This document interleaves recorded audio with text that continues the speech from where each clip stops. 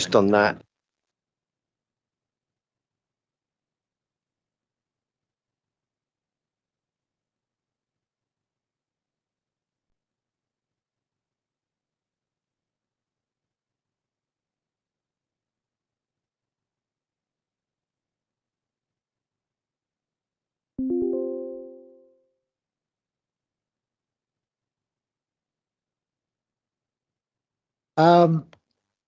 Good evening, I'm David Thornywell. I'm chairman of the Area 3 Planning Committee, and members of Area 3 are in front of me here, and there are also some members of Area 2 over there.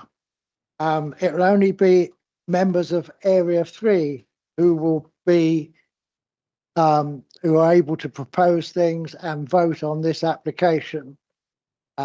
There will be a meeting of Area 2 because this application crosses the border, following on from Area 3 later this evening.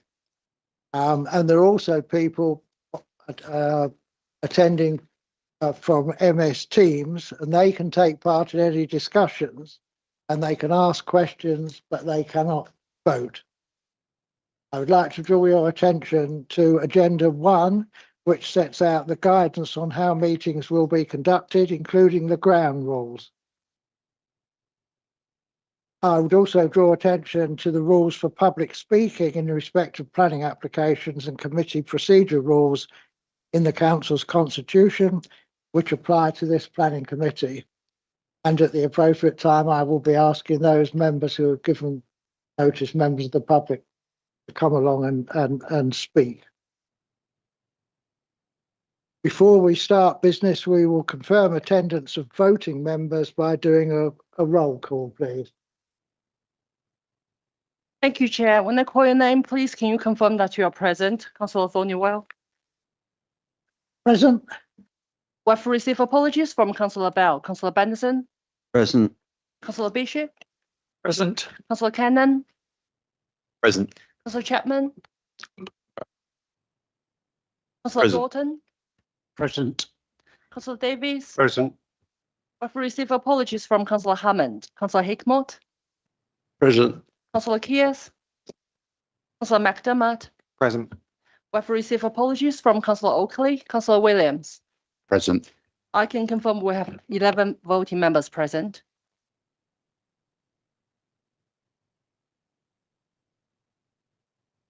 We could introduce officers present in the chamber, please. Would you like to start? And good evening, I'm Sally Wang, Democratic Services Officer. Good evening, I'm Joy Ukadike, Head of Legal and Democratic Services and Legal Officer tonight. Hello, members. I'm James Bailey, Head of Planning, and just in front of just in front of me here, we've got a panel in terms of consultants and transport consultants who will introduce themselves, who have been progressing the application on behalf of the council. And obviously, we've got to my left-hand side, we've got transport consultants. But if I could introduce them, starting from Mike on the right-hand side, going leftwards. Thank you very much. Members, Mike Holmes, as James says, planning consultant, helping council out, assisting through the planning process. Good evening, I'm Chris Sampson, also helping as a planning consultant with the application. Good evening, members. I'm Ian Dimbelow, transport planner, Big God RPS, who have been the submission. Good evening, members. Anthony Bubb, transport planner, RPS, colleague of Ian Dimbelow, again working on behalf of Tonbridge Morning Borough Council. Thank you very much. So we're now going to the main agenda of the meeting. The first item is apologies, and I've heard apologies from Councillor Anita Oakley, Sue Bell and Steve Hammond. Not aware of any other apologies.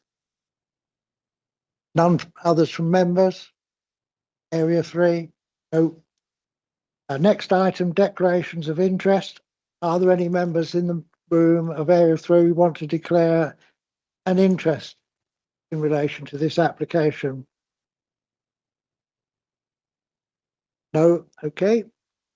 Then Next, the minutes of the last meeting, which was held on Thursday, the 28th of January. Can I sign those as a true record, please? Agreed, thank you.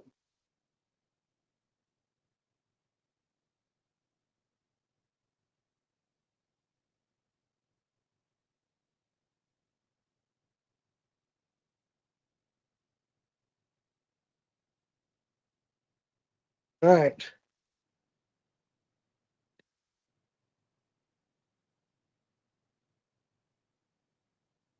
I've already referred to the glossary and supplementary matters, and I would draw your attention to the fact there is a supplementary report in respect of this application.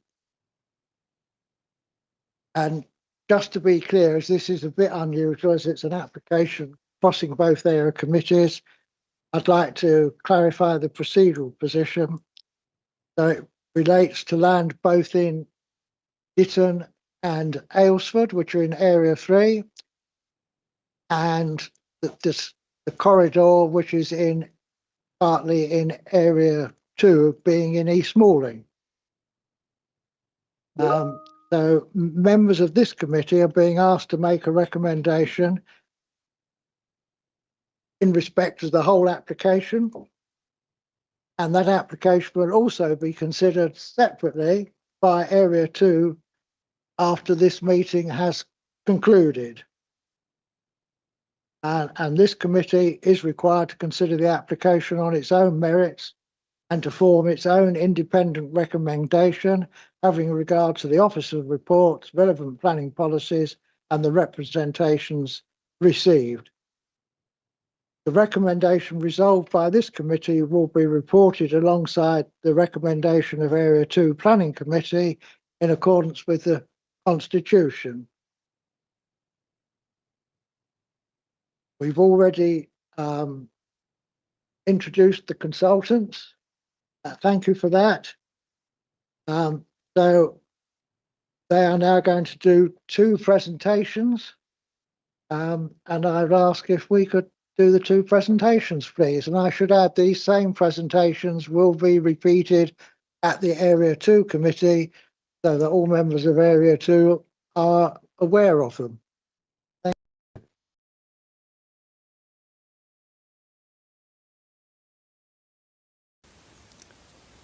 Good evening, Chair and members.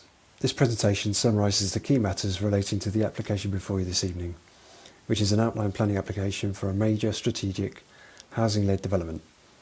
The presentation will cover the content of the proposed outline planning application, a description of the site, an assessment against paragraph 11 of the National Planning Policy Framework, which sets out the presumption in favour of sustainable development, and a summary of the overall planning balance and conclusions.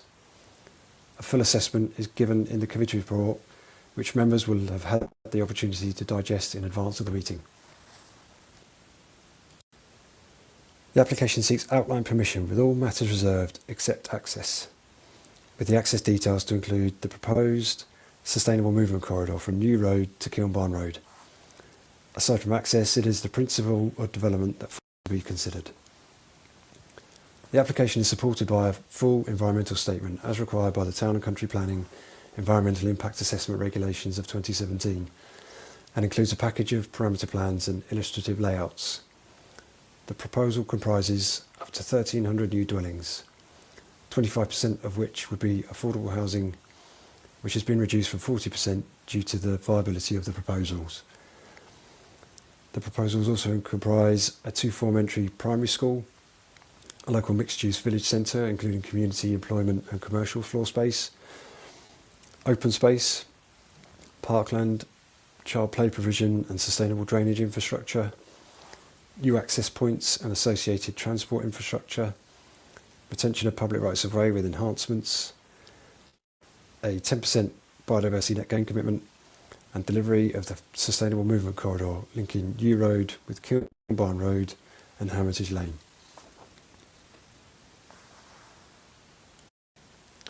The site extends to approximately 80 hectares and the main housing element of the scheme lies west of Hermitage Lane, east of Kilnbarn Road, south of the Quarrywood Industrial Estate and north of the Barming East Malling railway line. It is therefore largely physically enclosed by settlement edges, commercial areas and rail infrastructure, and would not result in isolated homes in a rural area given its situation and the scale of development proposed. The site consists primarily of East Malling Trust research land, orchards, horticultural trial plots, research fields, glass houses and agricultural buildings, localised woodland including the ancient woodland of Dead Man's Wood, several public rights of way and the existing access road running through the East Malling Trust between Kilnbarn Road and New Road. As already set out, access is the only matter fixed for determination at this stage and includes 2 new junctions on Hermitage Lane, 1 access onto a realigned Kilnbarn Road, the western section of the Sustainable Movement Corridor incorporating pedestrian and cycle routes and a bus-only section restricting through vehicular traffic between Kilnbarn Road and New Road, and connection points into the public rights-of-way network. These access arrangements have been the subject of substantial scrutiny by National Highways, KCC Highways and Active Travel England. The Council has also employed the services of RPS to carry out an independent highway review of the application and the comments received by National Highways, KCC Highways and Active Travel England. RPS have prepared a separate presentation for members, focusing solely on the highways and transport matters. Paragraph 11 of the NPPF requires that where a council cannot demonstrate a 5-year housing land supply, paragraph 11D of the framework applies. This sets out that the decision maker must grant permission unless adverse impacts would significantly and demonstrably outweigh the benefits when assessed against the policies in the framework taken as a whole, or policies protecting important areas or assets provide a clear reason for refusal. Important areas and assets include national landscape, irreplaceable habitats, designated heritage assets, and areas at risk of flooding. Tonbridge and Malling Borough Council can currently demonstrate 2.89 years of housing land supply. The tilted balance is therefore engaged in this instance. As set out in the committee report before you, no policies in the framework that protect areas or assets of particular importance provide a strong reason for refusing the development proposed. The site is not within a national landscape or green belt. The site is not within a flood risk area. With appropriate mitigation measures as proposed, there would be no harm to irreplaceable habitat. It is acknowledged that the setting of the Grade 1 Church of St James and the East Malling Conservation Area would be harmed by the proposed development. However, the level of harm identified is outweighed by the substantial benefits that the proposals represent and which are set out in the committee report. As none of the policies apply pursuant to paragraph 11D2 of the framework, permission should be granted for the proposed development unless the adverse impacts of doing so would significantly and demonstrably outweigh the benefits. This is the first of 5 parameter plans which, if approved, the subsequent reserved matters applications would be required to generally conform with. The land use parameter plan sets out the proposed residential areas in orange, the primary school in blue, the mixed-use village centre in red, the sustainable movement corridor indicatively in black running through the residential element of the scheme, and in green running from Kilnbarn Road west to New Road. The western section is shown in a separate inset area at the top of the image. Highway improvements are shown in brown, open space and ecology are shown in green, and a 20-metre buffer for the ancient woodland both within and adjoining the site is indicated by a brown dotted line. This proposed access and circulation parameter plan sets out the sustainable movement corridor, again indicatively in black running through the residential element of the scheme, and in green running from Kilnbarn Road west to New Road. Highways improvements are shown in brown on Hermitage Lane and Kilnbarn Road. The development area is shown in grey and open space is shown in green. Both this plan and the land use plan also show a buffer to the sustainable movement corridor running through the residential element of the scheme to allow for flexibility in the position and alignment of this part of the SMC, taking account of highway safety requirements and optional detailed layout. building heights parameter plan sets out buildings of up to 4 stories in height, indicated in the village centre in purple. Buildings up to 3 stories in height surrounding the village centre as focal points around the school and central open space, indicated in black. Up to 2.5-storey buildings and up to 2-storey buildings elsewhere within development, indicated by the light and darker blue colours.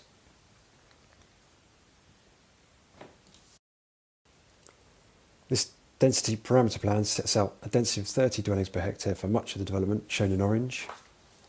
This is intended to rise to 40 dwellings per hectare around the village centre, shown in dark red, and up to 16 dwellings per hectare in the village centre, shown in grey.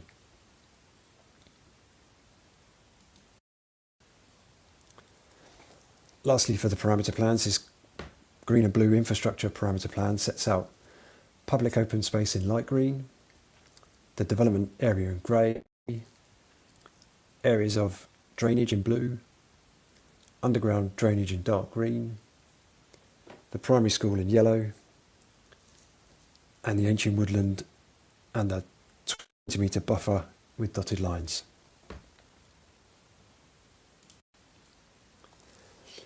Moving on to the access drawing submitted, this shows the proposed northern site access onto Hermitage Lane, which is proposed to link into the roundabout approved for the scheme for land south of London Road and east of Hermitage Lane.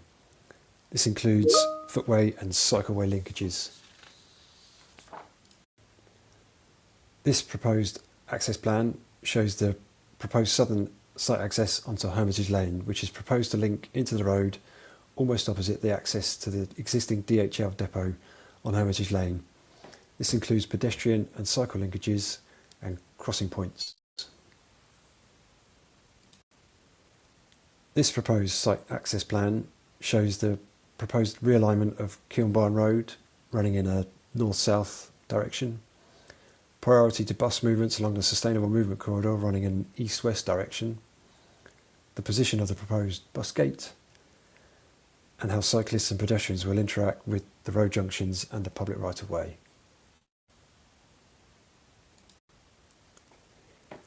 This plan shows the junction between the western end of the Sustainable Movement Corridor and New Road. This replicates the works approved by the Council in granting permission. Lastly, this is the illustrative landscape master plan for the development, which indicates the provision of generous planting buffers to the edges of the housing development, planting within the development itself, and also the various areas of open space and surface water drainage features.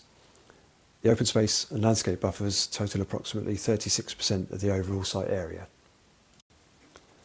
Taken together, it is considered that the benefits that are associated with the proposals must be attributed very substantial weight in favour of granting permission, particularly the provision of up to 1,300 dwellings, along with the associated economic, social and environmental benefits set out in the committee report. This is a significant number of dwellings which would make a strong contribution towards the existing shortfall, as well as delivering urgently needed affordable homes. These new homes would strengthen the Council's housing supply position and help it resist inappropriate schemes in more sensitive areas. The development would conflict with some local plan policies, which seek to restrict development in the countryside. However, by virtue of the clear shortfall in housing supply, they are considered out of date, and in accordance with the provisions of the NPPF, in such circumstances, the weight afforded to such policies is significantly reduced. Furthermore, the development is considered to be policy compliant in almost every other respect, including in regards to transport and highways, ecology, flooding and drainage, neighbouring amenity, air quality, land contamination, minerals and noise, and no statutory consultee has objected to the proposals. The development is also supported by the evidence base for the Regulation 18 draft local plan. Whilst there would be some harm to the identified heritage assets and some change in character from the loss of previously open fields, the parameters of this outlined scheme provide sufficient confidence that the development would be acceptably landscaped, with large areas of open space and screening, alongside the previously mentioned ancient woodland buffers and ecological enhancement measures. The ancient woodland buffers will, with appropriate management, ensure that there is no harm to irreplaceable habitats. This tempers the weight that can be afforded to the identified harm to the heritage assets and the loss of these open fields. The Sustainable Movement Corridor proposals have been amended, which reduces the level of harm to the Grade 1 Church of St James and the East Moreland Conservation Area to the lowest level of less than substantial harm. With the design amendment secured and noting uncertainty on the design and appearance of this part of the Sustainable Movement Corridor, which is to be fully considered at the outline stage, the level of residual harm is afforded moderate weight in the overall planning balance. The loss of best and most versatile agricultural land, whilst a clear harm that weighs against the scheme, is limited by the lack of connectivity with wider agricultural parcels owing to the relationship with the railway, established development to the north, and urban influences along Hermitage Lane. In itself, the loss of best and most versatile agricultural land is afforded moderate weight. However, it must be borne in mind that land in close proximity was granted consent on appeal, with the inspector concluding much the same. In the context of this approval, it is further considered highly unlikely that the loss of best and most versatile agricultural land, particularly in the context of the social, economic and environmental benefits arising from the delivery of the proposals, would provide sufficient justification for refusing the development. In conclusion, the proposal is largely consistent with the development plan and in line with national policy, which seeks to boost significantly the supply of housing. Where there is divergence from the adopted development plan in respect of harm at the lower end of less than substantial harm to the identified heritage assets, the loss of best and most versatile agricultural land, and the location outside of settlement boundaries, material considerations exist to justify a departure from these policies, namely the inconsistency of the Council's spatial strategy with the more up-to-date NPPF, a clear shortage of housing land supply, and engagement of the tilted balance in favour of sustainable development for a significant number of new homes, including affordable housing. Adverse impacts for granting permission do not, therefore, significantly and demonstrably outweigh the numerous and weighty benefits of the development.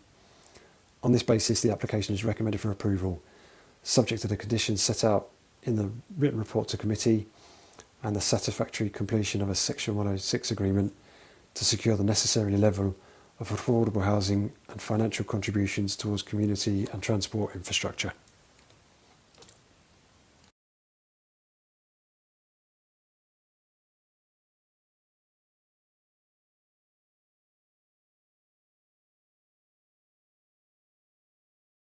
Yes, Roger Dalton's indicating he wants to speak. What I was proposing, I think we should allow the transport video to proceed. No, can I just ask respectfully, we've had a presentation. Can you advise us who was giving that presentation, please?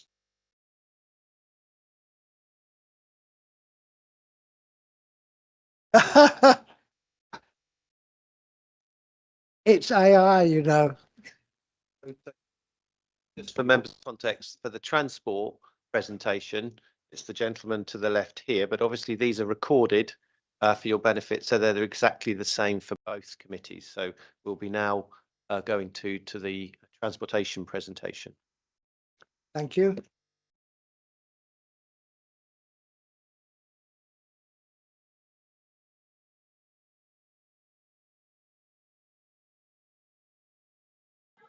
Hello and good evening, members. This is a presentation given by RPS regarding the Transport and Highways Consultancy support undertaken on behalf of Tonbridge and Malling Borough Council for the outline planning application. RPS were instructed by Tonbridge and Malling Borough Council to undertake independent analysis and review of the Transport and Highways material submitted to support the outline planning application and the responses provided by statutory consultees, predominantly Kent County Council, National Highways and Active Travel England. The RPS team which undertook the analysis and review includes Ian Dimbelow, a Director of Transport, and me, Anthony Burb, a Principal Transport Planner. Our output to Tonbridge and Malling Borough Council included the preparation of a technical note which sets out our analysis and review of the Transport and Highways material submitted with the outline planning application, and attendance at planning committee to discuss this analysis and review. I should say here that we are here at this planning committee on behalf of Tonbridge and Malling Borough Council and not on behalf of Kent County Council. So any questions you may have for the local highway authority, we may be unable to answer. Overall, our remit was to understand the traffic impact of the proposed development on the local highway network surrounding the site as well as the purpose of the sustainable movement corridor to be provided through the site, to give Tonbridge and Morling Borough Council a better understanding of the planning application from a Transport and Highways perspective. From our analysis and review, as well as from discussions with officers at Tonbridge and Morling Borough Council, we've become familiar with the site and the existing transport and highway conditions surrounding the site. As part of our consultancy support for Tonbridge and Morling Borough Council, we've undertaken a review of all transport and highway materials submitted with the outline planning application, particularly volumes 1 to 6 of the transport assessment prepared by Charles and Associates, and the statement of need for the sustainable movement corridor prepared by Savills, Canterbury Archaeological Trust and Charles and Associates. From our analysis and review of the transport and highway materials submitted, it is clear that there are 4 themes which underpin the transport assessment. These 4 themes are assessment methodology, strategic modelling, mitigation and monitoring, and sustainable movement corridor.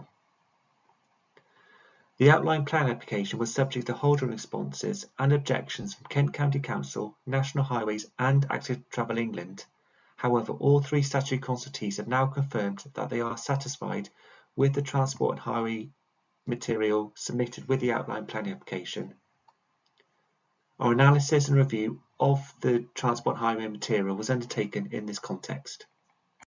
Volume 5 of the Transport Assessment states that a vision-led approach has been undertaken to assess the proposed development in transport and highway terms, where a clear vision for the proposed development is presented to the reader, and the means by how the proposed development would achieve this clear vision are set out. The vision-led approach is aspirational and has been established in the context of the overall objectives for the proposed development and the sustainable transport strategy of the site. The vision-led approach is aspirational, which assesses the likely residual demand for car use by future residents and the impact this residual demand would likely have on the highway network surrounding the site, where measures to mitigate the impact on the highway network to increase capacity would only be considered where all other options have been exhausted. Essentially, the vision-led approach moves away from seeking to accommodate increasing vehicle movements on the highway network towards promoting and encouraging travel by sustainable modes of transport with walking and cycling and investment in public transport. RPS considers this to be the correct approach and considers the assessment undertaken by Charles and Associates to be compliant with paragraph 115 of the National Planning Policy Framework. Kent County Council's first consultation response to the outline planning application in May 2024 states that the vision being progressed for the assessment is, and I quote, an acceptable strategy to the County Council, which RPS agrees with. The adoption of a vision-led approach by Charles and Associates to assess the proposed development in transport and highway terms is considered by RPS to be current best practice for transport planning, underpinned by paragraph 115 of the National Planning Policy Framework. This paragraph states in assessing sites that may be allocated for development in plans or specific applications for development, it should be ensured that A. Sustainable transport modes are prioritised, taking account of the vision for the site, the type of development and its location, and B. Any significant impacts from the development on the transport network in terms of capacity and congestion or on highway safety can be cost effectively mitigated to an acceptable degree through a vision-led approach. The assessment of the proposed development undertaken by Charles and Associates considers 3 scenarios to determine the impact in transport and highway terms: an aspirational scenario, a moderate scenario, and a pessimistic scenario. It is the aspirational scenario which underpins the vision-led approach and therefore current best practice. As set out in Volume 5 of the Transport Assessment, the vision-led approach establishes aspirational mode share and future trip generation of the site based upon adjustments to existing mode share proportions, with the new walking, cycling and public transport infrastructure to be provided with the proposed development. For the assessment, person trip rates were obtained from the TRIX database for the residential element of the proposed development. and then applied to the mode share proportions using best evidence. Just to explain here that TRICS, T-R-I-C-S, is an industry standard database which includes almost 10,000 transport surveys of different land uses in different locations, which are used as assessments to determine the likely trip generation of a development proposal. While the aspirational trip generation for the proposed development set out in Volume 5 of the Transport Assessment is somewhat ambitious, particularly with almost the same number of car driver trips as active travel trips across both weekday peak hours. RPS does believe that this aligns with the vision-led approach set out in paragraph 115 of the National Planning Policy Framework. While a vision-led approach with an aspirational scenario was undertaken to assess the proposed development in transport highway terms, a suitable range of plausible outcomes was also set out in the transport assessment. A moderate scenario assumes a downward trend in vehicle trip rates, while a pessimistic scenario assumes the current trend of vehicle trip rates remains the same. RPS considers that the vehicle trip rates for both the moderate scenario and the pessimistic scenario are reasonable and appropriate for the assessment, and that there is an appropriate level of difference in vehicle trip generation between the three scenarios.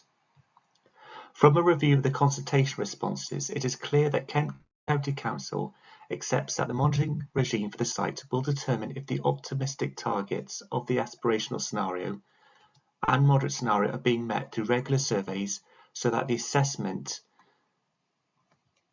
and the vision-led approach is in accordance with paragraph 115 of the National Planning Policy Framework. But the transport assessment states that strategic assignment modelling approach was undertaken as part of the assessment to understand future travel patterns on the highway network surrounding the site, with the proposed development giving new highway infrastructure in the form of a local distributor road through the site. RPS agrees that the strategic assignment modelling approach is appropriate with which to undertake assessment of the residual vehicle impacts of the proposed development. RPS understands that following agreement with both Kent County Council and National Highways, Charles & Associates made use of the relevant extract from the existing county-wide strategic transport model supporting the emerging Maidstone local plan, given the proximity of the site to this neighbouring district and the amount of detail within the extract. RPS did ask Kent County Council to clarify that this extract is appropriate for the assessment and the outputs from the strategic model are represented and accurate. And following discussion with Kent County Council, RPS is comfortable that the county-wide strategic transport model was appropriate to use and includes vehicle trip rates of more committed development in Tonbridge and Malling for the 2037 reference case. The forecast year of 2037 is appropriate as a reference case for the strategic modelling against which to assess the three width development scenarios, that is, the aspirational scenario, the moderate scenario and the pessimistic scenario, as this would ensure the strategic modelling undertaken by Jacobs on behalf of Charles & Associates includes all allocated sites within Maidstone and neighbouring districts. Volume 5 of the Transport Assessment indicates that the strategic modelling of both the aspirational scenario and the moderate scenario has been undertaken with the western section of the Sustainable Movement Corridor being a sustainable mode only link, while the strategic modelling of the pessimistic scenario was undertaken with the western section of the Sustainable Movement Corridor being open to use by all vehicle traffic. RPS asked Charles & Associates to clarify why the strategic modelling for the pessimistic scenario was only undertaken where the western section of the Sustainable Movement Corridor would be open to use by all vehicle traffic, as this highway infrastructure would not be provided as part of the proposed development. In response to this question, Charles & Associates stated that the pessimistic scenario relates to traditional assessment methodology and was predicated upon an anticipated need for additional highway capacity to be provided as part of the proposed development, and that the transport assessment does not rely upon the outcomes of the pessimistic scenario to determine mitigation measures. RPS is comfortable with these reasons and considers no additional strategic modelling runs for the pessimistic scenario to be required. RPS believes that all appropriate committed development sites which will contribute towards a cumulative development impact on the highway network surrounding the site have been taken into consideration within the strategic modelling undertaken by Jacobs on behalf of Charles & Associates, and that therefore the outcomes of the 2037 reference case and the three width development scenarios are robust. Volume 6 of the Transport Assessment takes the form of a monitoring and evaluation plan which outlines the potential mitigation measures which could be implemented for each of the 3 with development scenarios depending upon the impacts of the proposed development on the highway network. This is an essential part of best practice which involves surveying the trip generation of the proposed development following occupation to determine if mitigation measures are required. The monitoring and evaluation plan prepared by Charles & Associates provides confidence and certainty to Kent County Council that all mitigation measures would be achievable, while building flexibility into the process to enable these mitigation measures to be reviewed or converted to a proportionate financial contribution to be put towards an alternative scheme if required.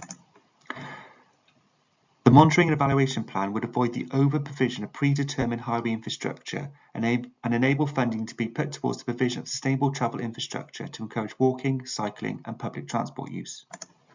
RPS agrees that it would be counterintuitive to increase capacity of the highway network surrounding the site, as this would be contrary to the aspirational vision-led approach undertaken to assess the proposed development. The junction is forecast to operate over capacity in 2037 in the aspirational scenario and the moderate scenario, and which have been identified by Charles & Associates as potentially requiring mitigation measures are the A20 Hermitage Lane and A20 Bradwell Lane junctions, as well as Junction 5 and Junction 6 of the M20. To avoid the over-provision of predetermined highway infrastructure, trigger points for delivering mitigation measures at each of these junctions has been identified for the aspirational scenario and the moderate scenario based upon vehicle trip generation relating to future dwelling occupations at the site. RPS believes these trigger points are reasonable to give sufficient time to accrue funds from dwelling occupations and allow the mitigation measures to be implemented before the proposed development would result in a severe impact to occur at the junctions. A sustainable movement corridor would be provided within the site as part of the proposed development, with the eastern section between Hermitage Lane and Kilnbarn Road used by all modes of transport, and the western section between Kilnbarn Road and New Road in East Malling used by walking, cycling and public transport. In this context, the design of the sustainable movement corridor will take the form of a local distributor road between Hermitage Lane and Kilnbarn Road, and of an exemplary mixed-mode corridor between Kilnbarn Road and New Road in East Malling, which prioritises movement by the most sustainable transport modes, walking, cycling and public transport, to allow multimodal connectivity between the proposed development and the surrounding transport network. In terms of future adoption of the sustainable movement corridor, Charles & Associates has confirmed that only the eastern section between Hermitage Lane and Kilnbarn Road would be offered to the local highway authority for adoption as public highway were planning permission to be granted for the proposed development, which implies the western section between Kilnbarn Road and New Road in East Malling would remain a private road. Charles & Associates has not provided any information regarding future access rights for pedestrians, cyclists and buses along the western section. However, Kent County Council has confirmed that management measures could form part of any planning permission granted for the proposed development to give the local highway authority control over access to pedestrian, cyclists and buses in perpetuity if the western section is not offered for adoption as public highway. Kent County Council also requires the western section of the sustainable movement corridor to be designed in accordance with LTN 120 to future-proof for adoption. After discussion with Kent County Council, RPS is content that a strategy is in place to ensure that the design of this piece of infrastructure would be appropriate for intended use, and also notes that Active Travel England supports the design of the sustainable movement corridor as it stands.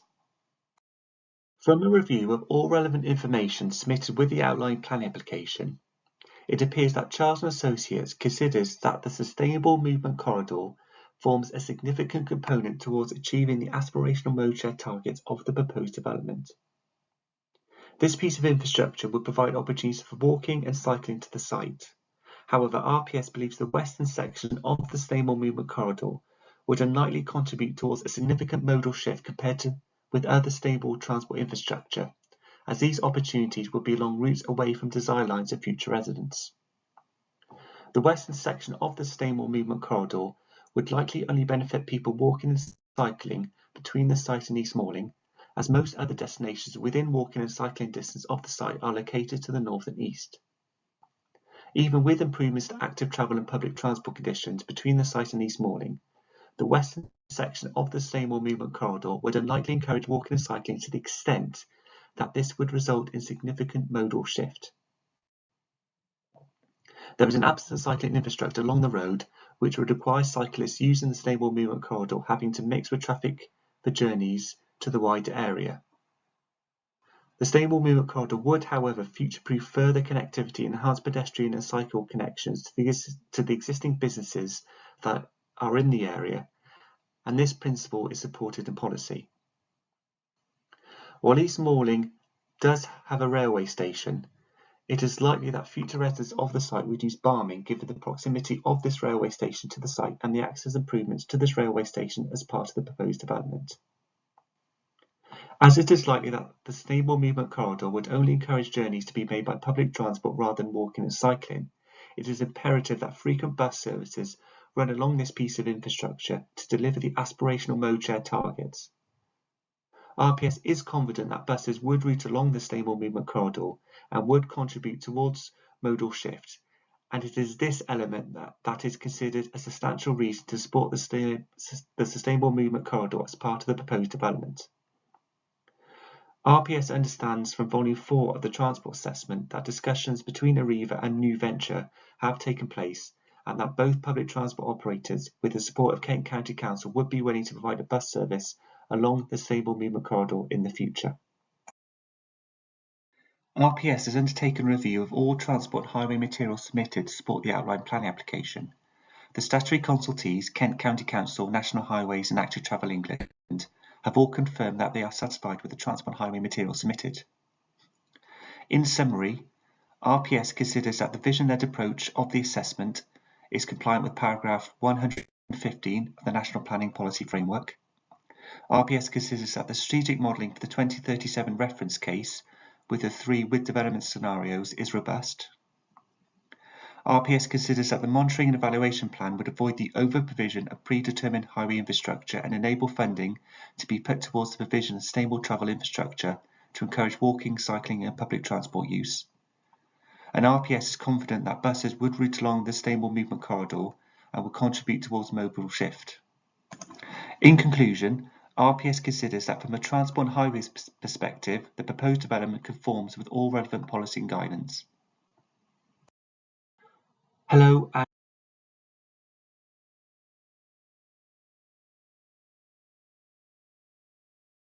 Right, thank you very much. I will now turn to the public speakers. I've got a little list here. And the first person on my list is Councillor Nigel Newman from Ditton Parish Council. If you'd like to come forward and sit there, press the button when you're ready to proceed, and you will have 3 minutes.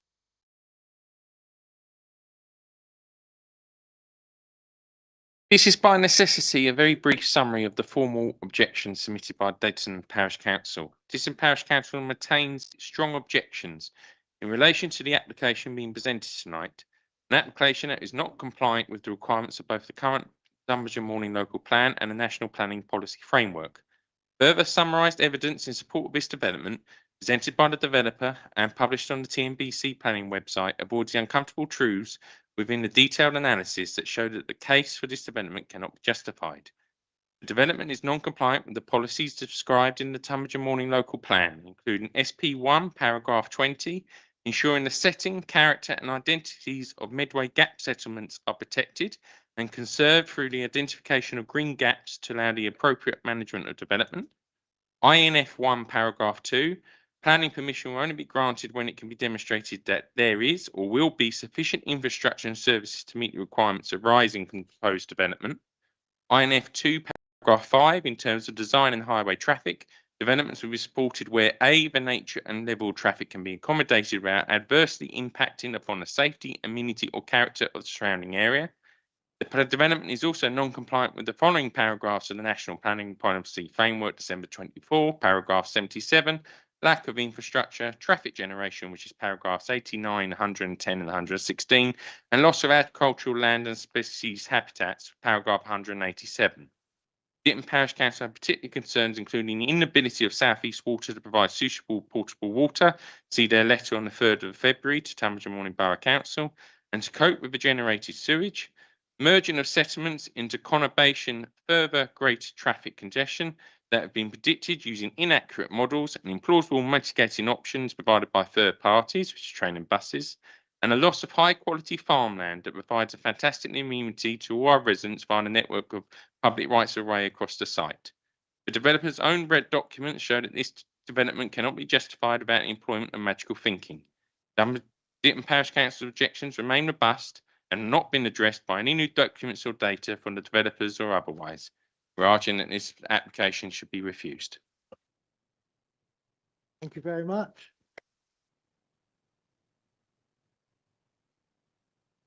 Next on my list is Timothy Sharp from Aylesford Parish Council.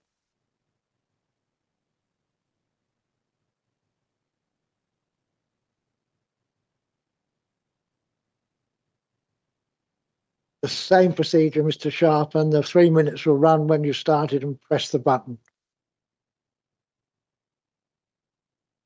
Hello there. Based on the Ditton technical appraisal and the outline reports, including comments raised in public meetings, Aylesford Parish Council raised a strong objection. For example, take Herman Lane today. Surrounding roads are already gridlocked, traffic congestion, there was air quality and pollution issues.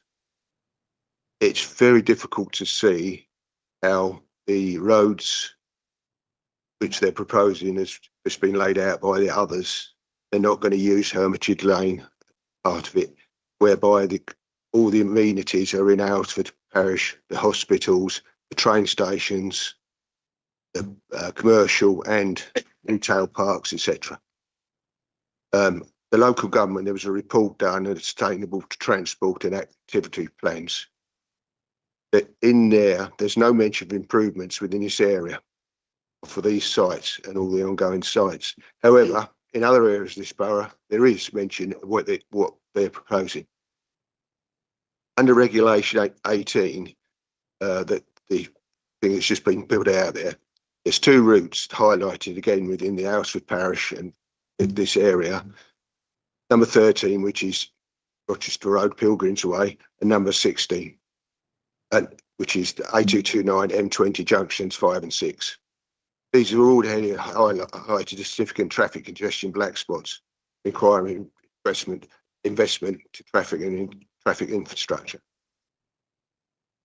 To add to the 1,300 homes that's being proposed here tonight, in Aylesford there's 8 development sites, which is in the order of 2,100 dwellings.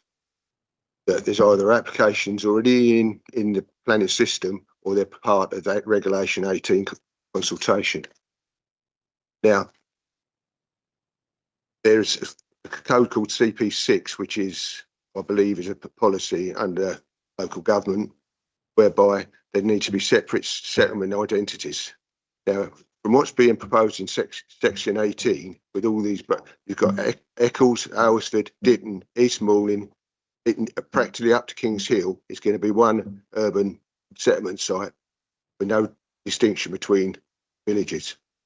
Bearing in mind that Aylesford is a tier 4 site, it just seems to be over planning or over development.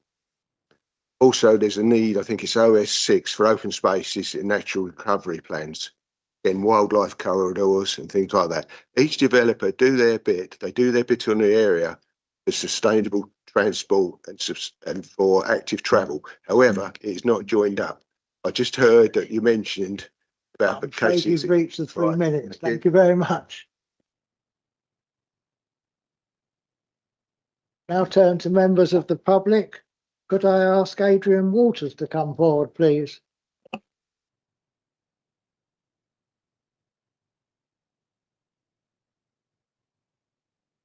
And as before, press the red button to the right when you're ready, and the 3 minutes will then run. Thank you for allowing me to speak. I've lived in Ditton for well over 30 years and I'm a regular user of the public rights of way that cross the site and allow access to the beauty of the countryside for the benefit of my mental health. I also endorse the detailed objections provided by Ditton Parish Council. I object to this development because the benefits are significantly outweighed by the harms, and because this development will not provide the required numbers of affordable and social rent properties needed for local people, counter to the National Planning Policy Framework and the TNBC draft local plan policies H1 and H2. Supplementary report issued today does not change this materially. The loss of 62 hectares of the best and most versatile land is not justified and is counter to the National Planning Policy Framework, Para 187.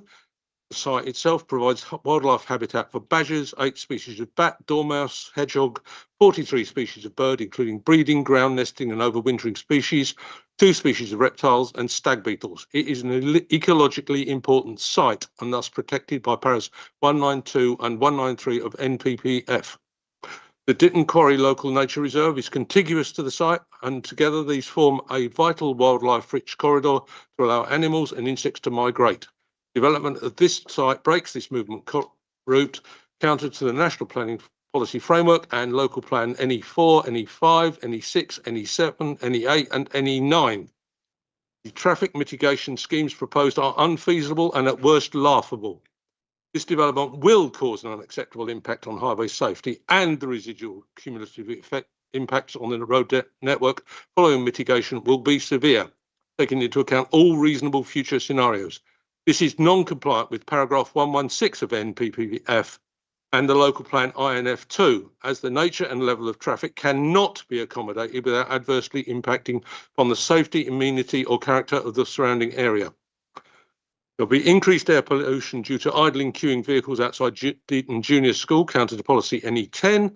There'll be predicted rat running through residential streets populated with parked cars, sharp bends and a blind brow with inadequate pavements, and a significant increase in the traffic travelling along Easterfields and Sweets Lane, both routes which are single track with occasional passing spaces, attempting to get to the A26 junction at Wateringbury. Finally, I've studied this application in depth and find the recommendations in section 7 of the Area 3 Planning Committee Agenda Reports Pack are not supported by the published evidence provided by the developer, and I urge you to reject this planning application. I thank you for your attention. Thank you, Mr. Walters, and stick into the 3 minutes. I'd like to call forward John Newman.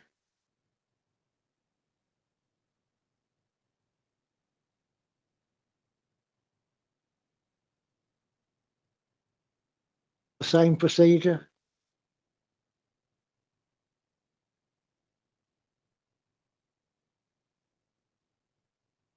I urge the committee to overturn the officer's recommendation and support the objections from Ditton Parish Council. This proposal is in direct conflict with policy CP26 and represents an unjustifiable loss of essential community assets.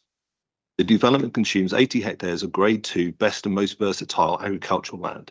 Under policy CP26, protecting productive land for food security is a national priority. Building here is fundamentally unsustainable.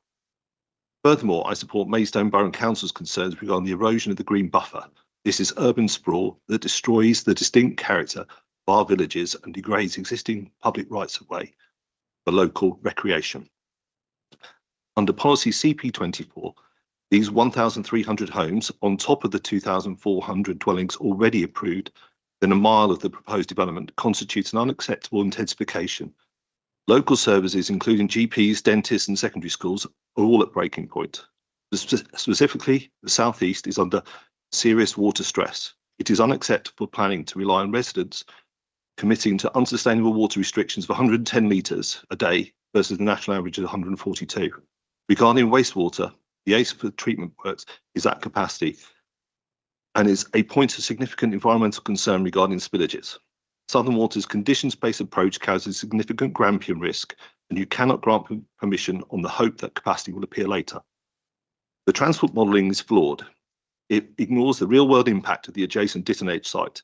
As per NPPF paragraph 115, the cumulative impact here is severe.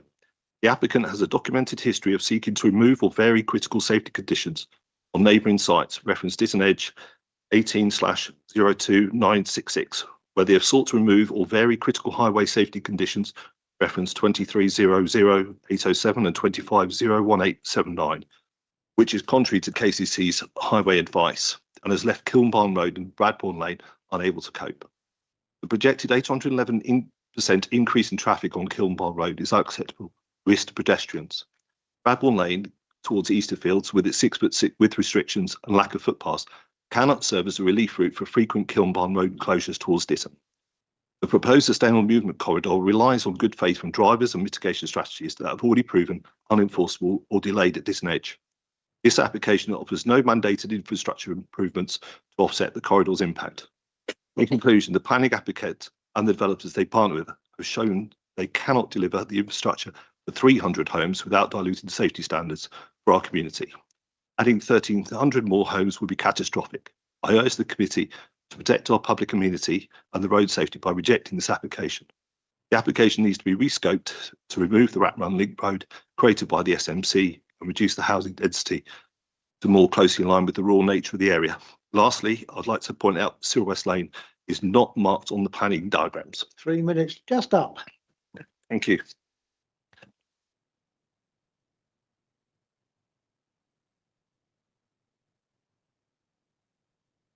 Woman?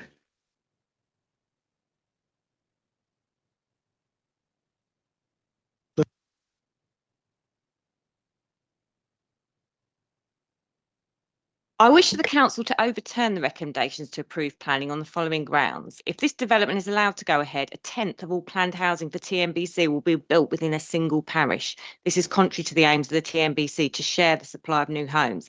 There is already in excess of 3,500 new homes in production in the area. This proposed development, the largest of them all, has not been requested by the council and has no advantage to the local community and is not suitable or sustainable. As a resident of Orchard Gate, a development of only 37 houses, to be surrounded on all three sides by a development 35 times larger in size is unreasonably excessive and overbearing, entirely unsuitable and out of character for this semi-rural location. Orchard Gate has a density of 7 homes per hectare. All current new developments in the area have an approved density of 25 homes per hectare. The proposal for Bradbourne is 30 homes per hectare, rising to 60 homes per hectare near Hermitage Lane. This level of density is not in keeping with current planning and is entirely unsuitable for this land. The proposed development will generate at least 2,500 extra vehicles into the area, which is in excess of 800% increase in traffic. Diverting such an enormous increase in traffic from Hermitage Lane onto the dispersal roads in Ditton and East Malling is impractical, as these roads are not suitable for such volume, much of which are country lanes and single-lane residential roads with mandatory width restriction. The proposal doesn't guarantee any improvement to these roads, and the traffic management plan is only strategic with no obligation or accountability to enforce. The sustainable movement corridor seeks to encourage walking, cycling and bus travel. It ignores traffic modelling, making no allowance for additional traffic. To expect to influence behaviour in car use in such an ill-conceived way is negligent. The suggestion of a bus route is welcomed. However, a similar suggestion for the Hermitage Park development has struggled to attract bus companies despite an original agreement. How will you ensure that a regular bus service is in operation, and will the developer fund this to ensure that this sustainable option is met? How will the road be restricted to ensure it remains only for bus use and doesn't become a cut through for cars? For Ditton residents, the pedestrian path stops after the school and the current bus service is unable to travel further than the A20 corner. There are no cycle lanes at all. Other developments have proceeded without sustainable plans.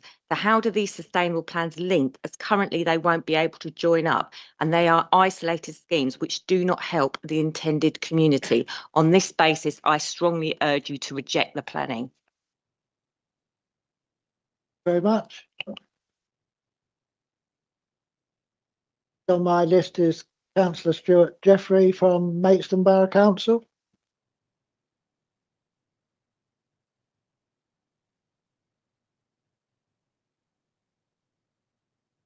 Just for full disclosure, I'm also a Kent County councillor. I'm not going to cover the impact on the infrastructure, particularly the impact on the car park formerly known as Hermitage Lane, and that's fairly obvious. I've got 3 points. Firstly, the affordable requirement is way too low. Your local plan says 40%. This is an easy site. There is a housing crisis, but it's in the affordable sector. So please get that up to 40 or above. Secondly, the ecology on this, you've got orphaned woodland at Area 6, no green connectivity. The Central Park looks like a dystopian hellscape. There's no wildness in there at all. And BNG at 10% is ridiculously low. There is a ecological emergency underway. And in Kent, we've lost 67% of insects over the last 5 years. This plan will do nothing to restore that. Thirdly, and probably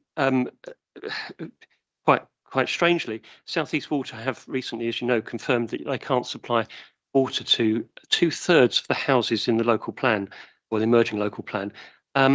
Now, planning officers might claim that this isn't a planning consideration because of the duty to connect. However, planning law does change and evolve, and I think this is an area that needs to be tested. You'll be aware of the Wealden clause that was passed a year or so ago around wastewater. I think given the evidence that you have at the council, you can easily push this point.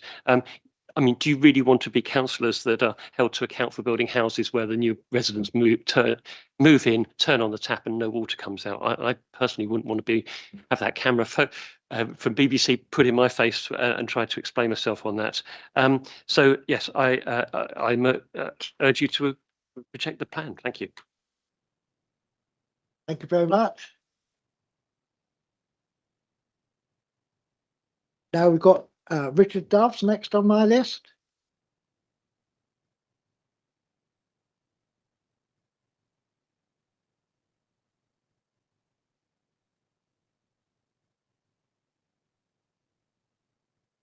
I'm Richard Dove, and I've lived in Ditton for over 30 years. And I'd like to speak in support of this development. I'd like to do that for one particular reason. I have 2 daughters. And within not much time, both have got married. So I'm at the sharp end of trying to get them on the housing ladder. So my motivation for supporting this, and I agree with Councillor Jeffries, I'd like more affordable housing, but 25% is a good start. And that's why I am supporting this development. I also like the idea that there's a primary school because we need more of them in this area. But my interest in local planning issues was prompted by a rather smaller development when the Vauxhall garage on London Road was sold, and there was a very vociferous campaign against a supermarket being opened there. And lots of reasons were given to me that it would increase traffic, the traffic would be chaotic, what was the other one? That it would be the death of one stop in Ditton. And there were a whole other load of reasons. And that campaign was led by a near neighbour of mine. And I'm still talking to him, and I meet him in the supermarket now. So I see him in Lidl. He led the campaign. He was incredibly vociferous. He quoted so many chapters and verse to me that I thought, well, can all of this be true? But actually, the supermarket in Ditton, the Lidl supermarket, has gone off very well, and we haven't had the traffic congestion, and Tesco's refurbished the one stop in Ditton. So I'm pro this development, and I would hope that you would be also. Thank you. Thank you very much. And the last person is Councillor Peter Cooling from Teesside.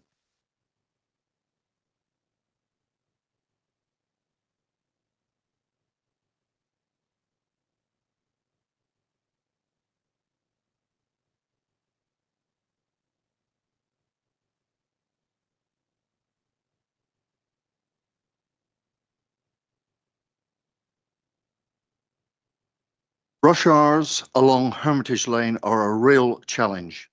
This application's assumed peak hour trip rates do not stand scrutiny. Despite proposed sustainable alternatives, even those trip rates represent an additional vehicle every 5 seconds or so. Kilnbarn Road is a concern. Despite mitigation, traffic would increase over the narrow rural roads to the south with adverse impact on nearby villages. An east-west sustainable movement corridor is proposed, including a bus gate. T&M commissioned a review by RPS Group of traffic-related documentation. That review has not been examined in detail. presumably because it contains comments not supportive of this application. A few examples. 1. It concentrates on submissions by KCC, National Highways and Active Travel England. Input from local parishes is sidestepped, despite their detailed local knowledge. 2. Some trip rate surveys were during COVID and some undertaken in Ireland, which, quote, are not appropriate given different transport planning policies and economies, end quote. The same should presumably apply to Scotland and areas of England that are not as intensely developed as this part of Kent. Trip rate assumptions are far too conservative.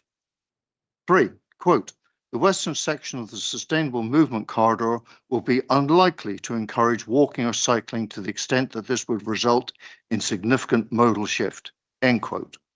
4, KCC states in its first consultation response that it is, quote, not desirable to have a bus gate on a route with an infrequent bus service.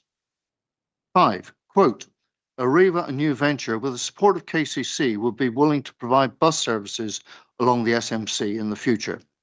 However, this would be subject to demand, end quote. A contribution of 1.68 million would fund 2 buses per hour to and from Maidstone Town Centre during Monday to Saturday over 4 years. But KCC requires the financial contribution not to be specified in case the service is undeliverable. Would the bus service materialise and be sustainable? If not, why the bus gate? If the bus gate goes ahead, would exclusion of other vehicles be continued? I think not. I therefore ask you please to refuse the present application, or at minimum, to require removal of the Sustainable Movement Corridor as a bus route, and to require greater mitigation, if not actual closure, of site access via Kilnbarn Road to the rural network to the south. I wasn't allowed to speak as Teesside Parish Council. That was me as an individual. Thank you. Thank you very much. We have the applicant's agent, Greg Evans.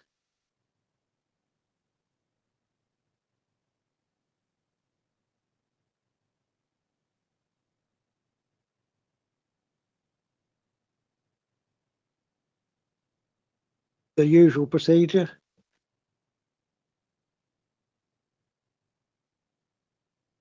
Good evening. I'm Gregory Evans, agent for the East Malling Trust. The Bradbourne scheme will deliver a new community of homes, open space, a new 2-form entry primary school, a neighbourhood centre for local services, and will support a strong and local economy.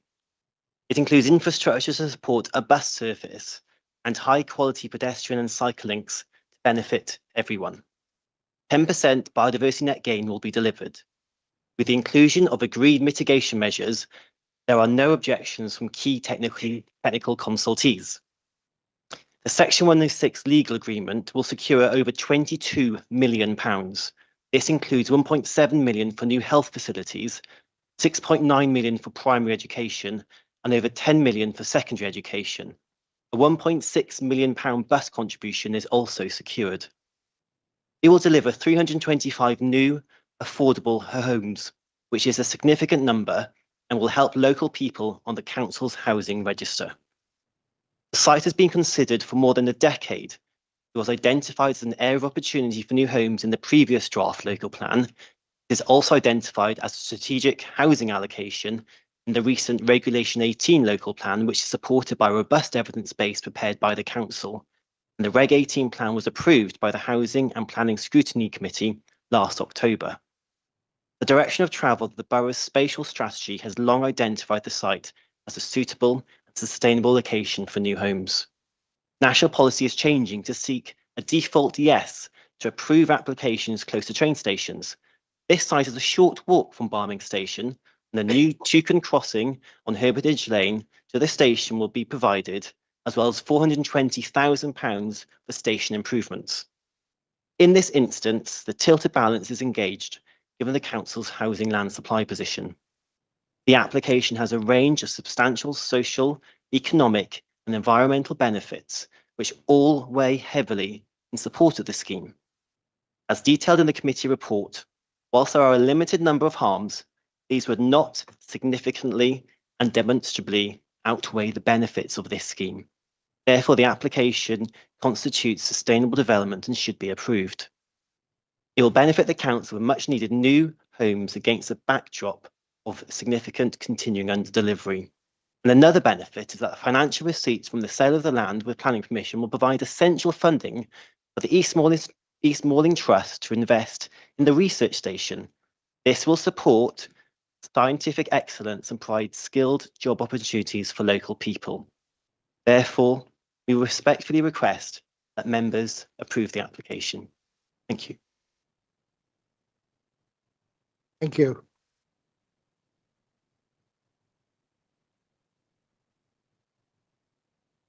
Right, we can now go on to debate the application and ask questions, and I would draw your attention to the recommendation which is on page 298, and would also draw attention to the supplementary report where there are some recommended changes on pages 2 and 3. So, who would like to go first? Rob.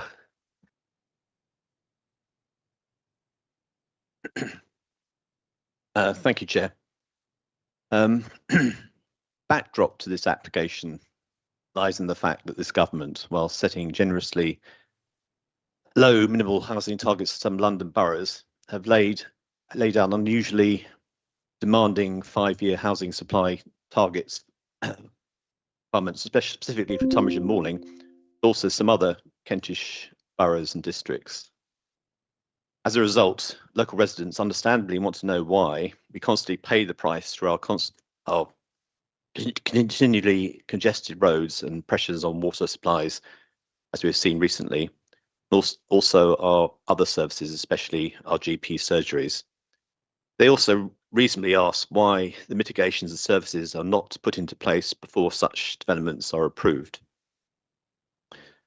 I do also recognise that this development, if approved, will provide a very significant number of homes to deal with the current shortfall in the borough. I'm not in principle against all development, and I feel people of my generation do need to be careful about restricting opportunities for younger people to live in the locations they want to live in. Indeed, I supported the applications for 840 houses at White Post Field and the new development at Castor Park. I did not oppose the recent Bunyards application. There is much to commend the development in principle. In many ways, it's far better considered than many others.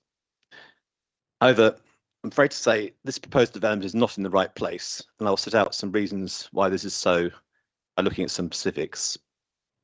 Firstly, I will start with the loss of the best and most versatile agricultural land, as that is an issue that should generally receive far more attention than it often does. This number of hectares, I believe it's 60 to 70 hectares of grade 2 agricultural land and a further 10 hectares of grade 3A. And taken with the recent significant loss of high quality land in this part of the Medway Gap area within our borough boundaries, this has in total significantly diminished the amount of this highly productive land in the Mid-West Kent region as a whole. Food security does matter every bit as much as energy security, and the current conflict in Iran has clearly exposed our shortcomings in that area. Similar concerns should relate to food. It is worth noting grade 2 land achieves 10 to 20% higher yields than the national averages. However, grade 2 land is versatile and supports high yields for a range of arable crops, horticulture or grassland for livestock. Winter wheat grown on this land might produce 550 tonnes of grain per year at a conservative estimate.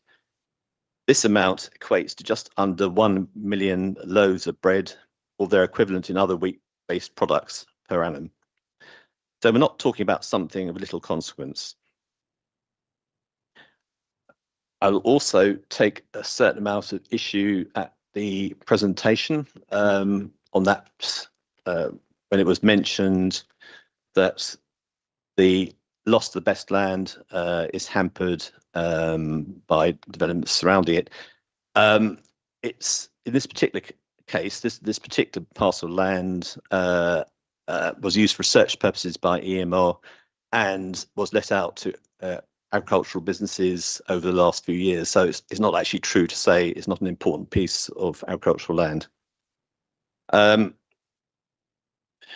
There's also the question, despite the preservation of woodland, there's still significant tree loss, including oak trees. Ditton Parish Council have noted that recognised mature oak trees are havens for 2,300 wildlife species, and have pointed out replacement planting of young oak trees will not provide sufficient mitigation over the short to medium term. There are several species of bat that are adversely affected, as are many other threatened species on this site, including dormice and hedgehogs, that will be adversely affected. It's also been pointed out that this development is an intrinsically dark landscape. Indeed, it is a known dark sky area for stargazing, where any new lighting will not only be harmful to wildlife, especially nocturnal species such as bats, but it could be that the light pollution arising from this development is contrary to national planning policy and referred to paragraph 187 of the MPPF. I'll be certainly interested in officers' comments on that specific point. My second observation as one of the board members is the way that development will simply overwhelm the area and the distinctive communities and parishes of Aylesford and Ditton. Again, this is not a trivial issue. Area 3 has seen a disproportionate amount of the development in the borough as a whole, although I do have sympathy for my colleagues representing the Kings Hill ward as well. The parishes of Aylesford and Ditton are well-established communities with strong identities. Creating what is effectively a brand new large village will seriously erode that identity and result in an unbroken band of development stretching from Bearsted in the east through to East and West Malling on the western edge. To put that in perspective, as West Malling Parish Council have pointed out, that scale of development, the scale of development proposed is the size of West Malling itself. While some might argue, well, the place is spoilt anyway, so what's a few more? Even by the standards of recent developments, 1,300 homes is hugely disproportionate and contrary to TNBC policy that the whole borough should share development, take its fair share of development. As I think one of the speakers mentioned, under this proposal, 10% of all planned housing in the borough falls under one parish council, i.e. Ditton. Again, be interested in officers' comments on that point. And also on the point raised by one of the public, I think it was Ditton Parish Council, regarding, just check that, yes, policy SB1, regarding setting the character of individual Medway Gap, respecting the individual character of each Medway Gap settlement, and how that should be respected. A third comment concerns the fact that this development is opening up the mostly previously undeveloped western side of Hermitage Lane to housing, at least in terms of the part that lies within Tunbridge and Malling boundary. This then leads to the unacceptable impact on Hermitage Lane, which of course has been studied in great detail. Many have mentioned access to the hospital is too slow and congested, not only at peak times, which in any case seem to have extended to half or more of the working day in recent years. Both existing residents and drivers and other road users will be agog that large further development is being proposed in an area before further traffic mitigations are in place. At the other end of the Hermitage Lane, nothing has yet been done to improve the Fountains Lane / Tunbridge Road A26 junction, despite promises to the contrary over several years. In addition to the traffic impacts of this development, there are inevitable consequences for air pollution, and as Aylesford Parish Council have pointed out, this pollution will have a detrimental effect on residents due to standing vehicles being stuck in traffic. I do recognise the proximity of Barming Station, and it's to be hoped that if this application is approved, that improvements will be made to that station and that additional services are laid on, given that currently services are restricted to half hourly during peak hours and hourly off peak. Therefore, many trains do not currently stop there, and I would be grateful if officers can comment on the proposals in this area.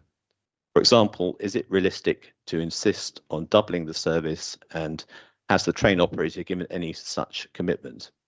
Likewise, it would be good to see adequate new bus services provided, given, for example, the residents of the News Poppies estate have cause to complain about have had recent cause to complain about, especially regarding those heading in the direction of Maidstone itself. I trust similar problems will not be allowed to afflict the Bradbourne development if approved. And I'm picking up on the point raised again by one of the speakers. I'm concerned that 1.6 million of this 106 monies may be inadequate in terms of bus services. Perhaps officers could expand a little more on their thoughts in this area, given the commercial viability or otherwise of such bus services. Ditton Parish Council raised some interesting issues about cycling and the legality of cycling, in particular that although the footpaths are being upgraded to bridleways, they revert to footpaths at the edge of the development, and cited several examples. And officers clarified that this issue has been investigated and satisfactorily resolved.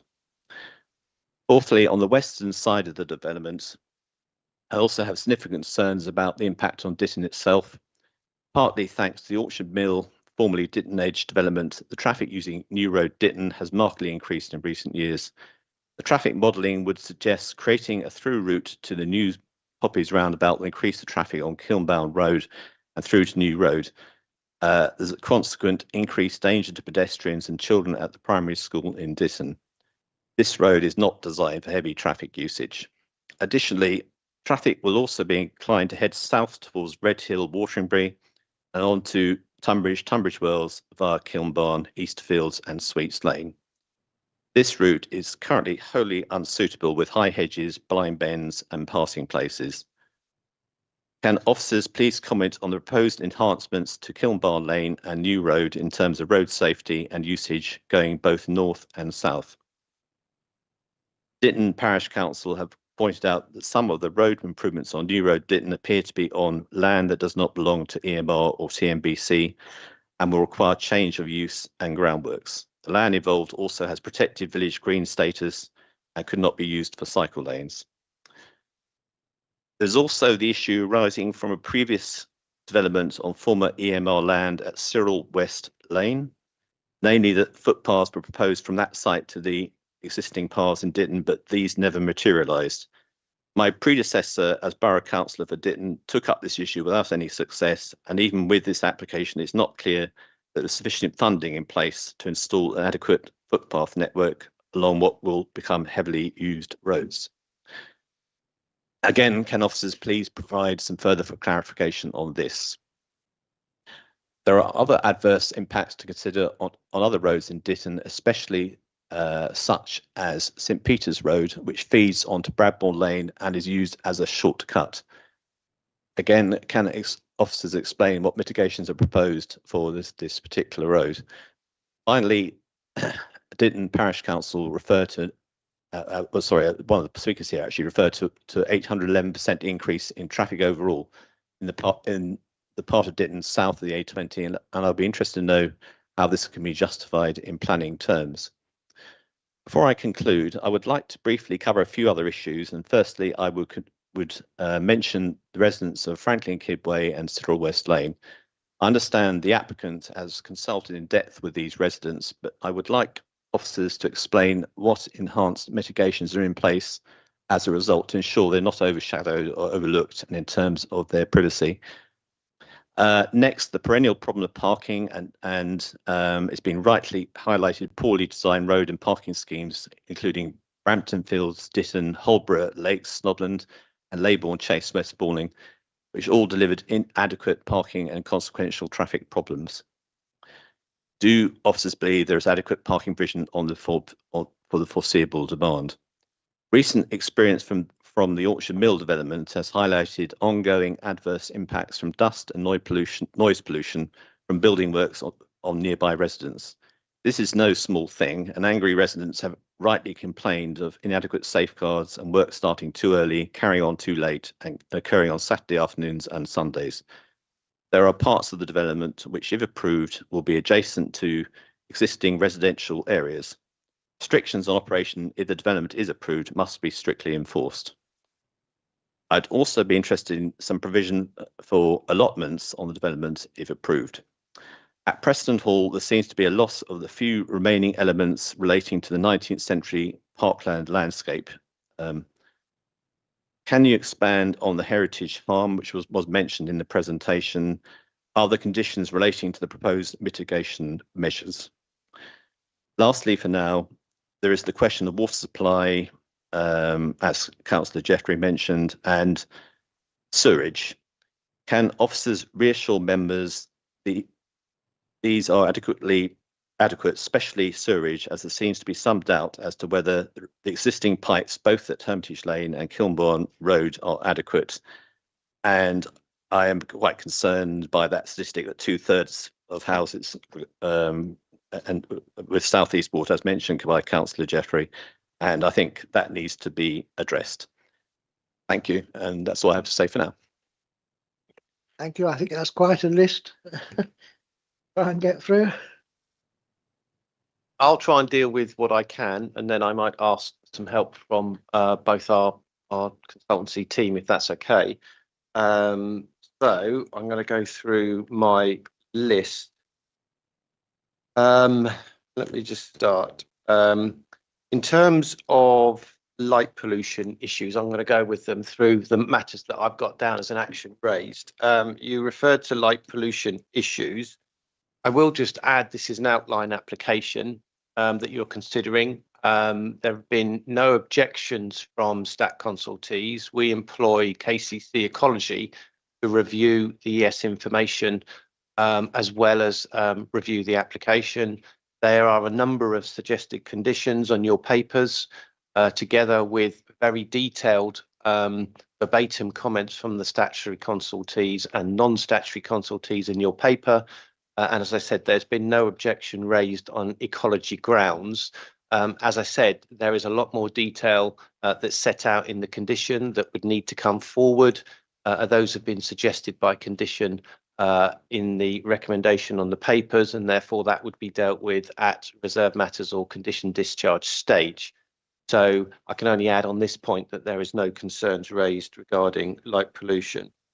With regard to the spatial strategy option, the developer's agent did raise at the very start that obviously the direction of travel, and it is only a direction of travel because very clearly this application applies no weight to the Reg 18 policies. The evidence base is a material planning consideration, but needless to say, members will relate to the withdrawn local plan and the direction of travel that that local plan had. Again, that carries no weight, but that was looking at an overall sort of allocation for the site in terms of going forward. It was an opportunity area. The Reg 18 currently looks at that, and obviously members approved the spatial strategy options going forward. Obviously, that's not determinative at this stage, but it is very clear that there is a direction of travel, and this site was included in the Reg 18 consultation. Obviously, we've got very challenging housing land supply figures to meet. The government expects those objectively assessed needs to be met, and therefore this site sort of is included to help assist. Obviously, if this site weren't to come forward, then obviously, and members will know in the Reg 18, we only just met our objectively assessed need with no buffer, and therefore if this site were to be refused and were not to come forward, the council would be asked to look for additional 1,300 units plus more to meet its 10% buffer requirements that the Reg 18 didn't meet, and we set out an obligation that we would still continue our exploration for sites to meet that buffer requirement. So in terms of where the spatial strategy options are setting, I think that's very clearly set out and has previously in terms of the direction of travel. And obviously it looks at spatially distributing development around the borough. And I should say it significantly goes into greenbelt areas, which it previously didn't do. I can't give you figures for what that is, but it's a significantly high percentage in terms of greenbelt areas where previously it didn't go into that. In terms of, I'll deal with the overlooking issues in terms of the residents. Obviously, this is an outline application with no details of appearance or layout considered at this stage. So, you know, you can't consider the impact in terms of residents at this stage because you're not considering individual layout schemes. Obviously, that would be considered through the reserve matter stage. But we're confident that a scheme could come forward which would adequately mitigate any concerns in terms of overlooking or unneighbourly development. So that could be dealt with through the reserve matter stage. As again, I should stress, this is an outline application, all matters reserved except for access, the 2 points of access and this section of the RMC that you've seen in the presentation. So we're not considering layout or scale at this stage. In terms of parking provision, you'll note there are conditions imposed that seeks to meet Kent vehicle parking standards, the recently updated Kent vehicle parking standards. Again, that's a detail not for consideration at this stage. However, the application does seek to ensure parking provision meets the adopted standards for KCC, so that would be covered by condition. In terms of heritage harm, obviously there's quite a detailed assessment in the report in terms of heritage harm. That does conclude less than substantial harm on the East Malling Conservation Area and on the Grade 1 listed church. Now, obviously, there is an assessment that goes into that detail. Then you have to apply the MPPF assessment of less than substantial, and that has to be weighed against the balancing exercise. And as set out in the officer's report, that balancing exercise has been concluded, but let's not forget we're in tilted balance territory where there are significant benefits arising from the scheme and the council doesn't have a 5-year housing land supply. So that has to be balanced. That balancing exercise has been done, but it is concluded that the less than substantial harm to the heritage assets is not outweighed by the benefits of the scheme arising from this application in this instance. Hopefully that gives you a sort of an explanation on heritage harm. It is a consideration. You've also raised best and most versatile agricultural land and the loss of that. Obviously, I will sort of refer you to a previous appeal decision, which is quoted in the officer's report, and that was appeal decision for land south of Barming Station of east of Hermitage Lane. Members will note for a significantly smaller scheme, and that was for 330 units. However, a ground of objection was raised on loss of agricultural land in that instance.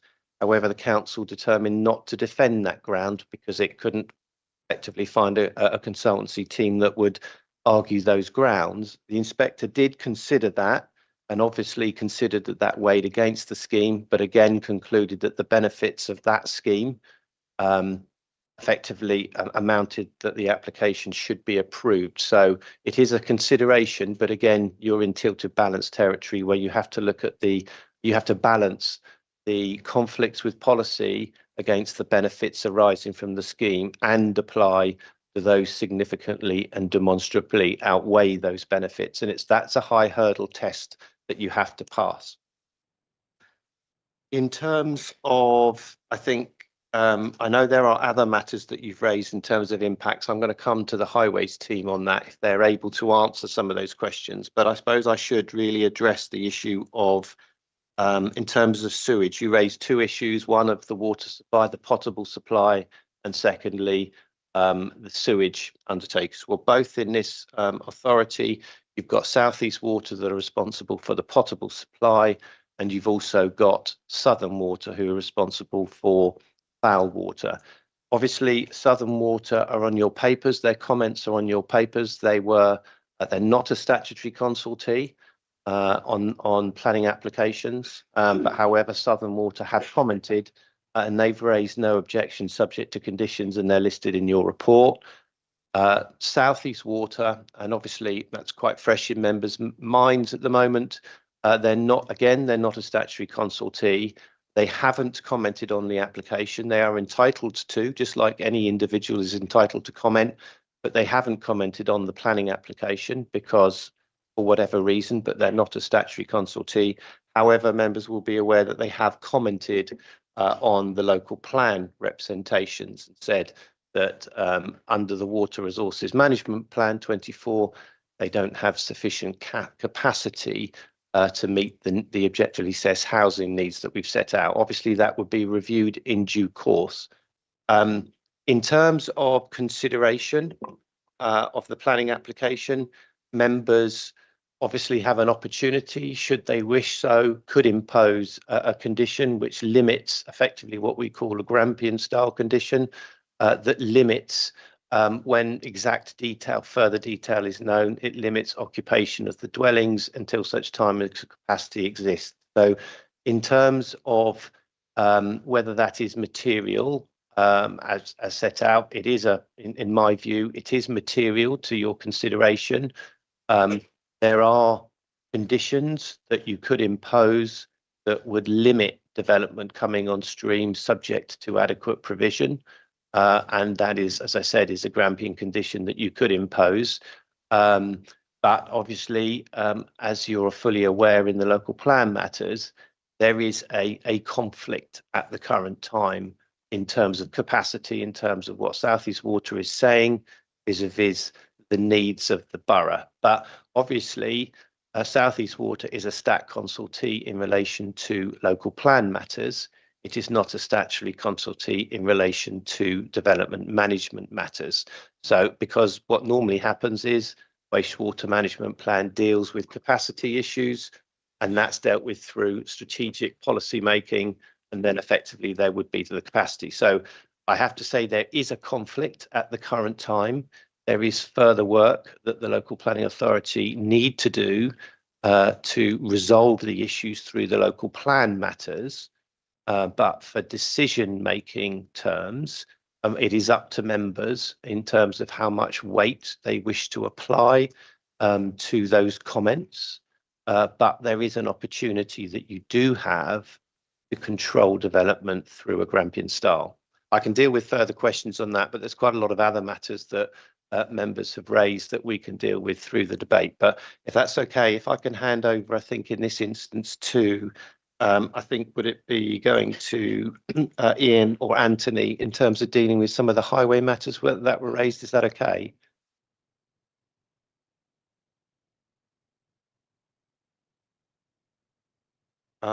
Right, the list that I have mainly was the Kilnbarn Lade road improvements. Can officers comment on those in terms of and then there was also this clarification of adverse impacts, wasn't there? And then this sort of this percentage, 81% of traffic overall. I think those were the key matters that I picked out from that discussion. And I'm sure we can sort of, if there are any other questions that oh, there was also an issue of proximity to Barming Station and additional services that were coming online. Maybe I could, that issue is set out in the report. I was just looking at whether they commented. That's starting at page 5.1192, so paragraph 5.1192, network rail comments. So there is quite a lot of detail included in terms of the Barming Station that's come from the statutory consultee, and that's where the contribution has come forward from. So maybe if I could hand over to the team, and if I've missed out any questions on that, then we can pick those up if that's okay. Could I add buses? I think he went on about buses. Yeah, certainly. I've got buses on my list as well. So starting with Kilnbarn Road, I think there was a question raised about impacts to the south. What we have as part of our review, obviously we've reviewed the submission and we've spoken to Kent County Council as well about understanding their assessment and their reaching of a conclusion that there is not reason to object to the site. So in terms of Kilnbarn Road to the south, the strategic modelling was used of the local area, which includes all of the road network in it, and transport are loaded onto it, and the impacts are assessed. Kilnbarn Road to the south is not shown as having a significant uplift in movements. So again, I understand where your comment is coming from, but in terms of what in front of us on the modelling that was undertaken, showing that there won't be a significant change south, presumably because the modelling is showing that it doesn't make a sense in the journey times to destinations that people are going to, that it wouldn't be any quicker. Therefore, it's not allocating it. So that's what the assessment has shown, and that's what we've got to make our judgment on. In terms of bus services, I think this is really important that we, kind of clear up our note is a bit of a narrative about an assessment and some questions that we asked, and then we went to Kent County Council to ask those questions. So the note is sort of done in a narrative form, but the question about the bus service provision was very much, and we asked whether more detail was needed in order to make the contribution more specific and more to guarantee a service that's being proposed. And Kent were very clear that in their eyes, it was much more suitable for them to have a less defined contribution detail in terms of the financial contribution as a sum, but then not saying what service would change or how that would be done, because of the time difference between now and if you gave it the recommendation to a time when the bus service would actually start and when linked to occupations, such a difference in time that the services that could be diverted or changed in order to provide that service may have different numbers. Those routes may change between now and when it happen. And therefore, they have had issues where they've had Section 106 agreements in the past where specific services are known to be diverted, and those services are then changed between that Section 106 being signed and it becomes indispensable because things.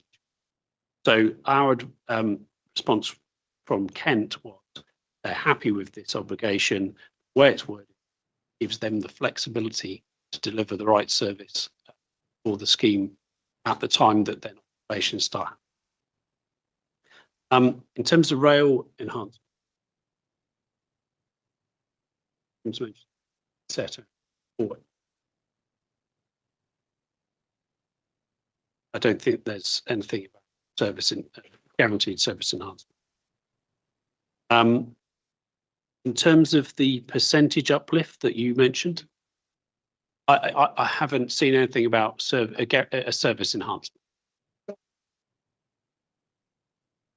9 on, good. There's also a reference to an 811% increase in traffic that comes out of the environmental statement. That is mainly due to it's a daily flow change, not within the northern part of Kilburn Road, but within the southern bit just by the railway, which is currently got very low traffic at the moment, and it will have movements placed upon it. When you've got a low movements and then you introduce development, you can get a large percentage change. But again, that's all gone through the assessment. Sorry, I'll move a bit closer. I can hear myself fine, but clearly you can't. Okay, is that better? So do I need to do that bit again? Or did you hear it sufficiently? Okay, fine. So in terms of the percentage increase, it relates to the southern section of Kilburn Road adjacent to where the development access is proposed, which currently has a very low daily flow in a couple of hundred vehicles a day. And when the development impact is put on that, because it's a low flow at the moment, that changes to a high percentage change. And that's what's set out in the environmental statement, which is mainly used in terms of assessing air quality and noise impacts and those sorts of things. Usually a robust assessment for those purposes. But that's where that number comes from. But again, that has all been reviewed and assessed by the statutory authorities and decided that they're comfortable.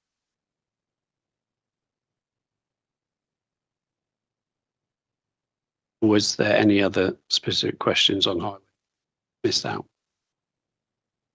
Was there anything else, Rob?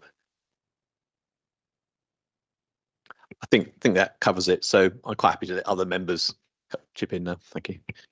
Councillor Dalton.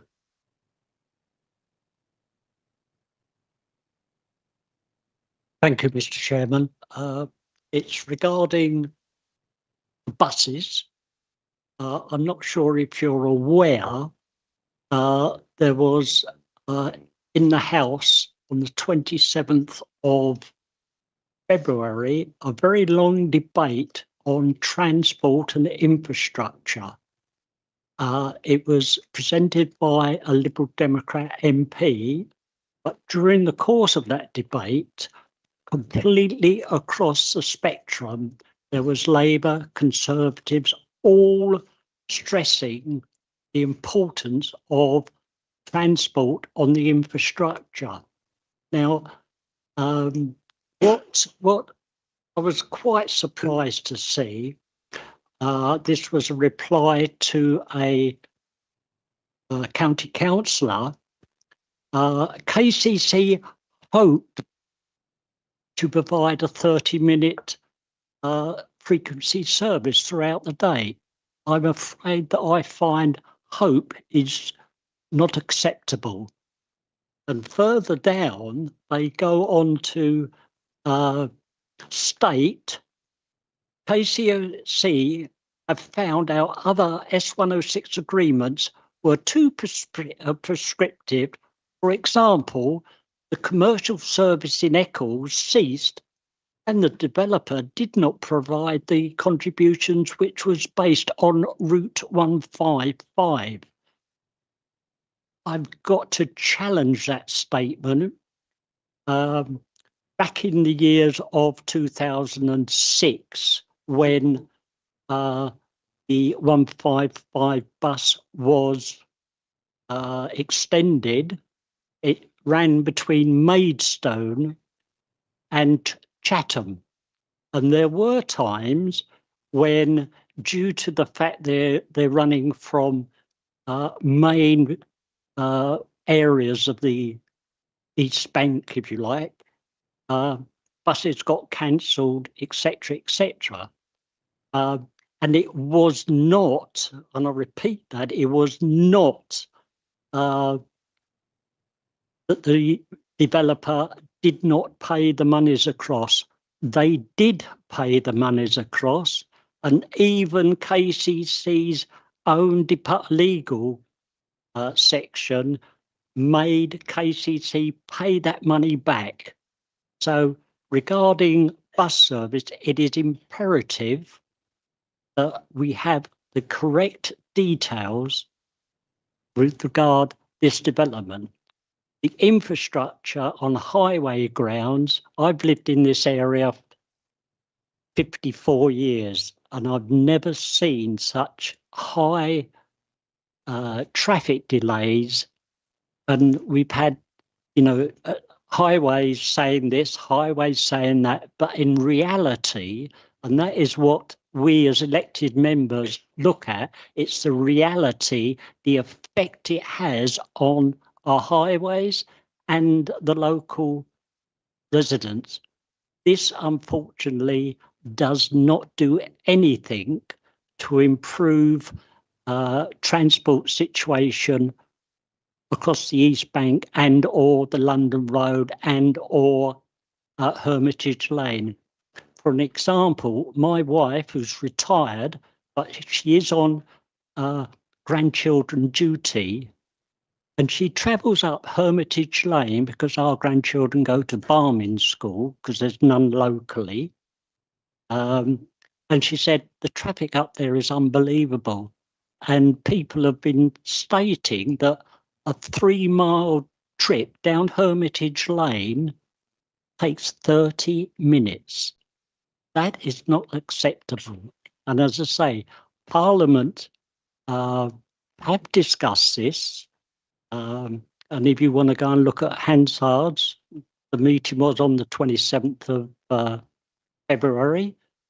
It's quite clear that people above us are at long last taking on board that we do have infrastructure problems, whether it's transport, whether it's water, whatever.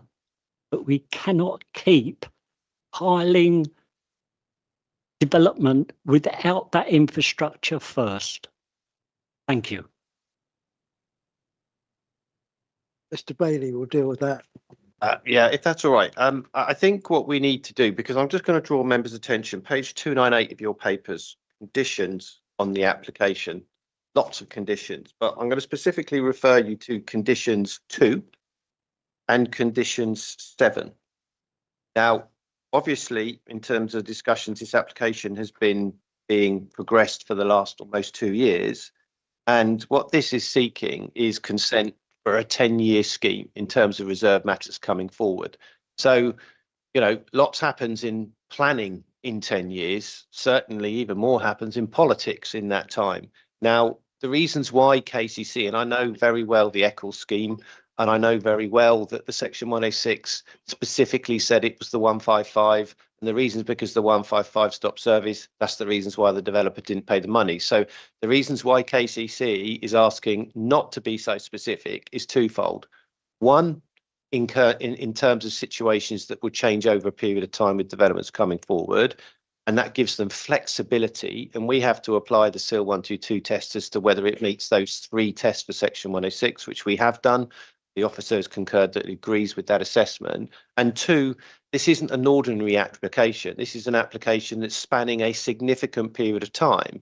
And you'll see by condition 7 that we're asking the SMC to be provided on occupation of, it's an early trigger because we know how important getting bus behaviour into a scheme is.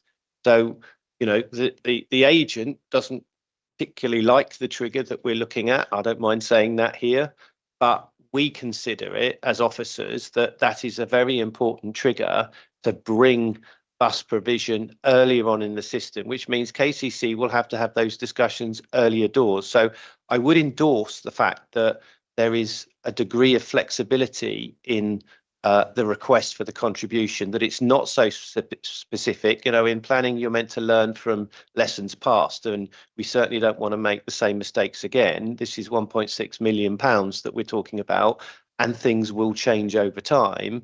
So I just think members need to bear that in mind when we're looking at the length of time for this application. But again, I would also wish to stress, and I know it's been stressed in the pre-meet that members had about the vision-led approach, and I'm going to come back to our transport consultants again on that basis, because in terms of, I appreciate the debates that are going on in Parliament, but you can only make a decision in accordance, and I'll hate to quote you legislation, Section 38(6) of the Planning and Castle Repurchase Act says you make a decision in accordance with the development plan unless material considerations indicate otherwise.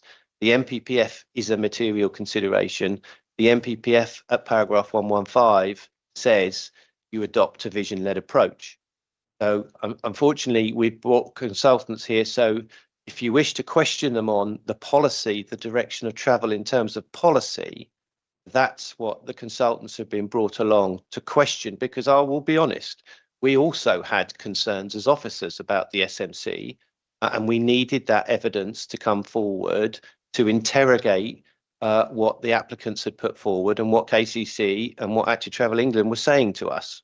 So that's why we've engaged at taxpayers' expense to make sure we have the answers, and we're bringing those answers to members. So I think I'll probably be quiet on that and hand over to our consultants who may wish to go into a bit more detail in terms of current government policy and how this application aligns with that, because I think that's vitally important in this point. So if I could just ask one of you or Ian to address that point, please. Thank you.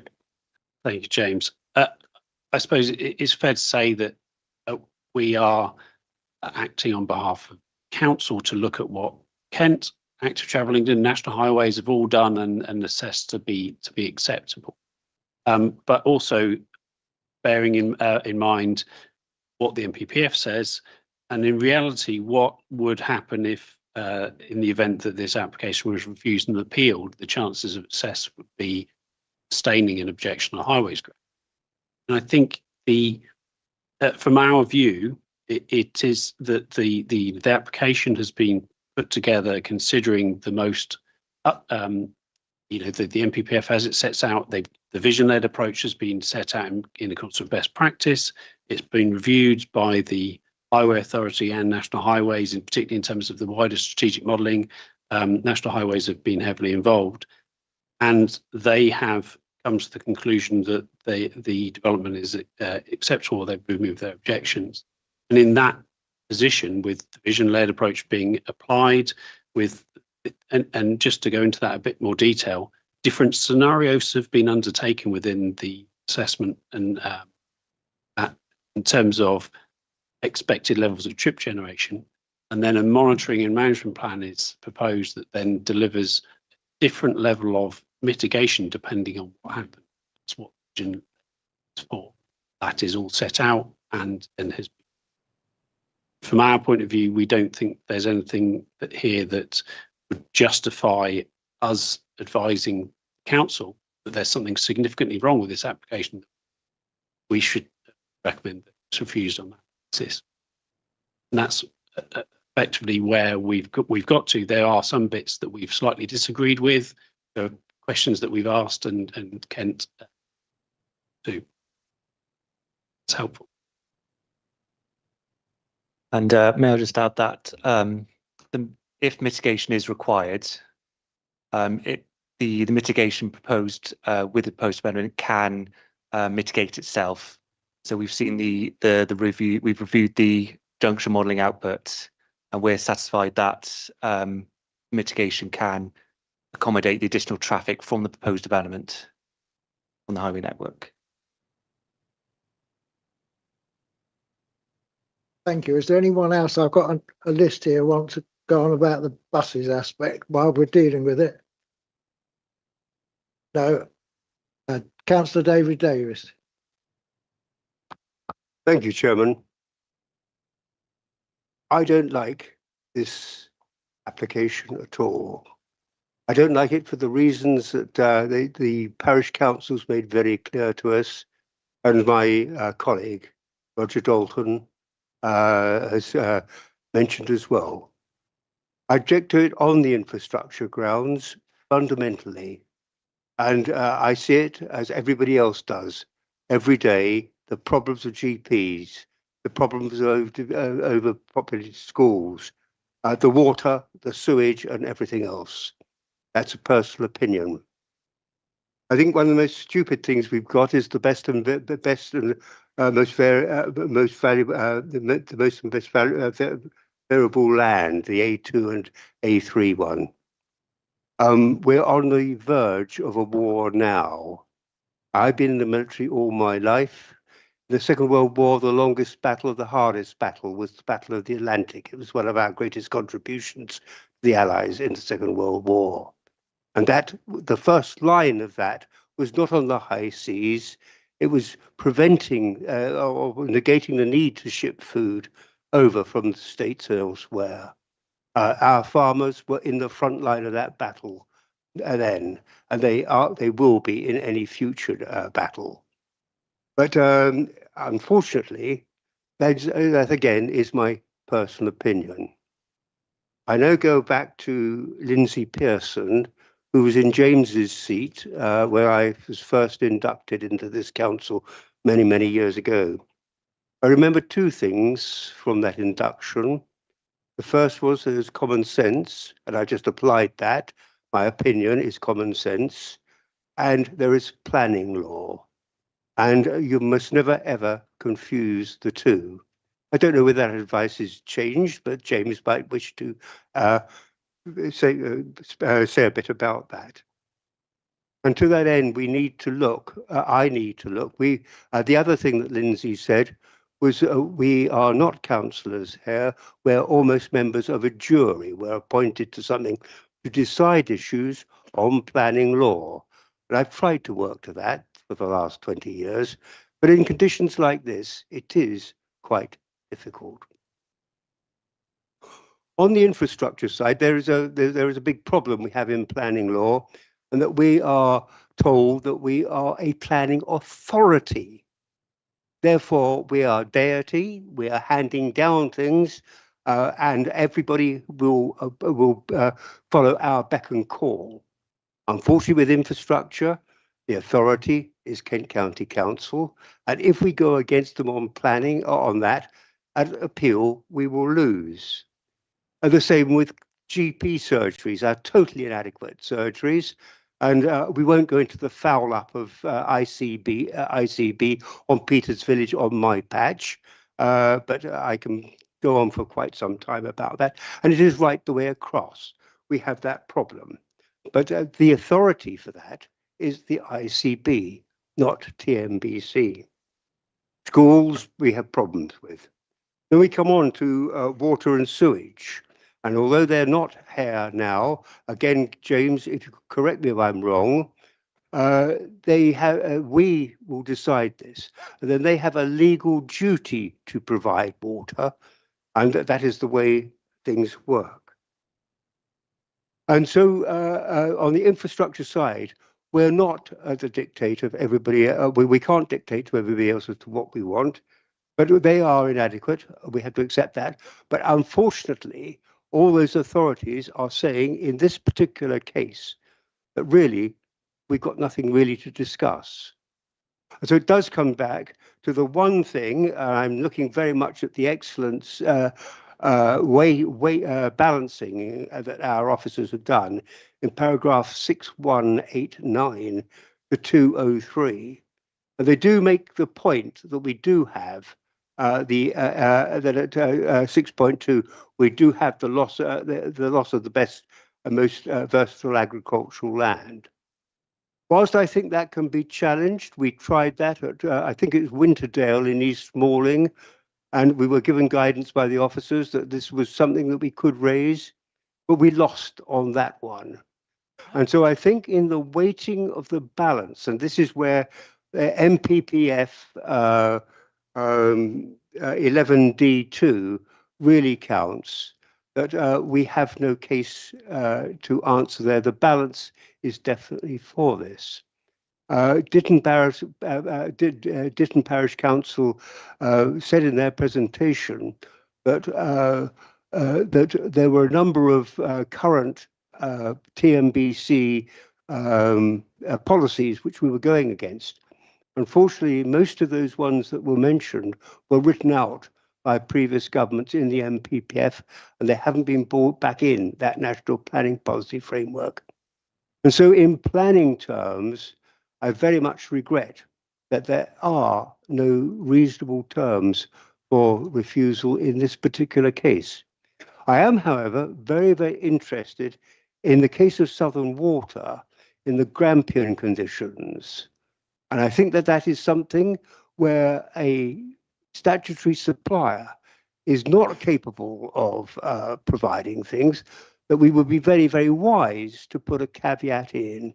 And I wonder if our officers could follow that up and see where we get to, please. Thank you. I don't know if you wanted Mike to go through, because obviously there is assessment. I've heard exactly what you said, Councillor Davis. There is a sort of quite a detailed assessment in the report on best and most versatile agricultural land, and that is set out. I was just looking at 6.112 of your officer's report, so that does go into quite a lot of detail in terms of loss of that land. In terms of Southern Water, South East Water, as I did say, they are not statutory consultees on planning application. However, you have got the comments of Southern Water and you've got their suggested conditions, which are duly imposed should members be minded to improve the condition this application. What you haven't got in front of you is South East Water comments, and you're obviously aware of what's come forward in the Reg 18 local plan around capacity for the local plan, and I have, but that relates to the whole local plan, and I have said that there is a mismatch in effect in terms of the Water Resources Management Plan 24, which is due to be reviewed in 29, and they'll be conducting additional further assessments in 27, 28. So there is a mismatch currently, and just to members be very clear, I have to be very clear on that, there is a mismatch on capacity. Which the local plan matter, where South East Water are a statutory consultee, will have to address. So it is material for the planning application. I have said, on that basis, because you haven't got South East Water comments, I have said that, a similar worded Grampian style condition could be imposed on the consent, which seeks to effectively limit progression or occupation until such time as capacity exists. And I have a condition that's not on your papers that could be progressed, and I have the wording for that issue, but members would need to be satisfied that effectively that condition meets the tests. It is quite a long period for the lifetime of the application, as you set out by condition 2, but you'd need to be satisfied by imposing that condition that you consider that sufficient capacity would come online at that particular time.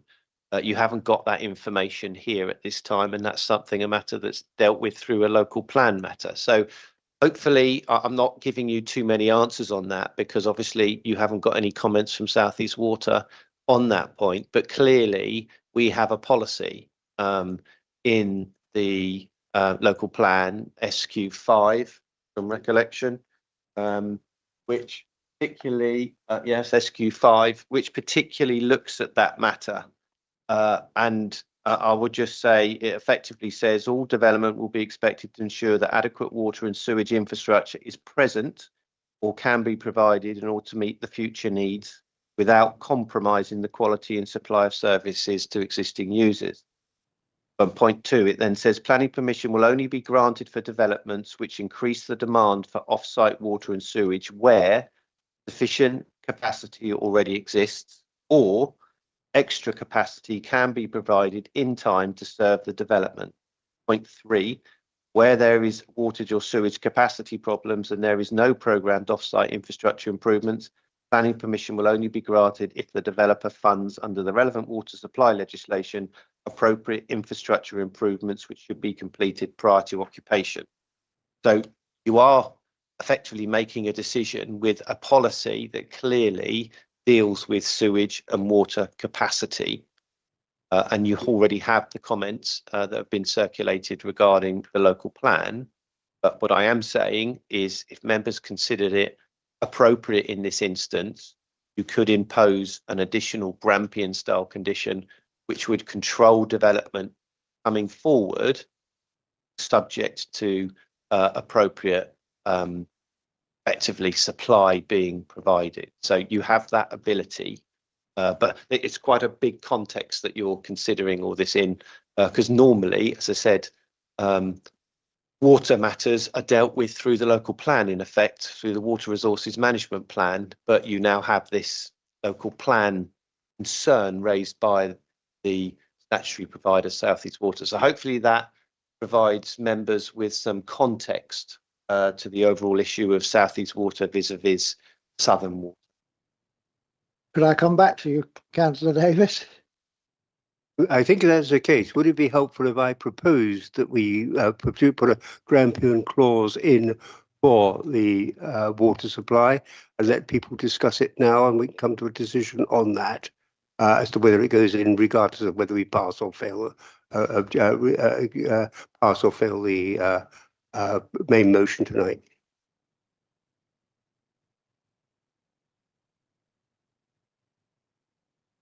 We read that out.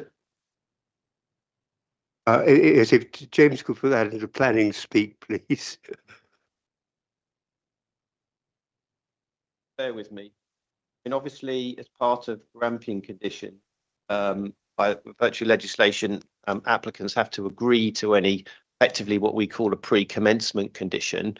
The applicant has, in principle, agreed should members approve the application.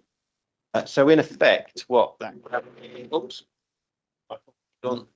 that condition could say, no development within each phase of development shall take place until a strategy detailing the proposed delivery of potable water for each building in that phase and an implementation timetable has been submitted to and approved in writing by the local planning authority.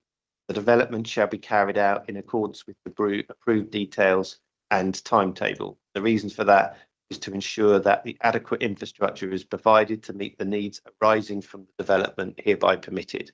So that is an option that members could have if they feel satisfied that meets the tests in terms of the 6 tests for planning conditions, and that deals with or partly addresses the matter that has come in through the local plan consultation on the wider local plan. And I should just stress it at this point that this obviously application stands on its own merits, and there is no weight being attached to the Reg 18 from this application. This is a standalone application that's been determined on the development plan and is not being determined on Regulation 18, albeit it is included in the Reg 18 and would count towards our objectively assessed need up to 2042. So hopefully that's clear to members and it gives you an idea what you could impose were you minded to.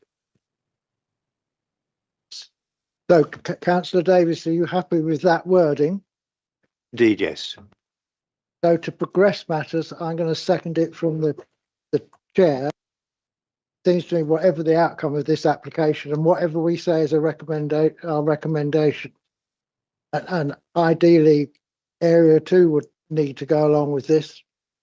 A matter for them though.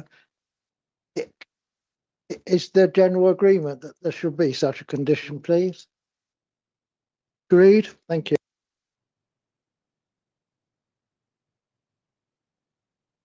Yes. Thank you very much, Chair. Chair, look, just as a point of clarity, am I able to speak in general now or on that proposal? No, that's done. Fantastic. Just one point of clarity for me was around the protected species surveys carried out.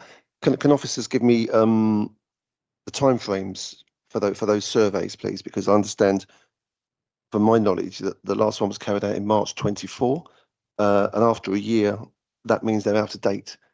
So we're now 2 years ahead. How do we go about that? Is that, how can we be confident in the results of that survey? That's a question. Thank you. Hand over to Mike to answer that question, or Chris, if that's okay.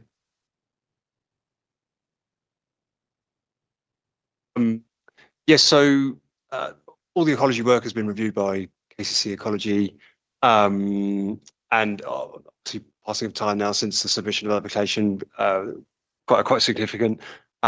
What within the conditions recommended from number 32 onwards, page 310, quite a significant number of ecology and landscaping conditions suggested by KCC, and within that you'll see that there is a requirement to refresh all the survey work as the development goes through the phases to ensure that whatever work is carried out takes account of relative species or relevant species that are on site at the time. So we'll ensure that it's a current, whereas obviously, yeah, the baseline is a little dated now.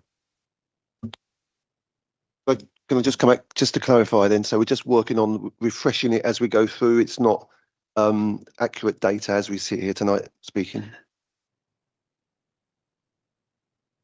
It was accurate at the time of survey, of course, and the purpose of updating is to ensure that the picture is up to date when the development starts within that phase. Yeah.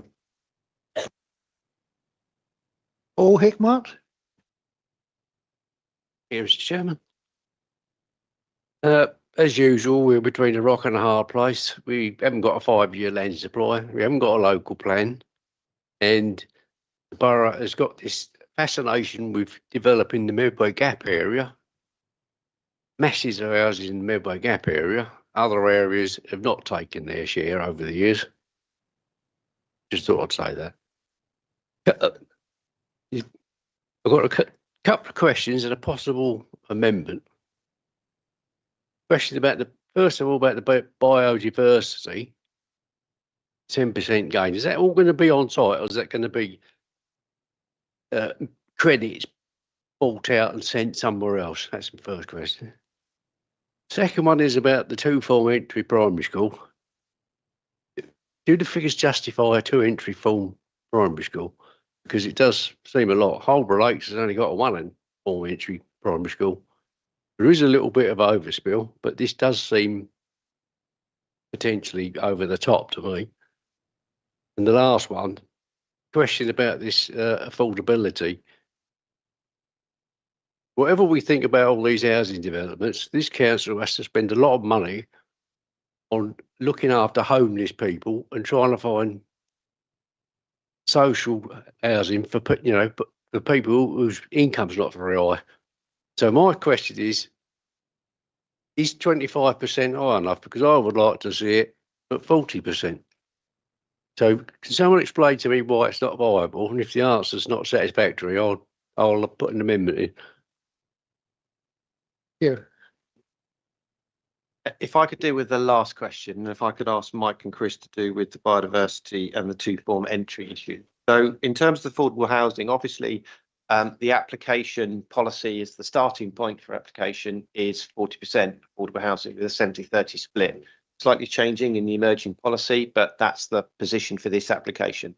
So this went through a viability appraisal, and obviously there is a significant draw on the application, one of those being the SMC corridor.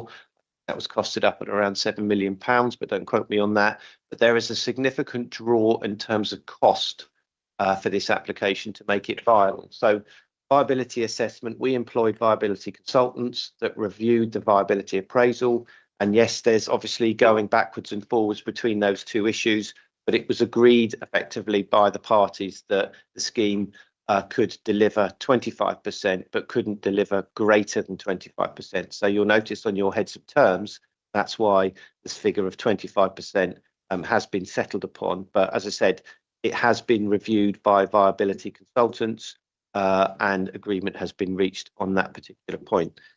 So hopefully that addresses why we've accepted 25% and the heads of terms seek to provide a 25% provision on site. So you've also got the biodiversity and the two-form entry. I was going to ask Mike, Chris, if they're okay, if they can address that point. That's okay, Chairman. Thank you.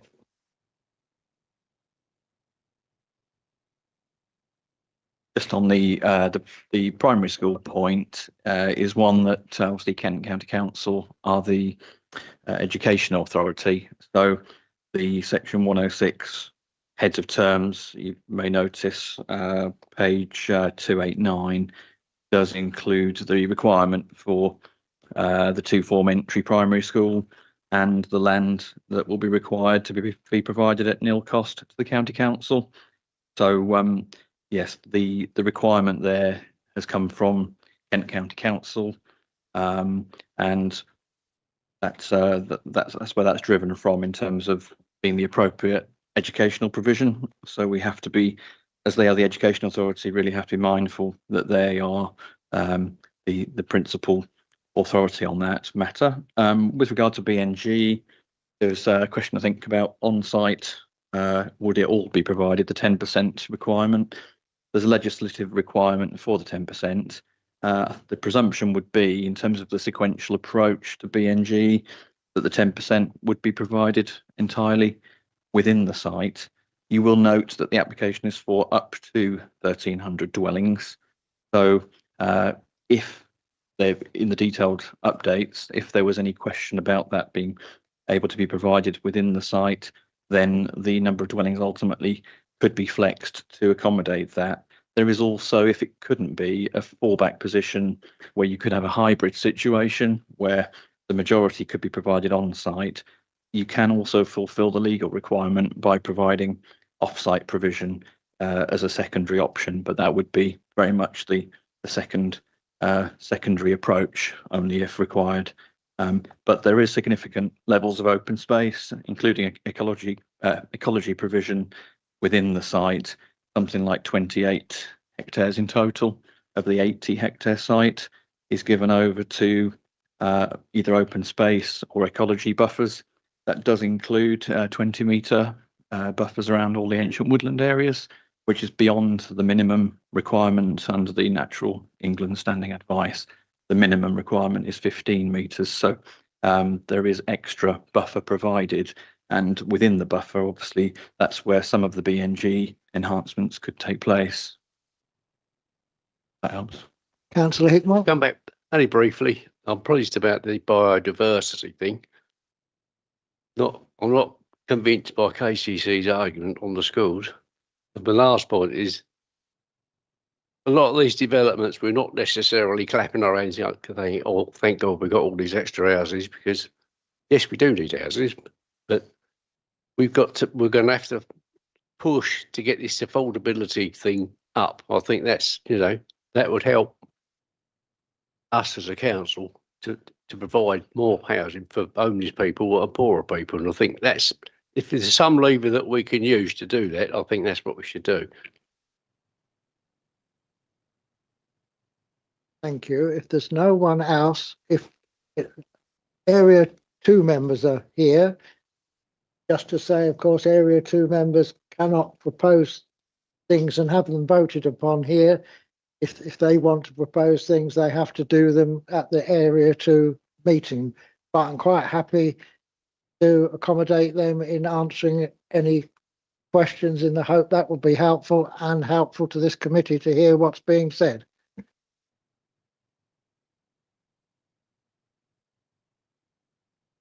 Cheryl Tatton. Thank you, Chair. I was intending to speak. I'm a bit disappointed we haven't got more Area 2 members here at this point, because what it's going to mean is that I have to repeat a lot of what I want to say later on.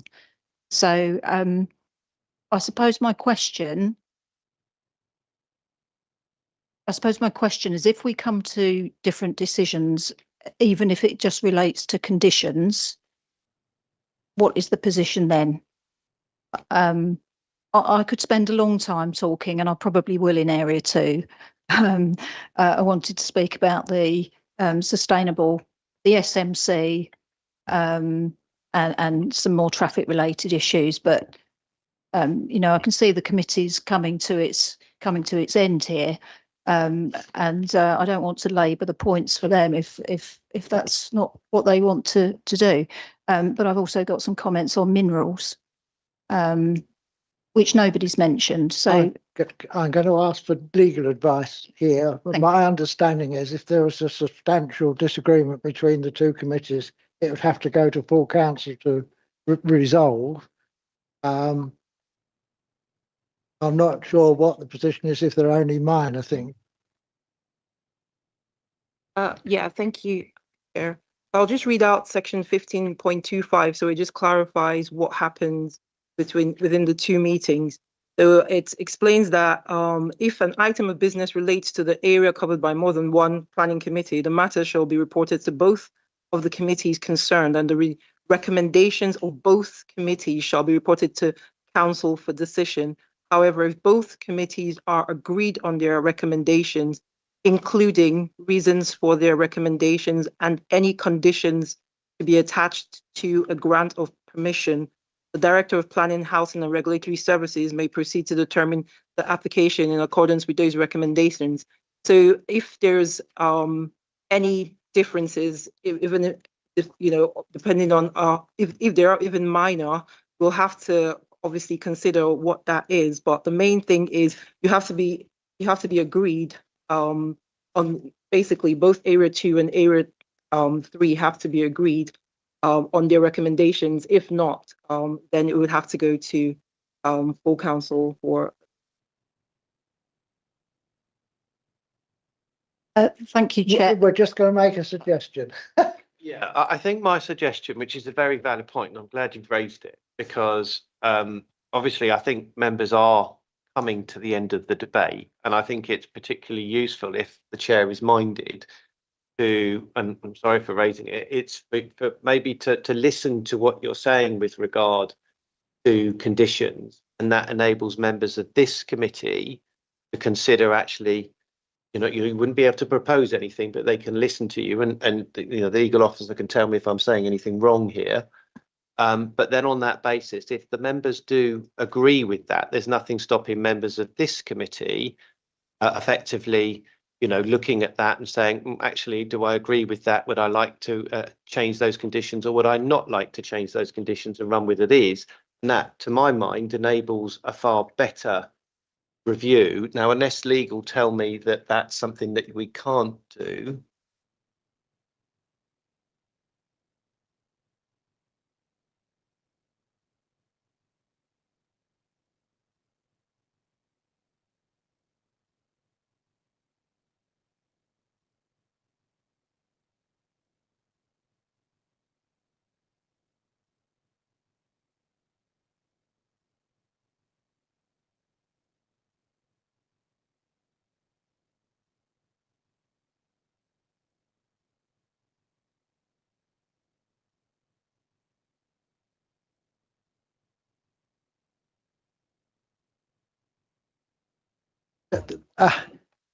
I think as chairman that James's proposal is fine and prepared to consider them here, not as a proposal. You cannot make a proposal, but if members here thought what you were saying was reasonable, it's open to them to make a formal proposition.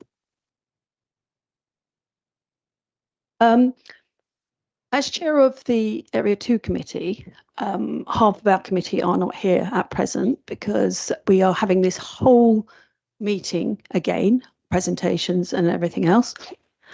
What you are saying is that our committee won't have heard the debate that's going on here, but your committee want to hear points that we would be putting. I did inquire beforehand that would I be allowed to inform Area 2 of what Area 3 had come to as a conclusion, including any other conditions that they wanted to put on.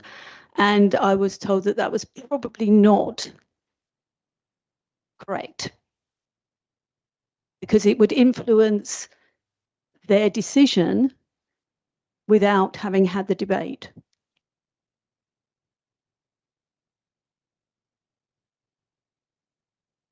I'm just trying to be pragmatic. We're working here in a situation where we have two planning committees, and I can't step on legal issues because we need to make sure we conduct business properly. But obviously, all Michelle would be doing would be reiterating any issues she has or any concerns she has with the conditions. That again would be repeated at Area 3 Planning Committee later. And obviously, Michelle can't put a recommendation, and members here could say, well, I'm happy with the conditions as they stand. But, you know, at the end of the day, I think, you know, because we're in this situation where two area committees have to align both in their reasons and their recommendations, all this committee is doing is hearing commentary. And if the chairman does allow that, I mean, procedurally, I have to stand and defer to the legal officer because I'm kind of stepping into territory that's not my domain. I'm just trying to be pragmatic in approach, but obviously I don't want to step on legal ground. So I think at the end of the day, that has to be the advice of the chairman in conjunction with the legal officer to make that decision. But I'm just trying to see, you know, it's a reasonable debate, and why can't a member speak? You don't have to take account of it or not, and members would make their own decision. So maybe over to the chairman and legal officer. Are you making a? Well, could I ask from the chair that you, thank you, Chair, you asked Area 3 whether they want to hear what Area 2 are going to talk about. Then we at least then if there's a majority on this committee wish to hear what Councillor Tatton wishes to tell Area 2, they can go ahead with it. But if we don't want to listen to that, because some of us may have already, as you said, we've been coming to a close of the meeting, is it possible we could just have a quick vote for Area 3? Do we want to listen to Councillor Tatton? And I'm not going to be rude or suggesting that, you know, but, you know, it's 8 o'clock. Area 2 seemed to be a bit missing. We think, unless they're all waiting outside in the car park or they're in the pub waiting for a call, you know, a bit like, you know. I mean, but my view is that any member can come to Area 3. Area 1 members could come to Area 3, and if the chairman allowed, that's me in this case, they're allowed to speak.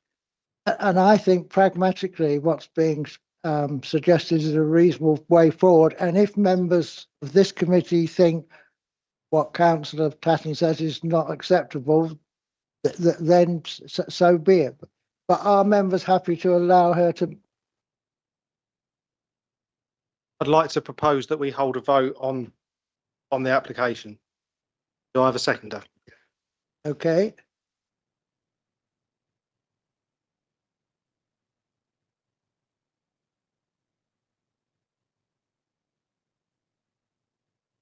Vote, whether we should have a vote. So we have to do that. Unless is that the general feeling, and I'll take it by acclamation. Agreed? Anyone against? That's agreed.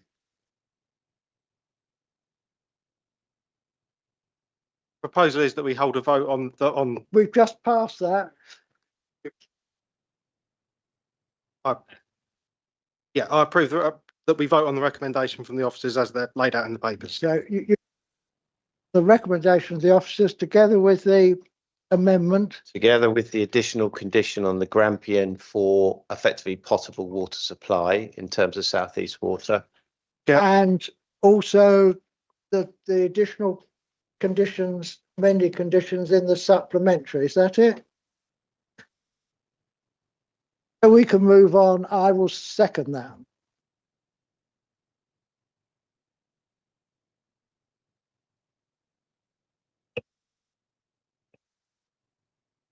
So now members are voting on this recommendation to approve with the additional condition, the Grampian style condition, read out by the head of planning, and it's proposed by Councillor McDermott and seconded by the chair. Yeah. So when I call your name, please can you indicate whether you are for, against, or abstain from this vote? Councillor Thornwell. For. Councillor Bennison. For. Councillor Bishop. For. Councillor Cannon. Against. Councillor Chapman. Against. Councillor Dalton. Against. Councillor Davis. For. Councillor Hickmott. For. Councillor Kears. Against. Councillor McDermott. Against. Councillor Williams. Against. We have 6 members voted against, 5 members voted in favour. The motion is lost.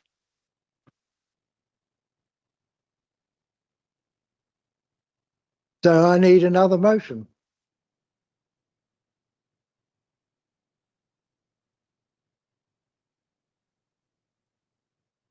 Yeah.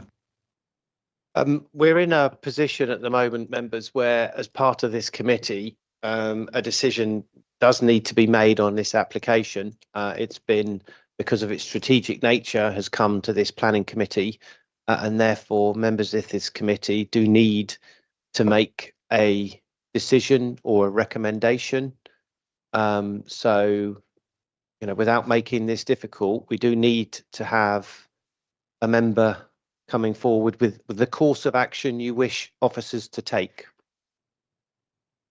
I appreciate it's quite challenging, but you've lost a motion to approve the application very narrowly. We now need to have another motion that's coming forward as to the direction of travel, because I need to have a direction of travel, because the application either needs to head to a particular course, either full council, or where I need to be able to determine where the application is going.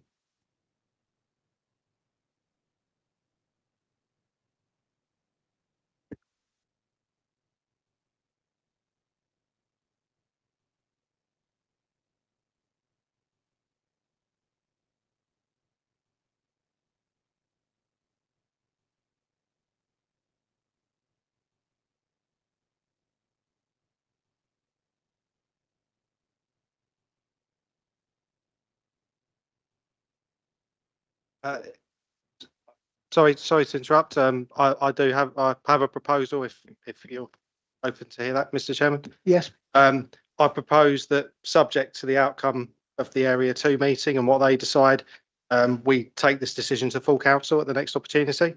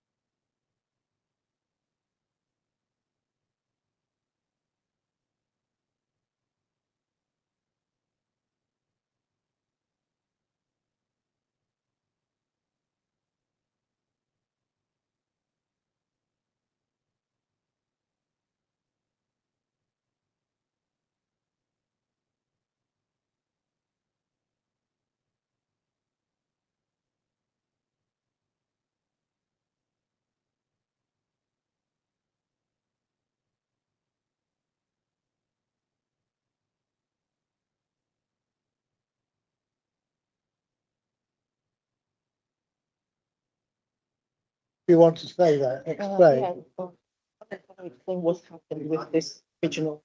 Can you explain also? Okay.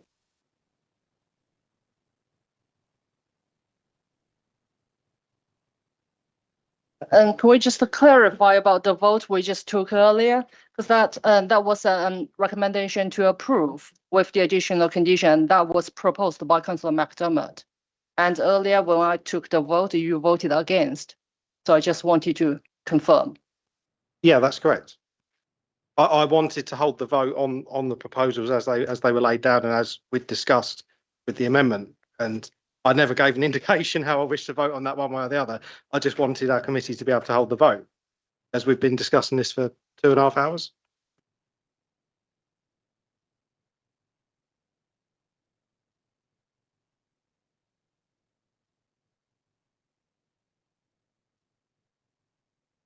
I'm being advised we need a substantive vote as to how you wish to progress, and just referring this matter to full council without a recommendation is not correct. With respect, Mr. Chairman, we don't even know what the outcome of Area 2's discussions on this will be yet. Just to clarify that this application is being considered by this council, that same application is being considered by Area 2. It's not a joint meeting or anything to that effect. Both committees have to make their own independent decisions on the application. No, I perfectly understand that, and this committee we had a vote, and this committee has made a decision. So therefore, the onus is on Area 2 to make their decision. I don't really understand what the confusion. Yes. I think we need to clarify that vote was a motion to put forward to effectively approve the application, go alongside the officer recommendation. That vote, according to my records, was lost 6-5, correct? So on that motion falls. So now there is no motion and there is no effectively decision or recommendation of this committee. Now, this committee is required to make a recommendation, as I say, to go to the next step. So at the moment, you can't have a recommendation to refer this up to full council subject to the decision of Area 2, because you have to make a recommendation. The members either have to come forward with a recommendation to approve, because at the end of the day, well, you've lost the vote to approve. If there's a recommendation to defer, I have to consider that. If there's a recommendation with grounds to refuse the application, I need to know what those grounds are, and I need to advise you appropriately whether those grounds are reasonable or unreasonable. So unfortunately, and I appreciate the debate has already gone on for 2.5 hours, but we're now in a position where we need to have a vote on a course of action that members wish us to take. So it's back to members, unfortunately, to decide which way you want to progress. Right, I'd like to put forward a proposal then that we defer based on the water issue that we've discussed. There needs to be further consultations done on this. Southeast Water have made clear that they cannot guarantee they can that they can feed a development of this size. And bear in mind, if you look at the local plan that's been proposed, that's currently at one stage of its consultation, we're talking about thousands more houses in the area as well. And we've already come out of a situation where we had a significant disruption in water supply to local communities surrounding. So whether you agree they meet your criteria or not, these are not unreasonable concerns. I'm also very concerned about the loss of the agricultural land. That cannot be mitigated and it cannot be explained away. Once that is gone, it is gone, and it's gone forever. I think the first ground is a ground that members could vote to defer on the application. There is a very reasonable ground, given the comments from Southeast Water, exactly what I've raised previously, that the position has changed on the Water Resources Management Plan very recently. And so that would be a material ground that members could defer the application, albeit this committee has heard of a Grampian style condition that could be imposed, but if members are minded to defer, that's a reasonable ground. I would against the agricultural land, because what can we do? What's in your committee report is what that assessment would be. There's no further information we can provide on agricultural land. It's very clear what the balancing exercise that you have to undertake. So if you wish to refer to agricultural land, then you're into whether you wish to refuse the application on that. My officer recommendation, as set out in the report, is that you're in significant and demonstrable territory. You know, the loss of that land is not outweighed by the benefits of the scheme, but the first ground that you've come up is a ground that is a perfectly reasonable reason to deferment, and if that enables the members to make this decision moving forward. Yes. Thank you, Mr. Chairman. So I propose then that we defer based on the first ground. So King proposed that we defer this application so that further work can be done in relation to South East Water. Is there a seconder for that? Thank you. Is the general agreement about that? You don't want to agree, in which case I'll go have a vote then. Members are now vote on this motion to defer the application. It's proposed by Councillor McDermott and seconded by Councillor Williams. When I call your name, please can you indicate whether you are for, against, or abstain from this motion to defer on the South East Water concern? Councillor Thornywell? I'm going to abstain because I wouldn't want to stand in your way, but I'm not convinced it will work. Councillor Benderson?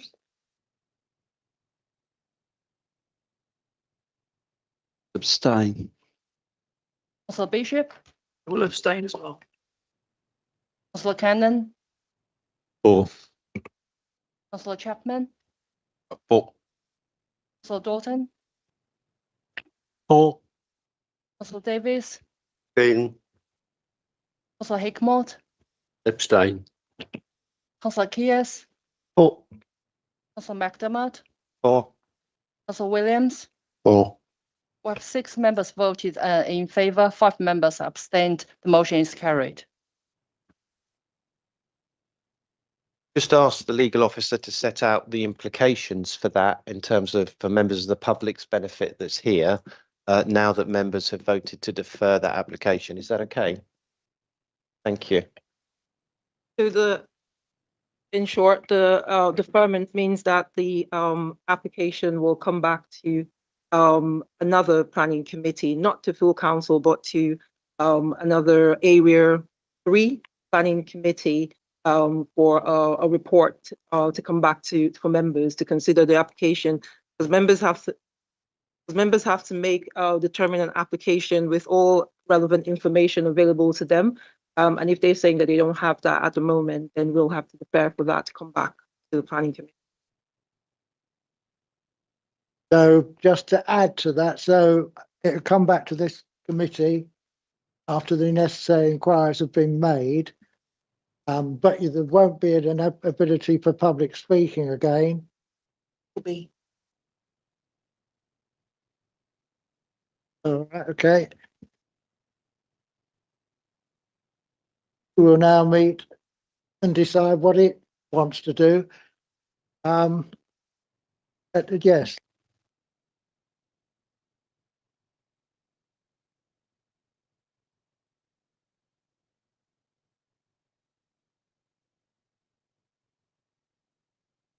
So there are some further items on the agenda.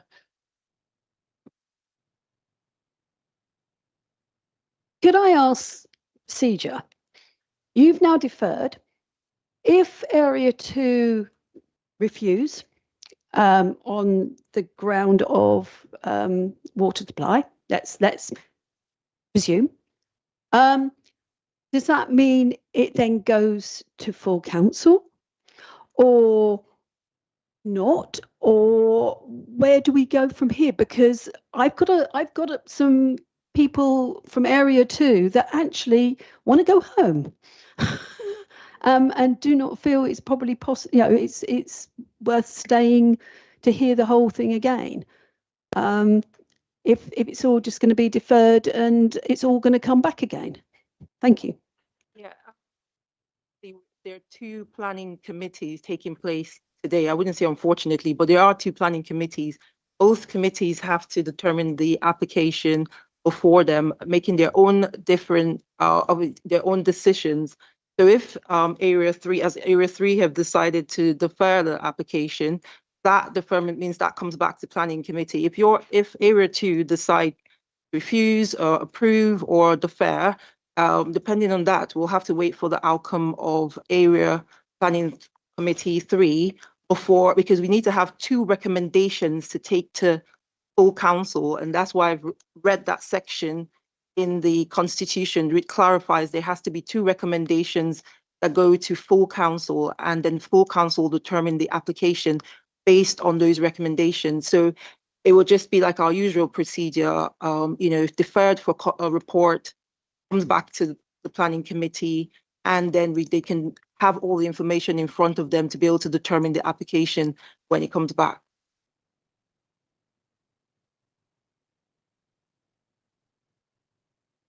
I shall continue to finish my agenda.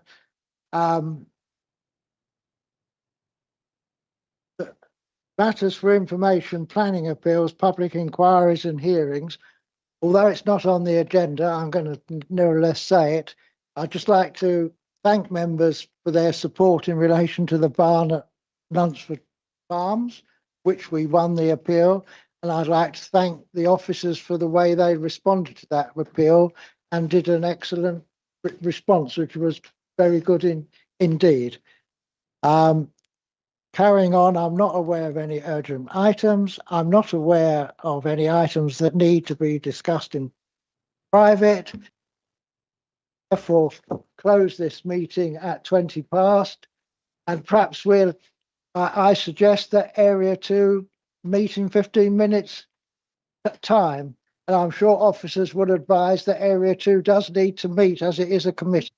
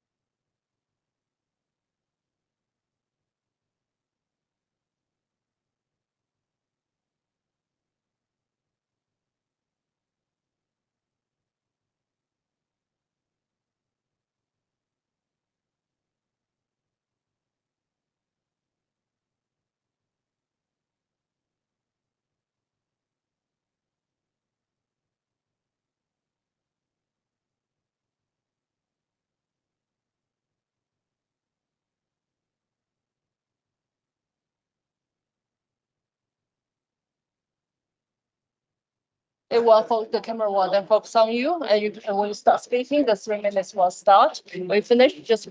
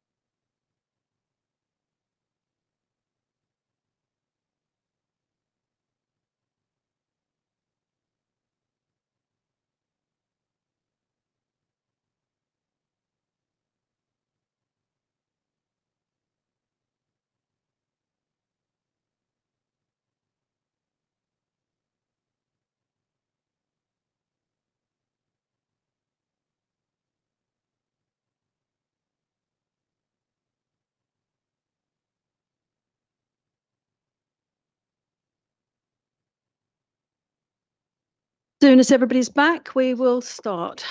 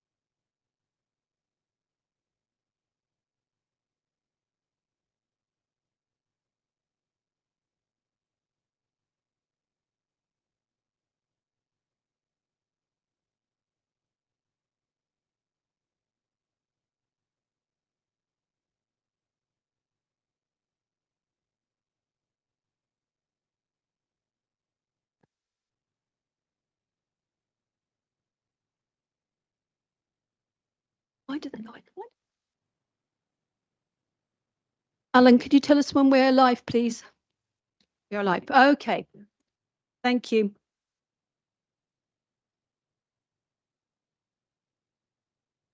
Good evening, ladies and gentlemen.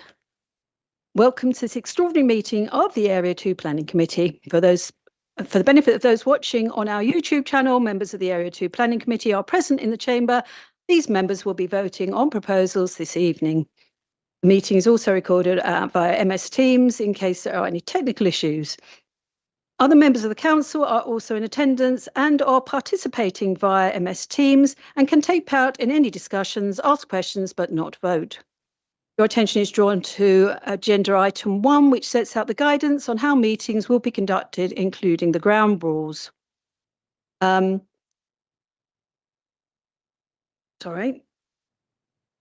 Your attention is also drawn to rules for public speaking in respect of planning applications and committee procedure rules in the council's constitution, which apply to this planning committee meeting. Okay.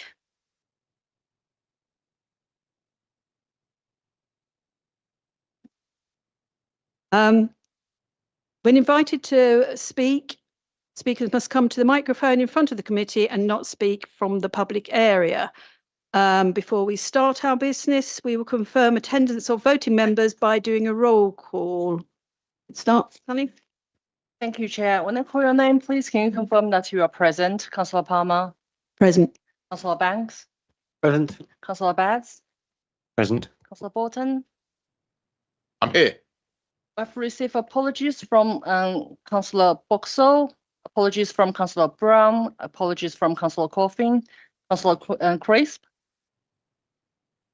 I think Councillor Dean was here earlier, and so it's apologies from Councillor Dean and apologies from Councillor Harman, Councillor Hudson. And Councillor Luck was here earlier. I think his apologies for this meeting. Councillor Roud. Present. And Councillor Tanner was here earlier. His apologies for this meeting. Councillor Tatton. Present. Councillor Taylor. Present. So I can confirm we have 9 voting members present. Thank you, Sally. Could I also introduce our officers, starting with Mr. Bailey? Good evening, members. I'm James Bailey, Head of Planning.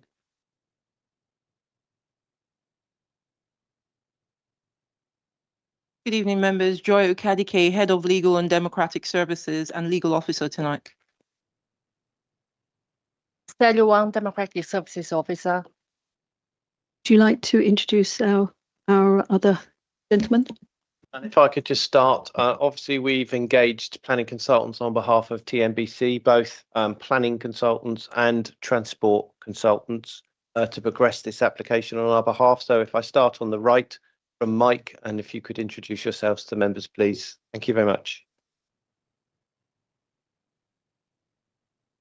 Mike Holmes, planning consultant, assisting council with the consideration of the application. Good evening, Chris Sampson, planning consultant, also in the council with the application. Good evening, members. My name is Ian Dimber. I'm a transport planner, also engaged by the council to provide input on transport matters. Evening members, Anthony Bubb, council planner, colleague of Ian DeBello. We both work for RPS and directed by Tom and Jim Morley, Borough Council to review Transport and Highways materials submitted.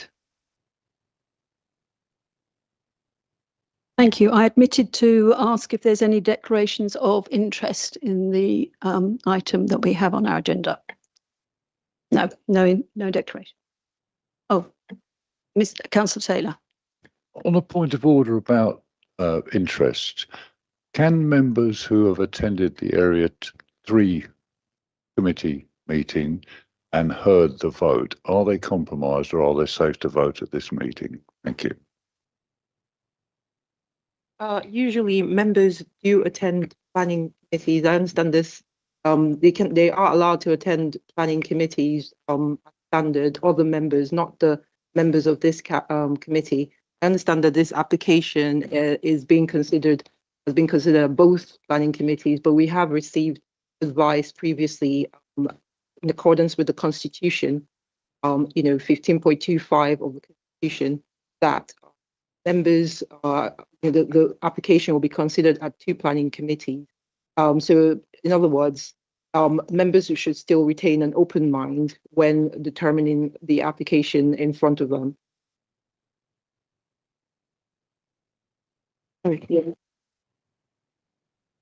Councillor Taylor? Thank you for the opportunity to come back.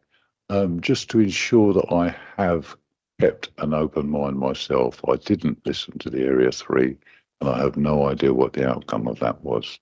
Thank you. Thank you. We get to our one and only item for consideration this evening, which is land east of Kilnbarn Road and west of Hermitage Lane, Aylesford. Before we begin considering this application, I'd like to clarify the procedural position. I will now read the procedural position. This application relates to land which falls within the areas of more than one area planning committee and is therefore being considered by this committee in accordance with committee procedure rule 15.25 of the council's constitution. Members may be aware that the application has also been considered by Area 3 Planning Committee earlier this evening. I would like to make it clear that this committee is required to consider the application independently and to form their own recommendation. Any awareness of discussions or recommendations made by the Area 3 Planning Committee does not bind this committee.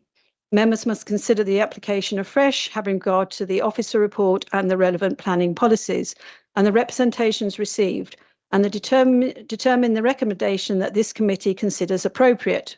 Recommendation resolved by this committee will be reported alongside the recommendation of the Area 3 Planning Committee in accordance with the Constitution. Okay. I think that's all I need to read out. So if we can go to the presentation, Ms. Bailey.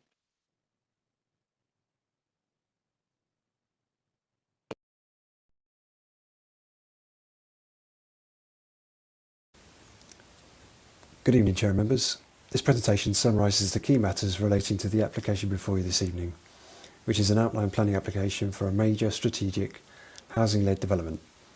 The presentation will cover the content of the proposed outline planning application, a description of the site, an assessment against paragraph 11 of the National Planning Policy Framework, which sets out the presumption in favour of sustainable development, and a summary of the overall planning balance and conclusions. A full assessment is given in the committee report, which members will have had the opportunity to digest in advance of the meeting. The application seeks outline permission with all matters reserved except access, with the access details to include the proposed sustainable movement corridor from New Road to Kilnbarn Road. Aside from access, it is the principle of development that falls to be considered. The application is supported by a full environmental statement as required by the Town and Country Planning Environmental Impact Assessment Regulations of 2017 and includes a package of parameter plans and illustrative layouts. The proposal comprises up to 1,300 new dwellings, 25% of which would be affordable housing, which has been reduced from 40% due to the viability of the proposals. The proposals also comprise a two-form entry primary school, a local mixed-use village centre, including community, employment and commercial floor space, open space, parkland, child play provision and sustainable drainage infrastructure, new access points and associated transport infrastructure, retention of public rights of way with enhancements, a 10% biodiversity net gain commitment, and delivery of the sustainable movement corridor linking New Road with Kilnbarn Road and Hermitage Lane.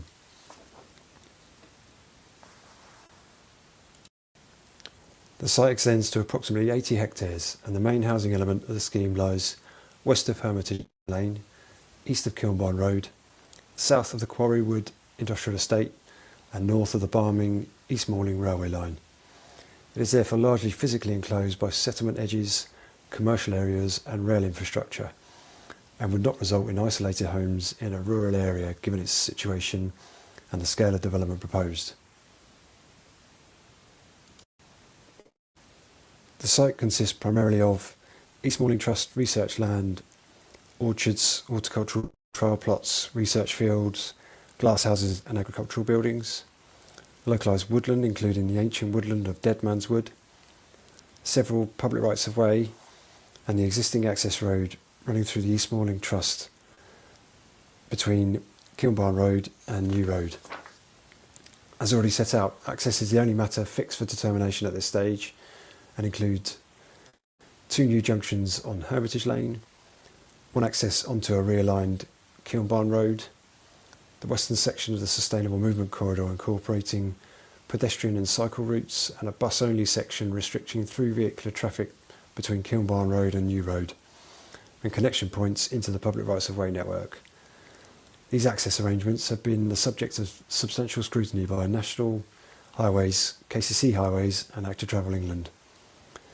The Council has also employed the services of RPS to carry out an independent highway review of the application, and the comments received by National Highways, KCC Highways and Act to Travel England.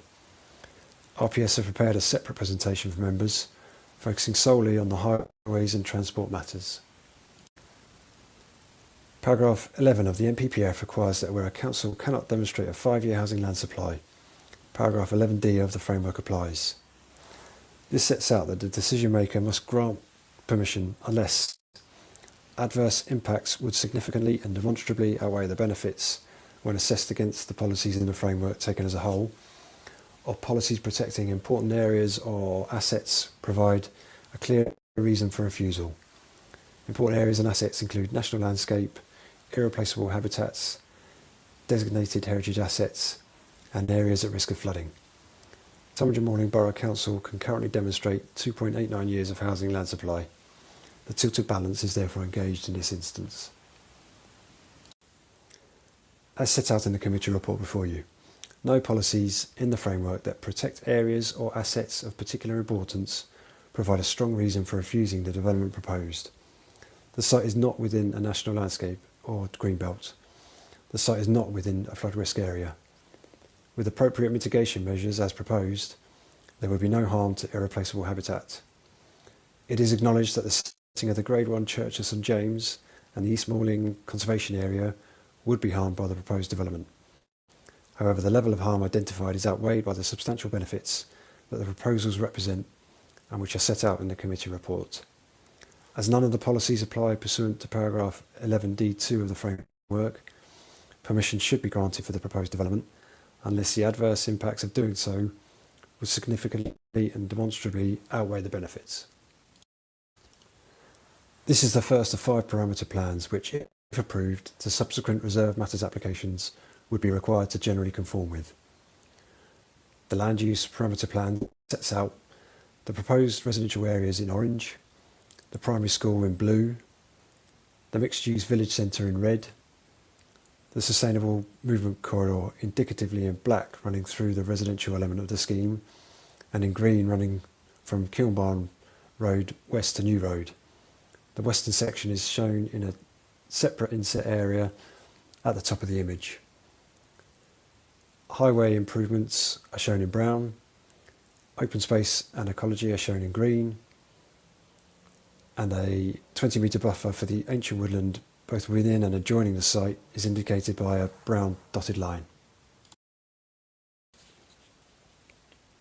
This proposed access and circulation parameter plan sets out the sustainable movement corridor, again indicatively in black, running through the residential element of the scheme, and in green running from Kilnbarn Road west to New Road. Highways improvements are shown in brown on Hermitage Lane and Kilnbarn Road. The development area is shown in grey and open space is shown in green. Both this plan and the land use plan also show a buffer to the sustainable movement corridor running through the residential element of the scheme to allow for flexibility in the position and alignment of this part of the SMC, taking account of highway safety requirements and optional detailed layout. The building heights parameter plan sets out buildings of up to 4 stories in height, indicated in the village centre in purple, buildings up to 3 stories in height surrounding the village centre as focal points around the school and central open space, indicated in black, up to 2.5 storey buildings and up to 2-storey buildings elsewhere within development, indicated by the light and darker blue colours.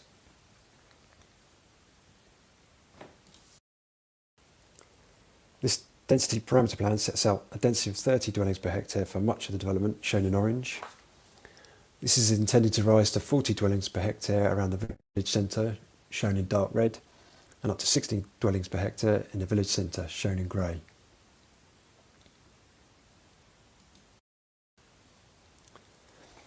Lastly, for the parameter plans, this green and blue infrastructure parameter plan sets out public open space in light green, the development area in grey, areas of drainage in blue, underground drainage in dark green, the primary school in yellow, and the ancient woodland and the 20-metre buffer with dotted lines.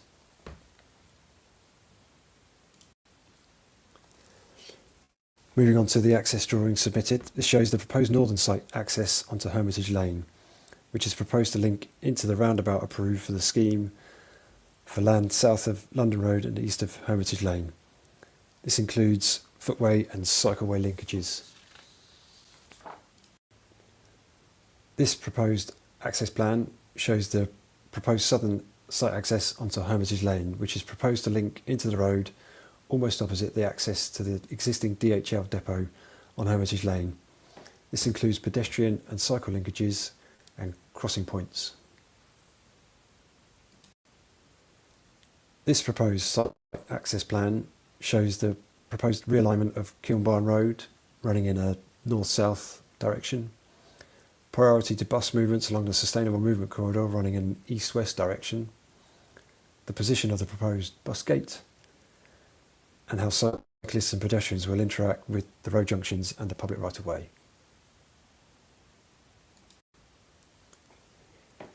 This plan shows the junction between the western end of the sustainable movement corridor and New Road.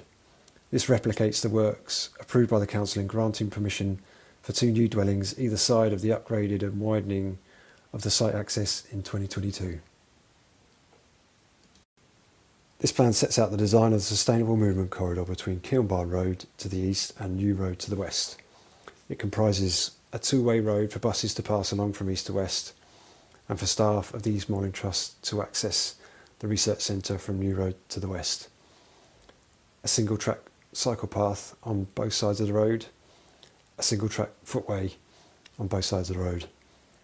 This is with the exception of the stretch of sustainable movement corridor between New Road and the public right-of-way MR100, where the cycle path and footway will comprise a single shared pathway on the northern side of the road. Lastly, junctions to Kilnbarn Road, the public rights-of-way that cross the sustainable movement corridor, roads linking to the research centre and to the surrounding fields are also shown. Lastly, this is the illustrative landscape master plan for the development, which indicates the provision of generous planting buffers to the edges of the housing development, planting within the development itself, and also the various areas of open space and surface water drainage features. The open space and landscape buffers total approximately 36% of the overall site area. Taken together, it is considered that the benefits that are associated with the proposals must be attributed very substantial weight in favour of granting permission, particularly the provision of up to 1,300 dwellings, along with the associated economic, social and environmental benefits set out in the committee report. This is a significant number of dwellings which would make a strong contribution towards the existing shortfall, as well as delivering urgently needed affordable homes.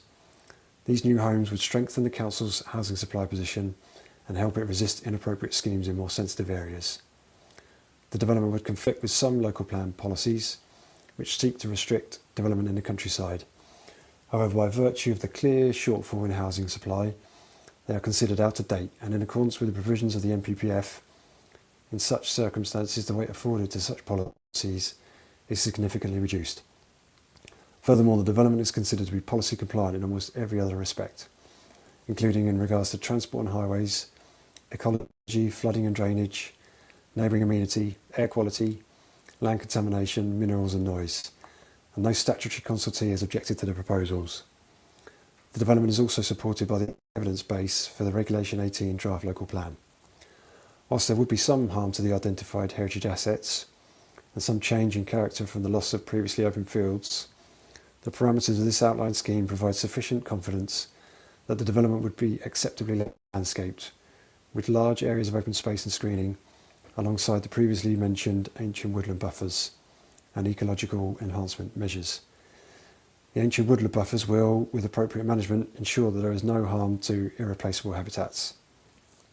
This tempers the weight that could be afforded to the identified harm to the heritage assets and the loss of these open fields. The Sustainable Movement Corridor proposals have been amended, which reduces the level of harm to the Grade 1 Church of St James and the Eastmoreland Conservation Area to the lowest level of less than substantial harm. With the design amendments secured and noting uncertainty on the design and appearance of this part of the Sustainable Movement Corridor, which is to be fully considered at the outline stage, the level of residual harm is afforded moderate weight in the overall planning balance. The loss of best and most versatile agricultural land, whilst the clear harm that weighs against the scheme is limited by the lack of connectivity with wider agricultural parcels owing to the relationship with the railway, established development to the north and urban influences along Hermitage Lane. In itself, the loss of best and most versatile agricultural land is afforded moderate weight. However, it must be borne in mind that land in close proximity was granted consent on appeal, with the inspector concluding much the same. In the context of this approval, it is further considered highly unlikely that the loss of best and most versatile agricultural land, particularly in the context of the social, economic and environmental benefits arising from the delivery of the proposals, would provide sufficient justification for refusing the development. In conclusion, the proposal is largely consistent with the development plan and in line with national policy, which seeks to boost significantly the supply of housing. Where there is divergence from the adopted development plan in respect of harm at the lower end of less than substantial harm to the identified heritage assets, the loss of best and most versatile agricultural land, and the location outside of settlement boundaries, material considerations exist to justify a departure from these policies, namely the inconsistency of the council's spatial strategy with the more up-to-date NPPF, a clear shortage of housing land supply, and engagement of the tilted balance in favour of sustainable development for a significant number of new homes, including affordable housing. Adverse impacts for granting permission do not, therefore, significantly and demonstrably outweigh the numerous and weighty benefits of the development. On this basis, the application is recommended for approval, subject to the conditions set out in the written report to committee and the satisfactory completion of a Section 106 agreement to secure the necessary level of affordable housing and financial contributions towards community and transport infrastructure.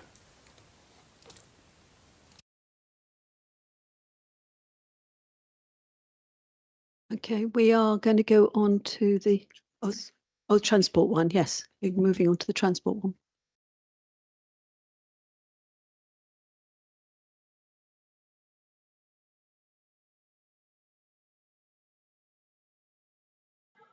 Hello and good evening, members.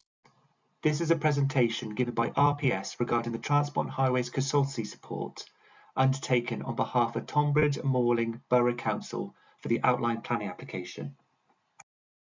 RPS were instructed by Tonbridge and Malling Borough Council to undertake independent analysis and review of the Transport and Highways material submitted to support the outline planning application and the responses provided by statutory consultees, predominantly Kent County Council, National Highways and Active Travel England.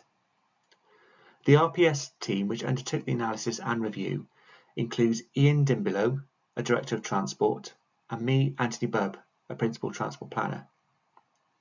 Our output to Tonbridge and Malling Borough Council included the preparation of a technical note which sets out our analysis and review of the Transport and Highways material submitted with the outline planning application, and attendance at Planning Committee to discuss this analysis and review.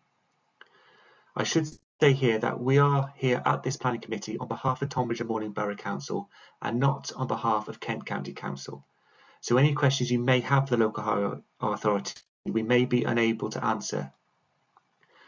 Overall, our remit was to understand the traffic impact of the proposed development on the local highway network surrounding the site, as well as the purpose of the sustainable movement corridor to be provided through the site, to give Tonbridge and Malling Borough Council a better understanding of the planning application from a Transport and Highways perspective.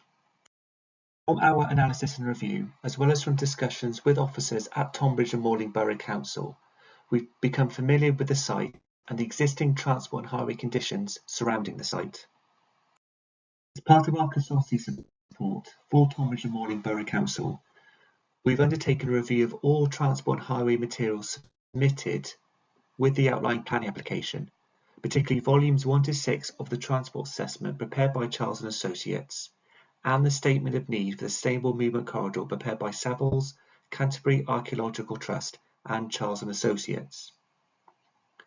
From our analysis and review of the transport and highway materials submitted, it is clear that there are 4 themes which underpin the transport assessment. These 4 themes are assessment methodology, strategic modelling, mitigation and monitoring, and sustainable movement corridor. The outline plan application was subject to holder responses and objections from Kent County Council, National Highways and Active Travel England. However, all 3 statutory consultees have now confirmed that they are satisfied with the transport and highway material submitted with the outline planning application. Our analysis and review of the transport and highway material was undertaken in this context. Volume 5 of the transport assessment states that a vision-led approach has been undertaken to assess the proposed development in transport and highway terms, where a clear vision for the proposed development is presented to the reader, and the means by how the proposed development would achieve this clear vision are set out. The vision-led approach is aspirational and has been established in the context of the overall objectives for the proposed development and the sustainable transport strategy of the site. The vision-led approach is aspirational, which assesses the likely residual demand for car use by future residents and the impact this residual demand would likely have on the highway network surrounding the site, where measures to mitigate the impact on the highway network to increase capacity would only be considered where all other options have been exhausted. Essentially, the vision-led approach moves away from seeking to accommodate increasing vehicle movements on the highway network towards promoting and encouraging travel by sustainable modes of transport with walking and cycling and investment in public transport. RPS considers this to be the correct approach and considers the assessment undertaken by Charles and Associates to be compliant with paragraph 115 of the National Planning Policy Framework. Kent County Council's first consultation response to the outline planning application in May 2024 states that the vision being progressed for the assessment is, and I quote, an acceptable strategy to the County Council, which RPS agrees with. The adoption of a vision-led approach by Charles and Associates to assess the proposed development in transport and highway terms is considered by RPS to be current best practice for transport planning, underpinned by paragraph 115 of the National Planning Policy Framework. This paragraph states in assessing sites that may be allocated for development in plans or specific applications for development, it should be ensured that A. Sustainable transport modes are prioritised, taking account of the vision for the site, the type of development and its location, and B, any significant impacts from the development on the transport network in terms of capacity and congestion or on highway safety can be cost effectively mitigated to an acceptable degree through a vision-led approach. The assessment of the proposed development undertaken by Charles and Associates considers 3 scenarios to determine the impact in transport and highway terms: an aspirational scenario, a moderate scenario, and a pessimistic scenario. It is the aspirational scenario which underpins the vision-led approach and therefore current best practice. As set out in Volume 5 of the Transport Assessment, the vision-led approach establishes aspirational mode share and future trip generation of the site based upon adjustments to existing mode share proportions, with the new walking, cycling and public transport infrastructure to be provided with the proposed development. For the assessment, person trip rates were obtained from the TRIX database for the residential element of the proposed development, and then applied to the mode share proportions using best evidence. Just to explain here that TRIX, T-R-I-C-S, is an industry standard database which includes almost 10,000 transport surveys of different land uses in different locations, which are used as assessments to determine the likely trip generation of a development proposal. While the aspirational trip generation for the proposed development set out in Volume 5 of the Transport Assessment is somewhat ambitious, particularly with almost the same number of car driver trips as active travel trips across both weekday peak hours, RPS does believe that this aligns with the vision-led approach set out in paragraph 115 of the National Planning Policy Framework. While a vision-led approach with an aspirational scenario was undertaken to assess the proposed development in transport and highway terms, a suitable range of plausible outcomes was also set out in the Transport Assessment. A moderate scenario assumes a downward trend in vehicle trip rates, while a pessimistic scenario assumes the current trend of vehicle trip rates remains the same. RPS considers that the vehicle trip rates for both the moderate scenario and the pessimistic scenario are reasonable and appropriate for the assessment, and that there is an appropriate level of difference in vehicle trip generation between the 3 scenarios. From a review of the consultation responses, it is clear that Kent County Council accepts that the monitoring regime for the site will determine if the optimistic targets of the aspirational scenario and moderate scenario are being met through regular surveys, so that the assessment and the vision-led approach is in accordance with paragraph 115 of the National Planning Policy Framework. But the Transport Assessment states that strategic assignment modelling approach was undertaken as part of the assessment to understand future travel patterns on the highway network surrounding the site, with the proposed development giving new highway infrastructure in the form of a local distributor road through the site. RPS agrees that the strategic assignment modelling approach is appropriate with which to undertake assessment of the residual vehicle impacts of the proposed development. RPS understands that following agreement with both Kent County Council and National Highways, Charles and Associates made use of the relevant extract from the existing county-wide strategic transport model supporting the emerging Maidstone local plan, given the proximity of the site to this neighbouring district and the amount of detail within the extract. RPS did ask Kent County Council to clarify that this extract is appropriate for the assessment and the outputs from the strategic model are represented and accurate. And following discussion with Kent County Council, RPS is comfortable that the county-wide strategic transport model was appropriate to use and includes vehicle trip rates and more committed development in Tonbridge and Morling for the 2037 reference case. The forecast year of 2037 is appropriate as a reference case for the strategic modelling against which to assess the 3 width development scenarios, that is, the aspirational scenario, the moderate scenario and the pessimistic scenario, as this would ensure the strategic modelling undertaken by Jacobs on behalf of Charles and Associates includes all allocated sites within Maidstone and neighbouring districts. Volume 5 of the Transport Assessment indicates that the strategic modelling of both the aspirational scenario and the moderate scenario has been undertaken with the western section of the Sustainable Movement Corridor being a sustainable mode only link, while the strategic modelling of the pessimistic scenario was undertaken with the western section of the Sustainable Movement Corridor being open to use by all vehicle traffic. RPS asked Charles & Associates to clarify why the strategic modelling for the pessimistic scenario was only undertaken where the western section of the sustainable movement corridor would be open to use by all vehicle traffic, as this highway infrastructure would not be provided as part of the proposed development. In response to this question, Charles & Associates stated that the pessimistic scenario relates to traditional assessment methodology and was predicated upon an anticipated need for additional highway capacity to be provided as part of the proposed development, and that the transport assessment does not rely upon the outcomes of the pessimistic scenario to determine mitigation measures. RPS is comfortable with these reasons and considers no additional strategic modelling runs for the pessimistic scenario to be required. RPS believes that all appropriate committed development sites which would contribute towards a cumulative development impact on the highway network surrounding the site have been taken into consideration within the strategic modelling undertaken by Jacobs on behalf of Charles & Associates, and that therefore the outcomes of the 2037 reference case and the three with development scenarios are robust. Volume 6 of the Transport Assessment takes the form of a monitoring and evaluation plan which outlines the potential mitigation measures which could be implemented for each of the three with development scenarios depending upon the impacts of the proposed development on the highway network. This is an essential part of best practice, which involves surveying the trip generation of the proposed development following occupation to determine if mitigation measures are required.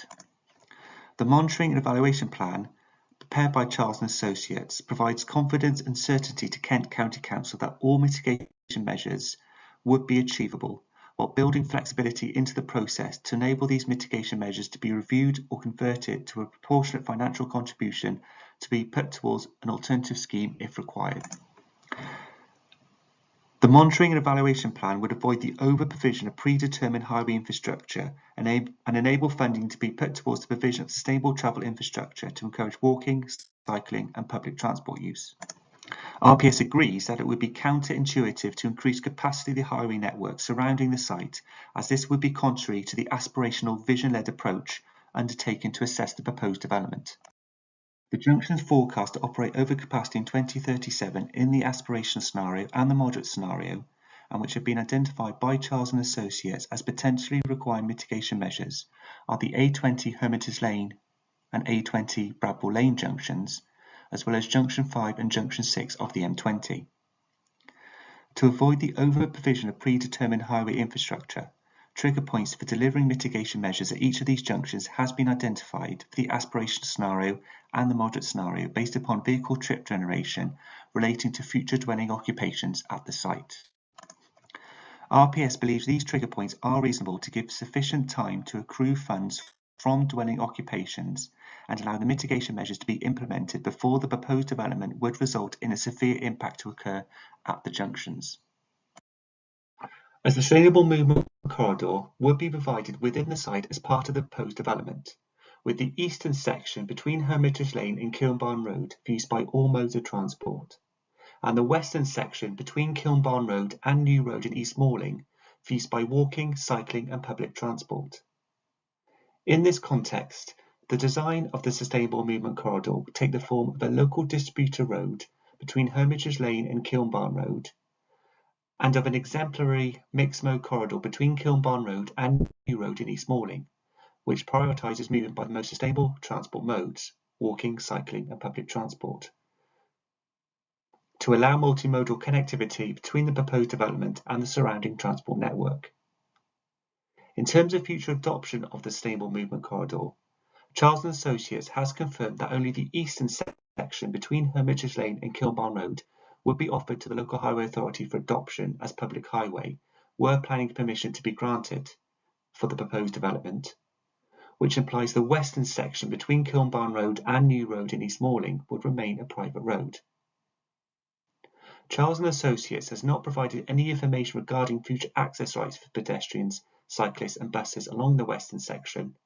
However, Kent County Council has confirmed that management measures could form part of any planning permission granted for the proposed development to give the local highway authority control over access to pedestrian, cyclists and buses in perpetuity if the western section is not offered for adoption as public highway.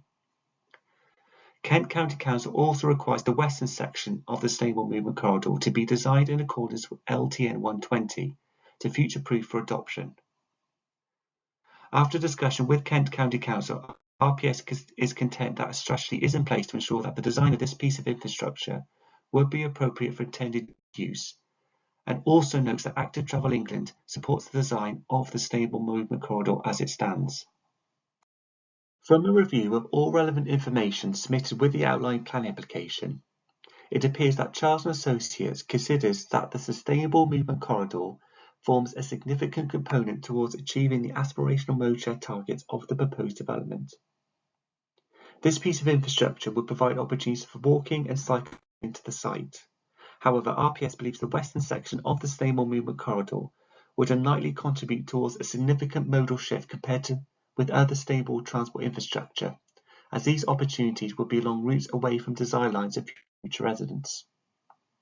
The western section of the Sustainable Movement Corridor would likely only benefit people walking and cycling between the site and East Malling, as most other destinations within walking and cycling distance of the site are located to the north and east.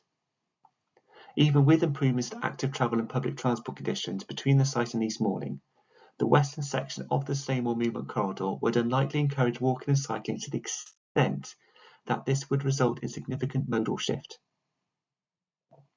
There is an absence of cycling infrastructure along the road, which would require cyclists using the Sustainable Movement Corridor having to mix with traffic for journeys to the wider area. The Sustainable Movement Corridor would, however, future-proof further connectivity and enhance pedestrian and cycle connections to the existing businesses that are in the area, and this principle is supported in policy. While East Malling does have a railway station, it is likely that future residents of the site would use Barming given the proximity of this railway station to the site and the access improvements to this railway station as part of the proposed development. As it is likely that the Sustainable Movement Corridor would only encourage journeys to be made by public transport rather than walking and cycling, it is imperative that frequent bus services run along this piece of infrastructure to deliver the aspirational mode share targets. RPS is confident that buses would route along the Sustainable Movement Corridor and would contribute towards modal shift, and it is this element that is considered a substantial reason to support the Sustainable Movement Corridor as part of the proposed development. RPS understands from Volume 4 of the Transport Assessment that discussions between Arriva and New Venture have taken place, and that both public transport operators, with the support of Kent County Council, would be willing to provide a bus service along the Sustainable Movement Corridor in the future. RPS has undertaken a review of all transport highway materials submitted to support the outline planning application. The statutory consultees, Kent County Council, National Highways and Active Travel England, have all confirmed that they are satisfied with the transport highway material submitted. In summary, RPS considers that the vision-led approach of the assessment is compliant with paragraph 115 of the National Planning Policy Framework. RPS considers that the strategic modelling for the 2037 reference case with the 3 with development scenarios is robust.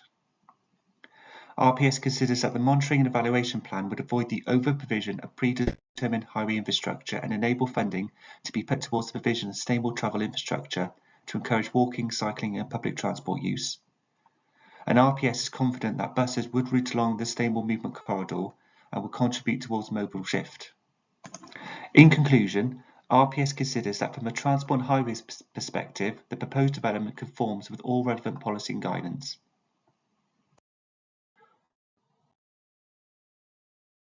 Thank you. We now come to our public speakers.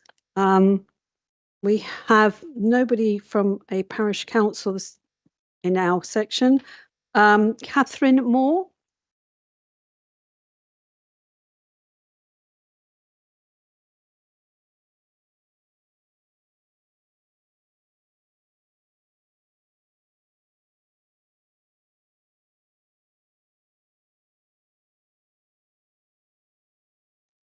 Good evening. My name is Kate Moore, and I'm a local resident of East Malling. I object to the Bradbourne development because there is no robust and current evidence that the claimed benefits outweigh the harm. The Rule 6-party evidence relating to the Ivy Farm inquiry that I tried to present in full remains unchanged. The central issue is housing need. The NPPF requires planning policies and decisions to be based on proportionate evidence and justified by an up-to-date information.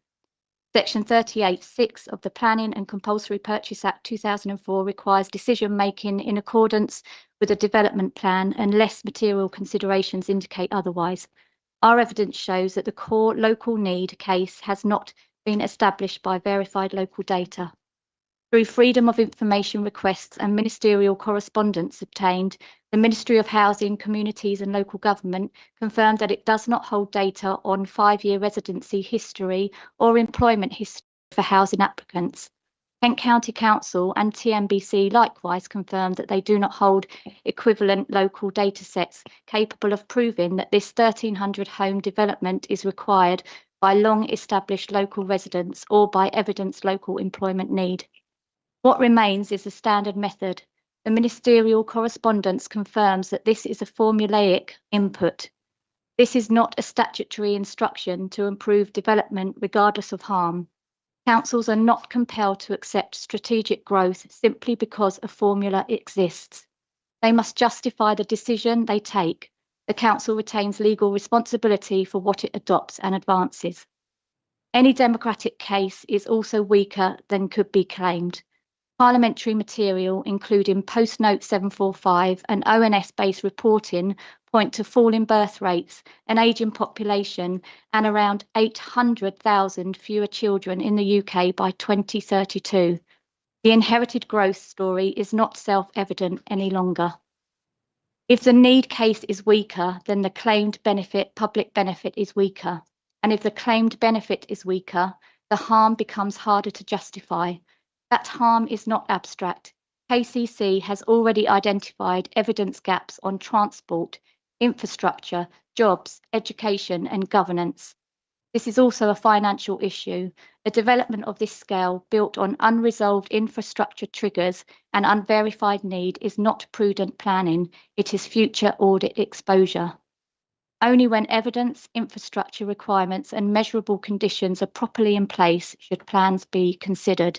For those reasons, the Bradbourne development should be refused. Thank you. Thank you. Our next speaker is Councillor Stuart Jeffrey.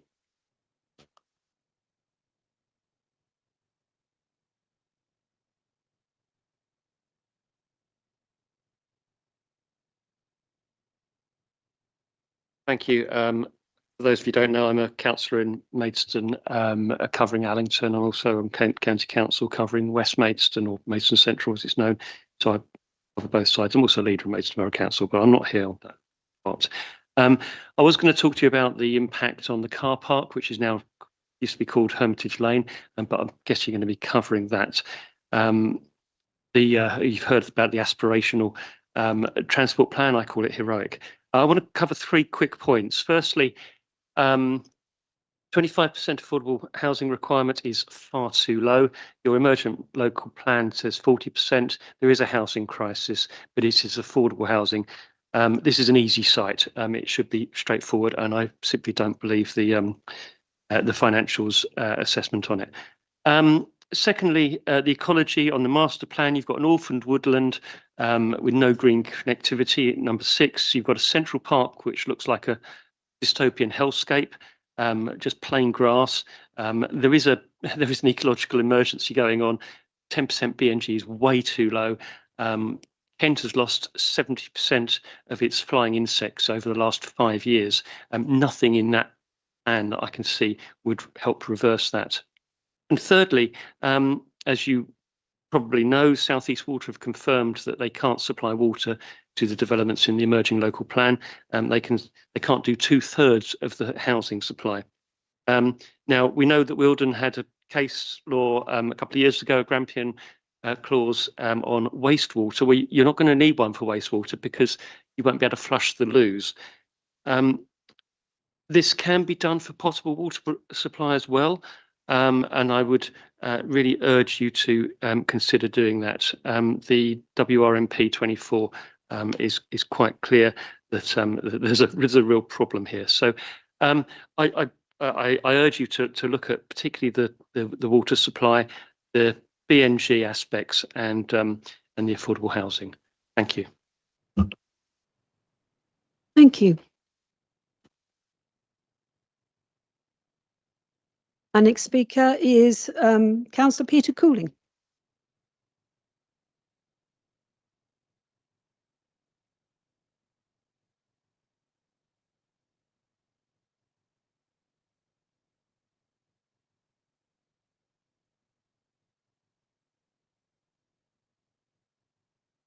Rush hours along Hermitage Lane are a real challenge. This application's assumed peak hour trip rates do not stand scrutiny. Kilnbarn Road access, despite mitigation, would increase traffic over the narrow rural roads to the south with adverse impact on nearby villages. An east-west sustainable movement corridor is proposed, including a bus gate. T&M commissioned a review by RPS Group of traffic-related documentation. That review has not been examined in detail, presumably because it contains comments not supportive of this application. As context, the Cambridge-based National Institute of Agricultural Botany, NIAB, had 2 leases of the trust land, but they ended on 8th of February this year. NIAB's website still states that the site is a world-class centre of excellence for applied research and innovation in commercial horticulture. It appears NIAB has now exited the site, and the trust may be intent on liquidating its assets and abandoning the site's century-long commitment to horticulture in favour of growing bricks and mortar. If development is approved, this site, representing perhaps half of the trust land, would be worth 50 to 100 million. And if the western half were subsequently developed, the trust's total landholding could be worth 100 to 200 million. East Malling and its residents have hosted the research station for over 100 years. That is now set to be repaid by a complete disregard for the well-being of the local community by replacing a swathe of open land with 1,300 homes and the so-called sustainable movement corridor. That corridor with a bus gate would represent a strategic threat of future release of major traffic flows via New Road. That will be compounded by access via Kilnbarn Road, affecting local villages and large traffic flows via an already rush hour saturated Hermitage Lane. East Malling Trust would fail any accumulated ethical obligations to its host community. This application preempts your disciplined local plan process, avoiding rigorous scrutiny at examination by an inspector within the overall context of T&M's housing needs, opportunities and development policies. While officers will raise all sorts of argument why they are not valid, please to listen to the many objections to this application, refuse it and let the site go through detailed due process at local plan examination. I'm speaking as an individual because I'm not allowed to speak as Chairman Teesson Parish Council. Thank you. Thank you. And now we have the agent, Mr. Greg Evans.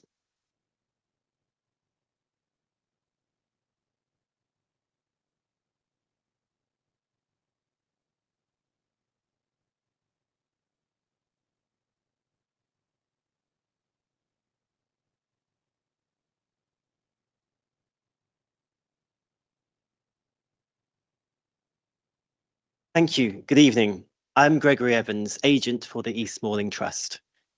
The Bradbourne scheme will deliver a new community of homes, open space, a new 2-form entry primary school, a neighbourhood centre for local services, and will support a strong and competitive local economy. It includes infrastructure to support a bus service and high-quality pedestrian and cycle links to benefit everyone. 10% biodiversity net gain will be delivered. With the inclusion of agreed mitigation measures, there are no objections from key technical consultees. The Section 106 agreement secures over £22 million. This includes £1.7 million for new health facilities, £6.9 million for primary education and over £10 million for secondary education. A £1.6 million bus contribution is also secured. It will deliver 325 new affordable homes, a significant number, and will help local people on the council's housing register. The site has been considered for more than a decade. It was identified as an area of opportunity for new homes in the previous draft local plan. It is also identified as strategic housing allocation in the recent Regulation 18 local plan, which is supported by a robust evidence base prepared by the council and the Reg 18 plan was approved by the Housing and Planning Scrutiny Committee last October. The direction of travel of the borough's spatial strategy has long identified the site as suitable and sustainable for new homes. National policy is changing to seek a default yes to approve applications close to train stations. This site is a short walk from Barming Station. A new toucan crossing on Hermitage Lane to the station will be provided, as well as £420,000 for station improvements. In this instance, the tilted balance is engaged given the council's housing land supply position. The application has a range of substantial social, economic and environmental benefits, which all weigh heavily in support of the scheme. As detailed in the committee report, whilst there are a limited number of harms, these would not significantly and demonstrably outweigh the benefits of this scheme. Therefore, the application constitutes sustainable development and should be approved.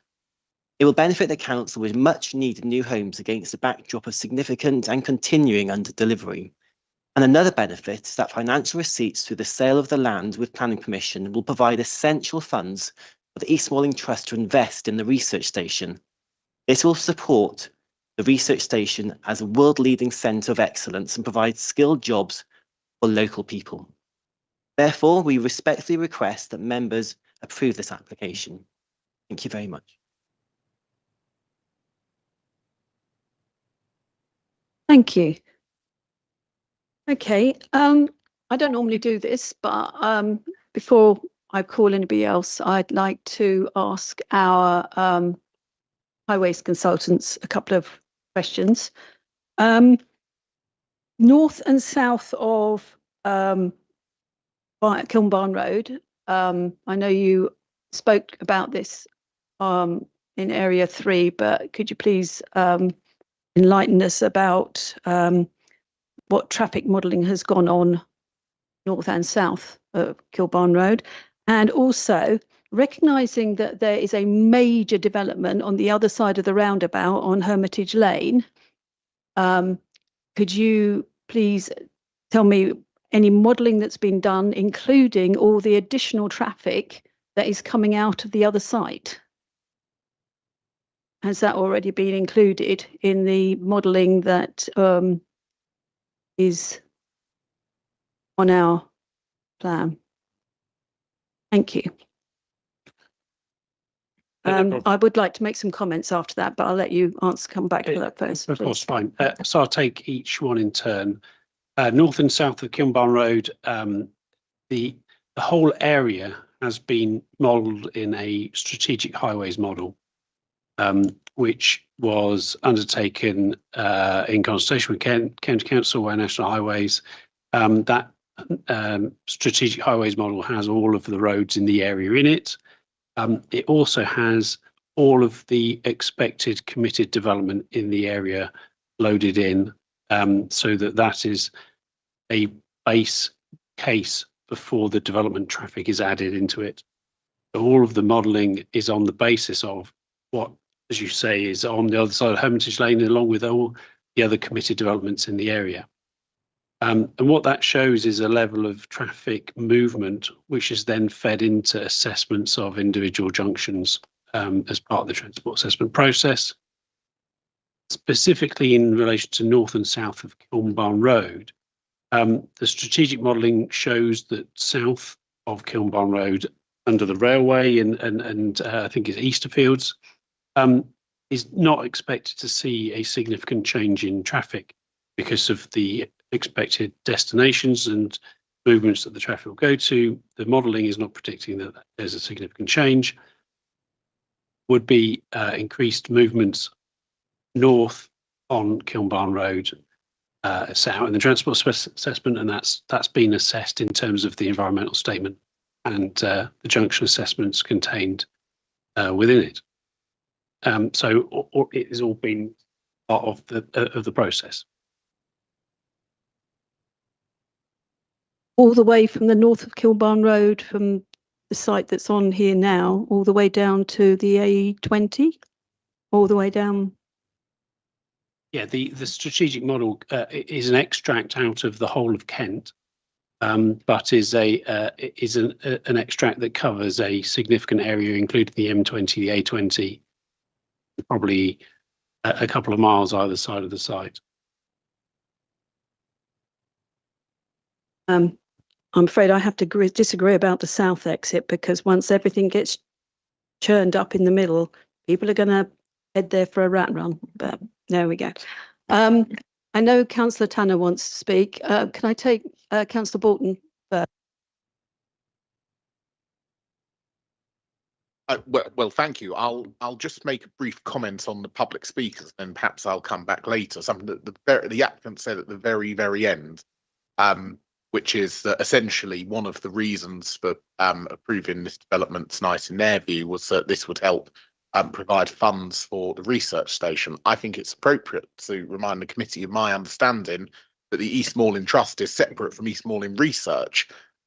Essentially, there is no, as far as I can tell, the proceeds of the financial gain from this development will go to the East Malling Trust, and there is no contractual or legal obligation that I'm aware that would end up going directly into the East Malling Research Station. So I think it's far-fetched to say what was said. I'll perhaps come back later. Thank you. Councillor Tanner. Sorry. Not offended. Thank you. Thank you, Chairman. There are two things that I really wanted to speak about. One's the sustainable movement corridor and traffic go together, really, and the other is minerals. But I think perhaps I could stop after the sustainable movement corridor, and I could come back on minerals a bit later, give someone else a chance. I was really interested to read the full report from our RPS, and to have it confirmed in the presentation that the western section of the SMC is unlikely to contribute to a significant modal shift compared with other proposed sustainable transport infrastructure, because it doesn't, said, follow desire lines.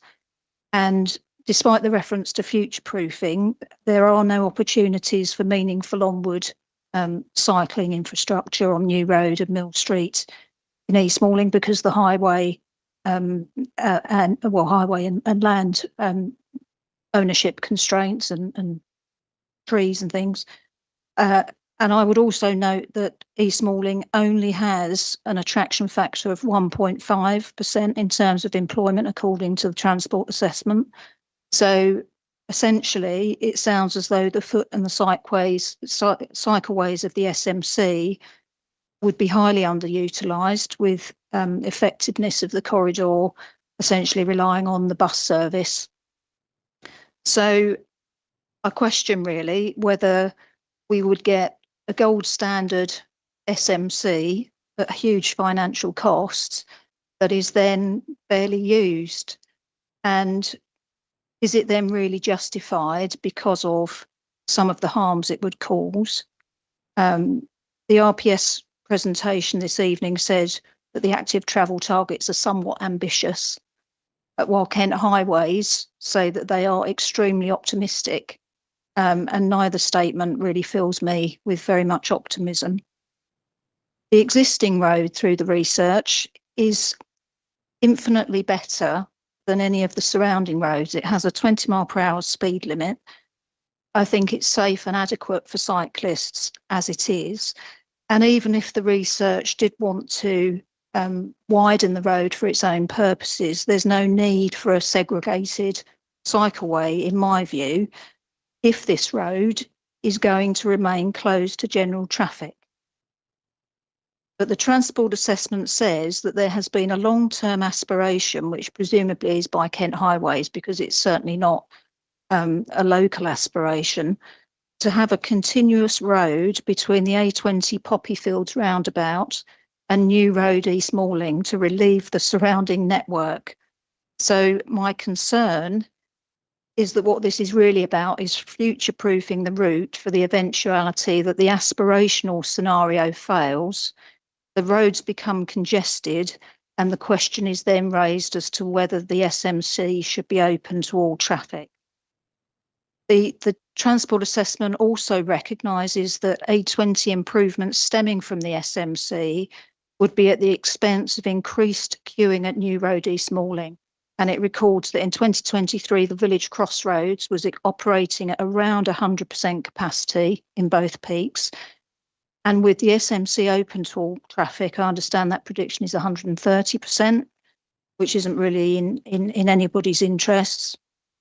And the only mitigation that's proposed is the removal of parked cars on High Street and Chapel Street. And those cars might be an obstacle to free-flowing traffic, but importantly, they do help moderate the speed. And in any case, you can't do anything about the pinch point by the railway. This is a route that is and always will be constrained because of the historic layout.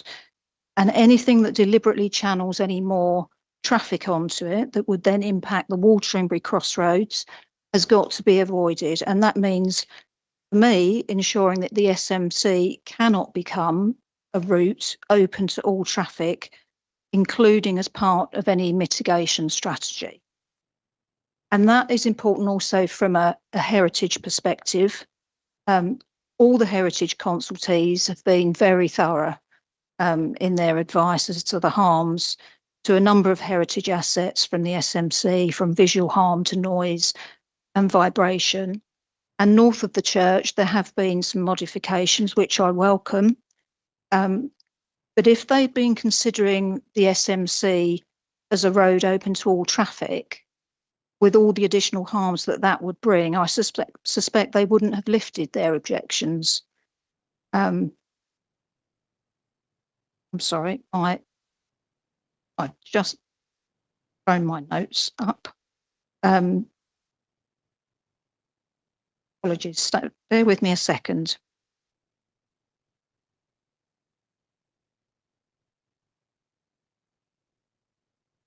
Yeah, they wouldn't have lifted their objections, and I think it's reasonable to think that the responses could have indicated a strong reason for refusal. Because with scenario 3, or if traffic to the research, it's on it again. Bear with me. Keypad.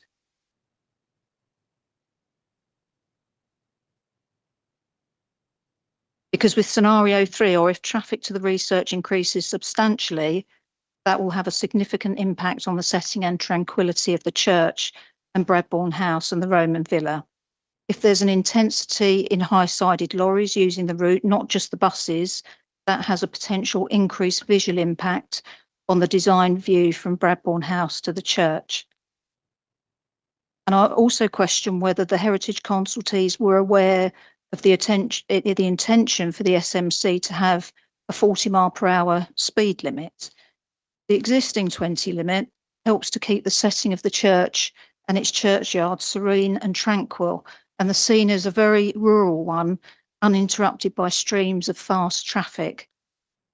The heritage responses are clear that it's not just about harm to the immediate setting of the church, but also from further away, and how the church and Bradbourne House are experienced together.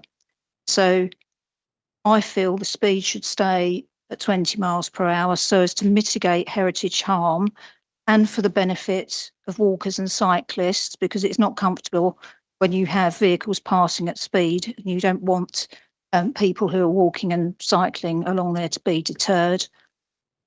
And it would also link nicely with the 20-mile-per-hour scheme that is in place in East Malling Village currently, and which is about to be extended. Also, the draft local plan has an employment allocation for this site, and traffic to any new or expanding businesses would only be able to enter via the East Malling end if this is approved.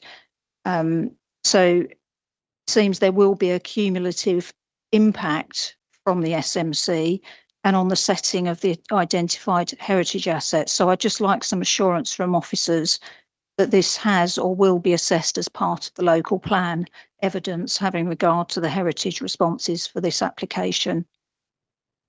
In terms of the conditions, I don't feel that condition 7 regarding use of the SMC is strong enough. It just feels too loose. It refers to permitted users, which could eventually mean everyone unless there is proper control. And I think it's such a significant factor from a heritage point of view that we can't have any loopholes. And there ought to be a restriction embedded in the legal agreement.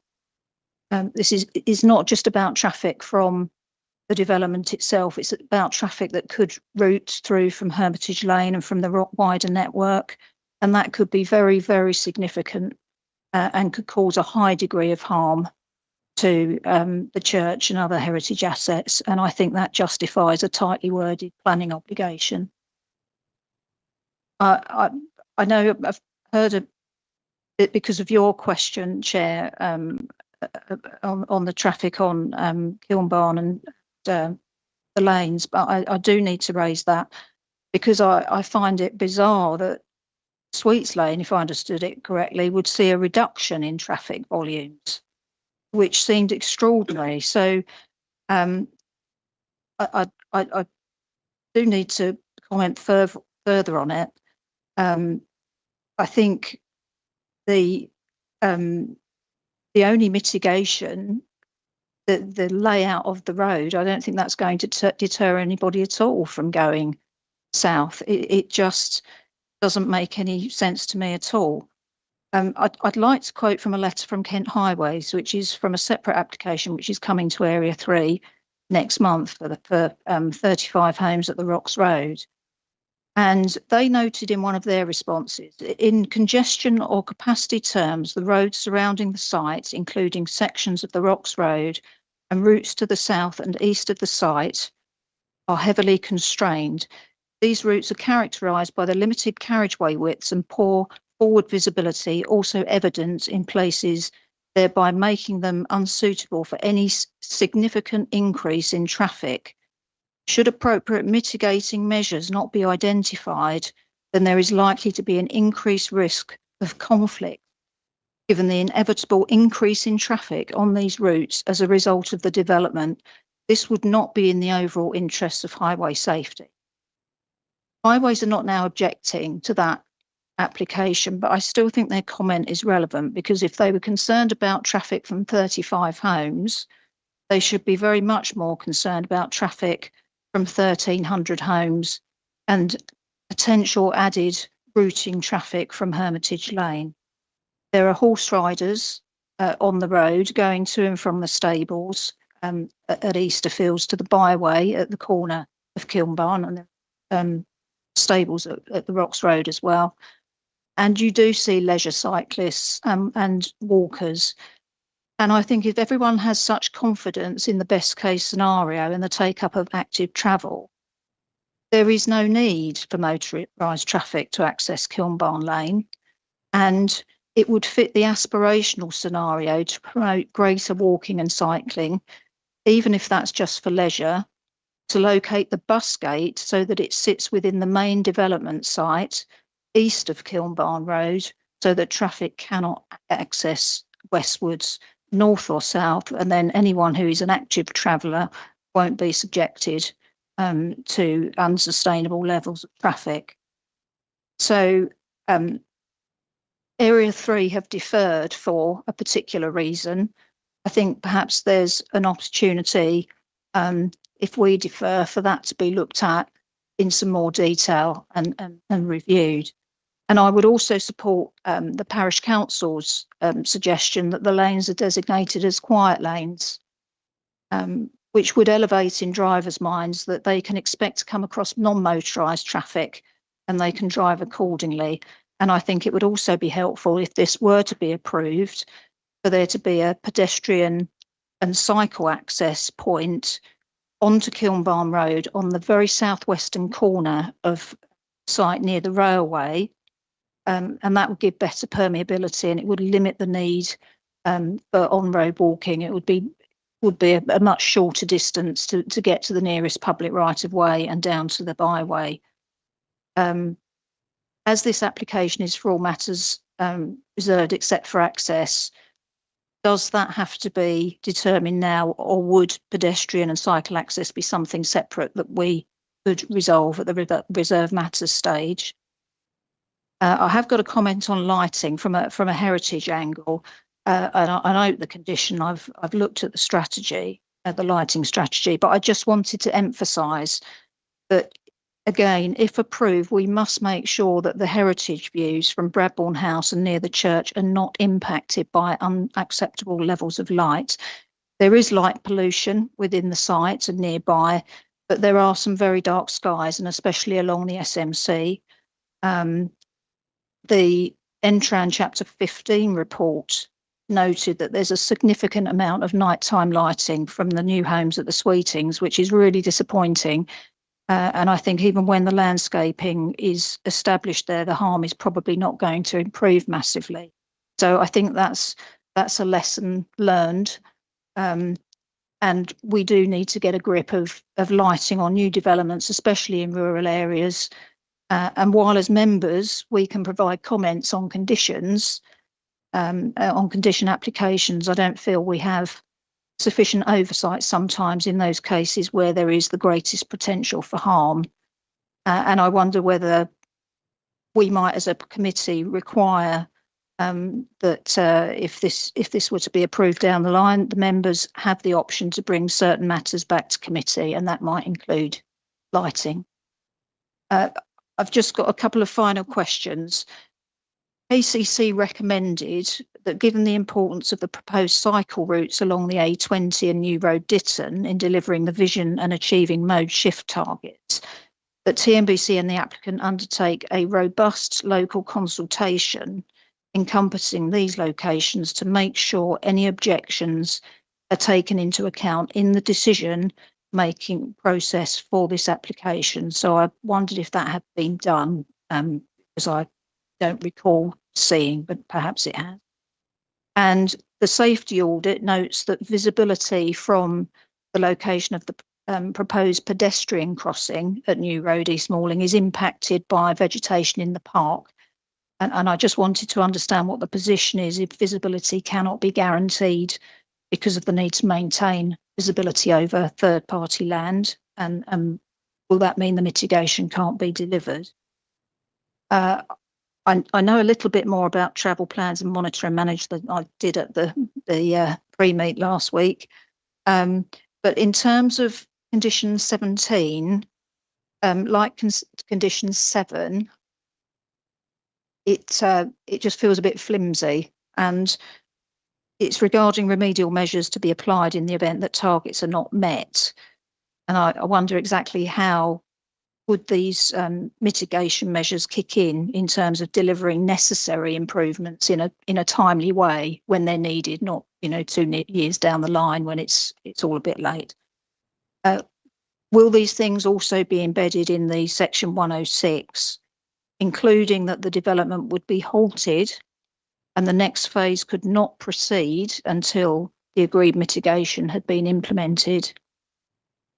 What oversight would we have as members, and could the area planning committees direct that we wish to have the option of having the travel plan looked at by the committee?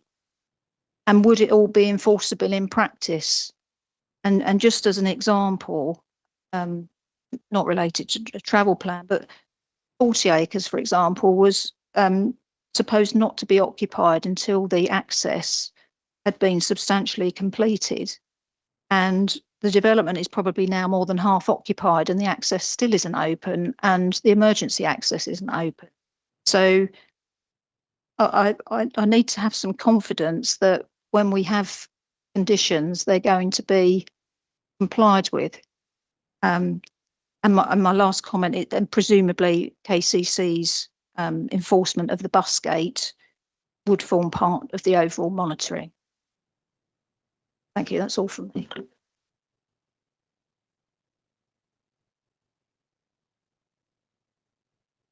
There's a lot of matters to address in there. I think if we could come back on some of the highway matters. I mean, I've made notes on a lot of the matters that you've raised. I suppose I could start in terms of dealing with some of the matters, but most of them relate to SMC and corridor provision. I suppose in terms of, if we start off in terms of the travel plan, in terms of condition 17, I mean, obviously KCC as the Highways Authority they're proposing to take effectively, where they would be the ones that would deal with the bus gate provision. Obviously, at this time, there is sort of a management strategy that would be proposed to deal with how the SMC is used. But KCC will ultimately, as the Highways Authority, be reviewing the information that came through as part of the conditions.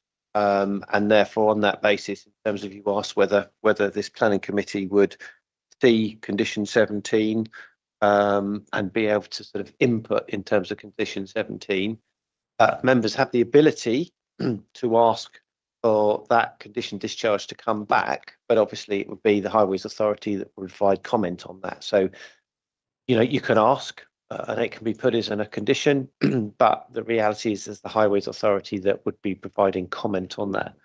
I mean, a lot of the other questions do, you know, you do state that you want some further tightening of certain conditions, want issues to be brought back and included in the Section 106 agreement. I mean, obviously, standard policy requires if you can deal with it by planning condition, you should do. This is the guidance because in terms of you're guided by the 3 tests under Seal 122, and obviously government guidance that says if it can be dealt with by planning condition, it should be dealt with by planning condition. And obviously you can't replicate conditions in Section 106 agreements. So if members felt there wasn't that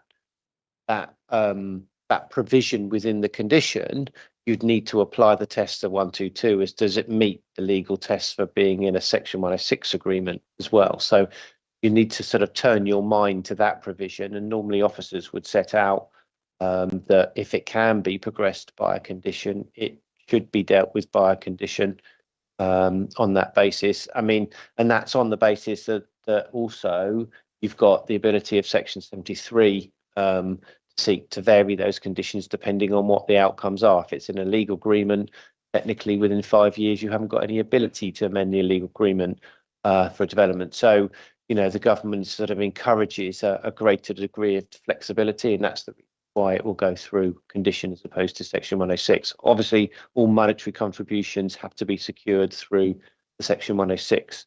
But obviously, you know, that's down to members as to if they feel they've got the surety through the condition or haven't got the surety through the conditions, then, you know, that's open to members to propose for it to be a heads of term in the 106, but would have to sort of provide commentary on that. I think on that basis, there's probably most of the questions deal with the SMC. So maybe if I could then hand over to sort of Anthony and Ian on that basis to sort of pick up most of the points that have been raised. James, I think I'll try and run through a couple of the points, and as I think we mentioned in the presentation, you know, we have effectively we're a second opinion on behalf of the council, the Highway Authority and National Highways and Active Travel England will review this and are supportive. And coming back to your questions about the active travel, and as you know, we're not perhaps as trying to think of the right words.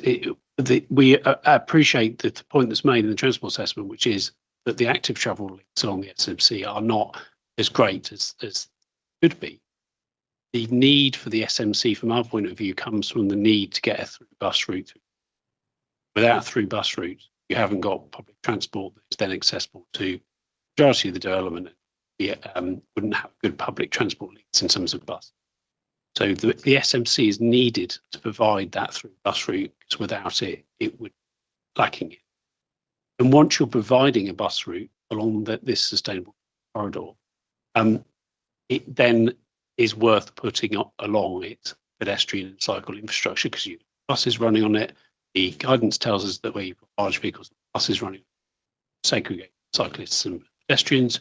You've got people who work along that road at the moment, private road, people, pedestrian and cycle routes, and there will be those who from the development or who are looking to go to or from the development will be able to use. Therefore, you wouldn't just provide a bus route and then nothing outside. So the need for the bus route is kind of supported our view that the SMC is then. agree with the Active Travel England point of view that it's an acceptable. Your comment about the busgate position, completely understand where you're coming from. That's not in front of us as part of our review, and if it happened as you've described, it would change the way traffic accesses development, which would change the way that traffic distributes away from the site. So it would be different. So I understand where you're coming from, but I don't think we could comment on that. It's not on the application that's in front of us, other than it would be different from what it is in the assessment. And the kind of quiet lane points, I completely agree. I've got another site that I'm trying to get a quiet lane associated with it, but that would probably be linked to other changes. So I don't think you could do that without changing the application, I suppose. In terms of the visibility impacts in the road safety audit, I believe that the Highway Authority has powers to insist upon vegetation clearance visibility displays within the Highways Act. They can serve notice on the landowner to things back. So there is the ability to do that. You'd hope that they wouldn't have to do that in that instance, and it can be done by agreement, but I believe mechanism to do that. And just coming on to the enforcement of the bus gate, we understand that that would be ANPR ticketed in the same way as other bus gates in the county. I think just to come back on what you said, I think members obviously are, because that's a suggestion that you put forward as to whether that's an option, but members have to consider the application as submitted, and you've got no objection from 3 statutory consultees, more specifically KCC Highways, on the basis of where the proposed bus gate is proposed to be located at the current time, and therefore, to ask the applicant on the basis that there's no objection from KCC, from National Highways, or from Active Travel to relocate that issue potentially could have a greater, wider implication on the application, and there's no stat consultee objection on that basis. So I think members also need to bear that in mind, that the applicant could just turn around and say, actually, I've got no objection from 3 statutory consultees on the basis of the bus gate where it's positioned. And I appreciate members may wish to suggest it earlier, but there are no objections from the statutory consultee, and members do have to give substantial weight to those non-objections from those statutory consultees. So suggesting an alternative approach when the approach that's put forward in the application raises no objection is something that and potentially has a potential change to the whole application and how traffic flows generate around the development, could be putting the applicant to additional work when actually they could just quite clearly turn around and say there's no objections to what I've currently put forward. And also, there's no objections that have been put forward from the review of the information that RPS have also done on that basis. So I just think it's important that those issues are considered by members if they're putting a suggestion forward on that basis, because the applicant could legitimately come forward and said that's not in front of you, that's not for consideration, and clearly we've had no objection from the Highways Authority on that basis. So I just think I should add that on that particular point. Thank you, Chairman.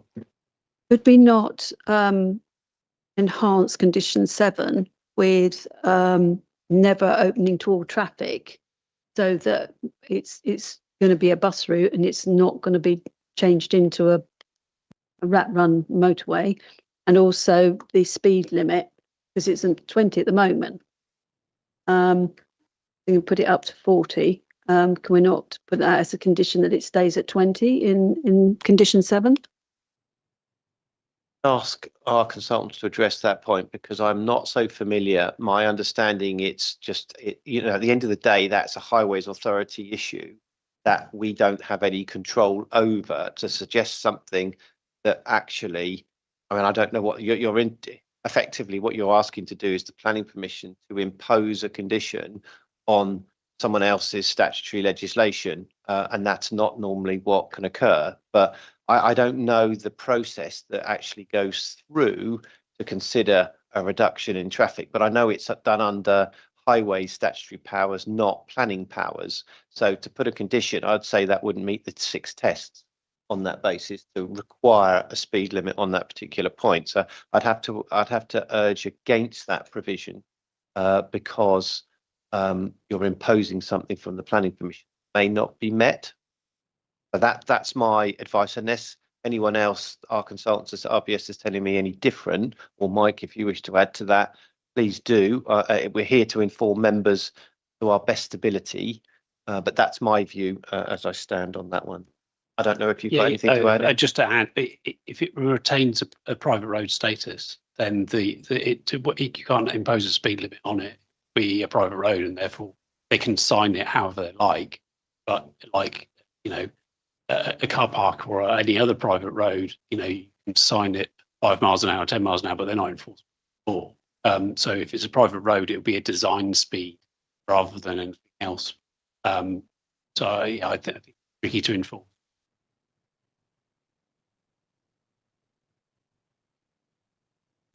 Councillor, I've got a number of speakers. I will get to Councillor Hudson. Thank you. I'm all for aspiration. I also like a fairy tale.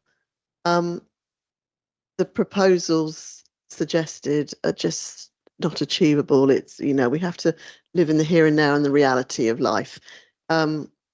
My eldest is looking for a property at the moment, and I can assure you the one thing she's not looking for is a cycle pump person thingy or whatever it is, a mobility hub. You know, she wants a decent garden, a driveway, a garage, and a few bedrooms. The buses, as I know from Kings Hill and the development there, these aspirations to have buses and everyone's going to use buses to get to work and school, etc., etc. The reality is, Arriva and other commercial entities, not KCC, because KCC is not someone that runs buses, it's not a bus company. These things have to rely on funding, private funding. Arriva and others just trying to get a bus stop on an existing route.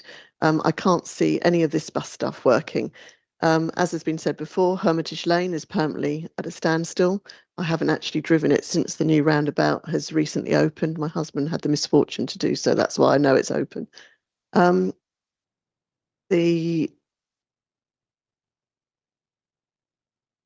fact that we haven't got enough water in the county already plays a significant part in these additional properties. As Councillor Tatton has said, you've got the AQMA at Waterbury Crossroads, where some of these vehicles are going to have to drive through to get onwards. As I said, great aspirational, reality doesn't bear anything with. People are not going to be moving to this area so that they can get a bus down the road. They want to be able to leave, get onto the motorway network, which is the whole premise of why areas like this are desirable, is because it's good motorway networks, so they can go off and go to wherever it is they have to work. Very few people have the luxury of being able to work from home on a full-time basis anymore. Everyone is back on the roads, which is why we have so much congestion. And designing an estate that allegedly tries to stop people from doing that is not going to work. We don't have enough road network, we don't have enough hospitals, we don't have enough school places, secondary school predominantly. All the bus service improvement plan money, we got 35 odd million. There are 48 bus routes that predominantly rely on that funding. It's only been extended for another year. As soon as that funding goes, those bus routes go, because they are not viable. And the only reason those bus routes currently exist with the subsidies that they are getting from this BSIP funding is because they are school buses, because they bus out hundreds and hundreds of children from these estates up to Rootham School and other far-flung schools. Skinner's Academy in Tunbridge Wells is another one. it's just not going to work. Everything that looks nice on a piece of paper, in reality, is not going to work. So unfortunately, I cannot support this application. I have to refuse it. It's cloud cuckoo land. Thank you. Councillor Rowd. Thank you, Chairman. I have a lot of notes here. I'm having difficulty with because I spilt a glass of water over it. I've dried them off and I'm hoping I can read most. I won't go into it in great detail. Councillor Tatton has covered an awful lot of what I've got to say, and these are just notes. I've left out all the technical bits, and these are just my observations. We are all aware that the government plans for additional housing in our borough. I, amongst others, feel this is overstated. Been said already tonight, so I won't go any further with that. However, the lack of infrastructure is definitely something we need to think about. It's appalling, dire. Hermitage Lane, I went to the hospital yesterday. It took me half an hour from the traffic lights at London Road to get to Barming Station, let alone the hospital. This is an ambulance route. Putting more traffic onto that route, crazy, absolutely crazy. With the advent of an exit from the development on the Kiln Barn, and subsequently, can I just ask our transport people where New Road is?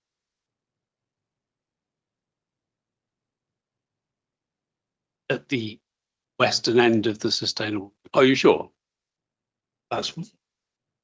Are you sure that's where it is?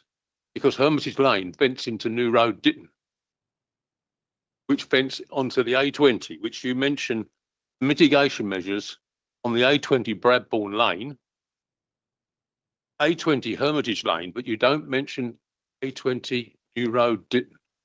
The set of traffic lights at the bottom of New Road Ditton is probably the worst congestion point along the London Road between West Malling and Maidstone. It is constantly queued up for 3/4 of a mile both ways. That's westbound and eastbound. And nobody seems to know about that because it's not New Road, but it is. It's an extension of Kiln Barn. You come down there, and New Road Ditton is so small, it's parked on one side. You cannot pass other than squeeze in between two other vehicles. There is no access down there, traffic from Kiln Barn. And carrying on from that, I've got a lot more bits and pieces in amongst all that, but the agent for Savills spoke of the previous plan, previous failed local plan. So he's mentioned it, so will I. Our previous local plan was mooted by the officers at the time, identified the site as an area of opportunity for housing. I think we all agreed with that, but the officers said under no circumstances categorically should there be any access made onto Kiln Barn Road because of New Road Ditton. For those reasons I have just spoken about, I would ask what has changed? What has made it now accessible and allowable to pull out onto Kiln Barn Road? Nothing has changed. New Road Ditton is still New Road Ditton, and that itself vents onto a housing estate on the eastern side of New Road, so it gets a huge amount of traffic. So I would like to ask for what reason it suddenly changed. Other than that, I can see actually no real reason to object to building houses on this site, other than the fact that the traffic situation will be intolerable. And most of that has been spoken about by Michelle. But I'd like to carry on about the SMC. Just what is an SMC? The definition is, and I quote, "A sustainable movement corridor is an urban planning approach that transforms specific routes into priority eco-friendly pathways for pedestrians, cyclists and public transport rather than cars. These corridors aim to reduce pollution, enhance safety and create greener connections between key locations like hospitals, universities."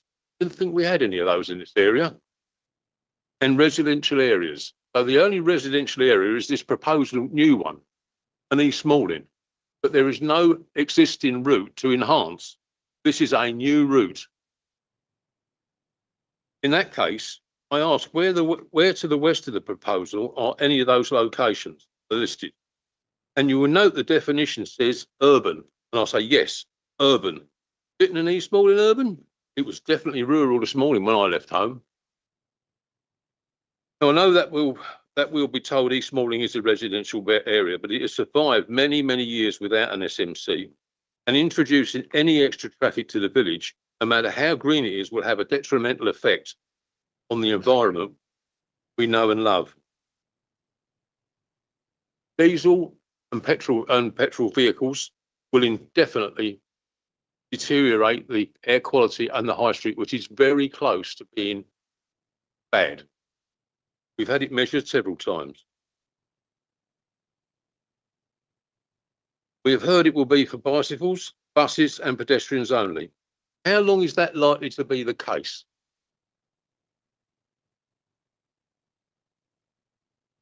Question on that is, who is going to use this proposed bus service on the SMC?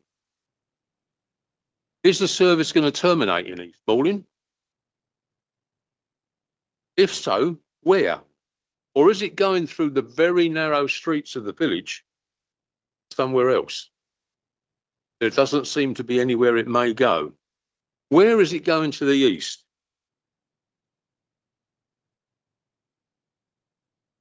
Or it's a bit fuzzy, this bit. Why on earth is it going to be 2 lanes wide? It's a private road. It's not KCC highway, so they have no justification on making a judgment. 2 vehicles actually can pass quite safely on that road. I know, I've done it myself in a 26-ton lorry while I make research. So I know it's possible to pass 2 vehicles safely. And that includes the footpath on the right-hand side as you're going from west to east. Admittedly, there's not a cycle track there. But you don't see very many people on bicycles in East Malling. It's too dangerous. We've had one of our colleagues on the other side of the chamber here said that he would never ever ride through East Malling again on a bicycle. It's too dangerous. I hear Maidstone may be a destination eastbound for buses via the hospital. Let me tell you, a few years ago, myself and my ward colleague here fought tooth and nail to get a bus service from East Malling to Maidstone Hospital and then onwards into Maidstone. We were eventually successful and a service was introduced which served not only East Malling but other remote rural villages to the west. The operator proudly purchased 2 buses, the first ones he purchased new for many, many years.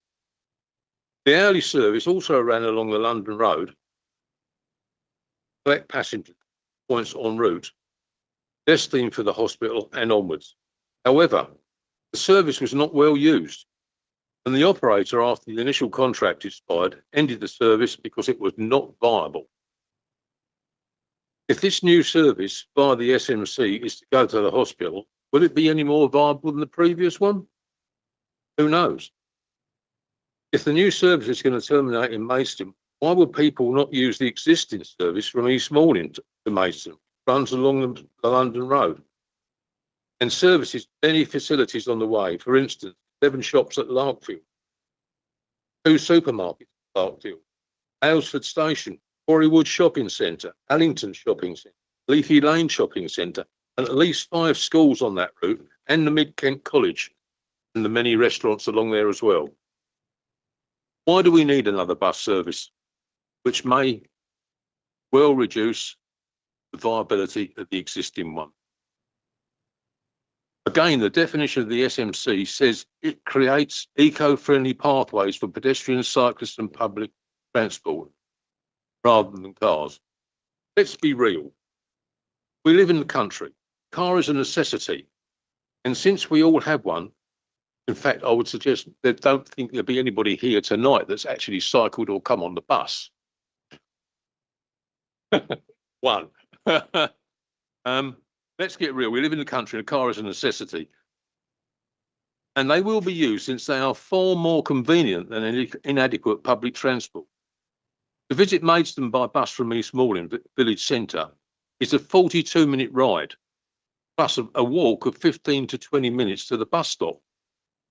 If you want to purchase something in Maidstone that is not available locally, nor on Amazon Prime, you are looking at by bus a minimum of 2 hours plus the shopping time, and a similar time to return. I did this just this morning by car and was there and back in Maidstone and shopped within just 40 minutes. And I stopped at all but one of the 9 sets of traffic lights each way and obeyed all the speed limits. Oh, and you can't use the bus before 9:30 or after 18:30 in the evening, and not at all on a Sunday. There's no service. People still shop in Maidstone on a Sunday. I asked, what would you do? Walk 40 minutes to catch a bus, maybe in the cold and rain, or would you drive? I'll let you answer that. You could argue public transport is sustainable. There is an adequate train service from Malling to Maidstone. It takes 8 minutes, and it's hourly. Half hourly in peak hours. From the proposed development of Barming Station, it's been already said tonight in the presentations, that Barming Station is only a few minutes walk from the development. It takes just 5 minutes into Maidstone. Both much quicker by bus. As for cycling, very few people cycle, but many clad head to foot in lycra use it as a form of exercise and a hobby. Are we to expect hordes of cyclists racing through the research? Incidentally, I saw no cyclists at all on the London Road this morning. So what's the real reason for the SMC? Is it to open the research station for future development? I know we cannot judge this application on what may or may not happen in the future, since both strawberry and raspberry research have ceased at the research centre and the staff laid off. Numerous rumours are rife in the village, so I'll leave you with the thought of the possibility of EMR closing entirely and being developed in its entirety. Yet another loss of high-grade farmland. That's over 200 hectares. Another Kings Hill, maybe? If we decide to approve this application, I believe we should only do so if the SMC and the access to Kiln Barn is removed. Also, we've heard that there isn't enough money to increase the affordable housing. Now, I've worked in various industries at the time, one of which was construction of roads, etc. And I've estimated the cost of that road between 8 and 11 million pounds. Could we not scrub the SMC from Kiln Barn to the west? You could keep the one through the new development, fine. But if we scrub that, we would save probably getting on for 11 million pounds that we could spend on affordable housing. Putting it up to 40%, maybe 50%. Isn't that a good idea? Thank you, Chair. Thank you. Ms. Spade, do you want to come back or are you happy to continue? I mean, I think there are a number of suggestions. I have to go back to what members are here to consider tonight. The applicant has put an application forward, which includes the SMC. That's part of the consideration, and members are duty bound to consider that. They're not considering an application without the SMC.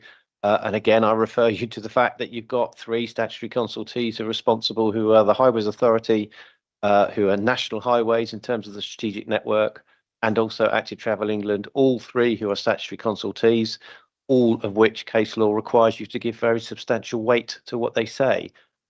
So unfortunately, I hear what you're saying, but that's not what you're here to assess, unfortunately. And I'm afraid I have to be quite firm on that basis because, you know, if members go down the route, the only option they can do is to refuse it on the back of the SMC.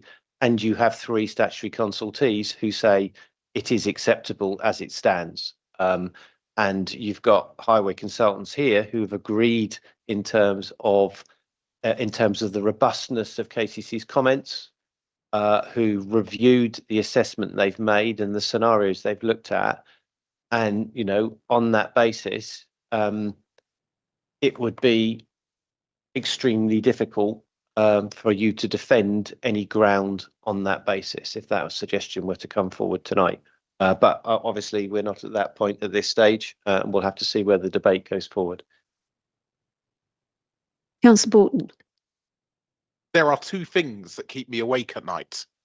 The first is Area 2 planning committees, and the second is how you get to Maidstone Hospital. Has anyone actually thought about this and how ambulances are going to get up Hermitage Lane? Silence from either end. Can I ask a question? There may be follow-ons. Did I hear correctly? But in peak hours, there are going to be the same number of active travel movements as there are private car movements.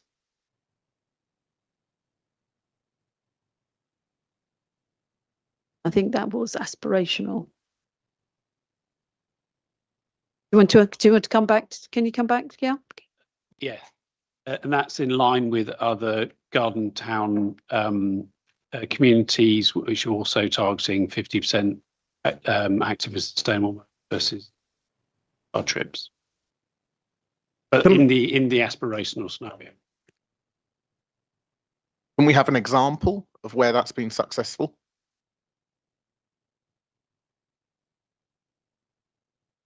I haven't got any to hand.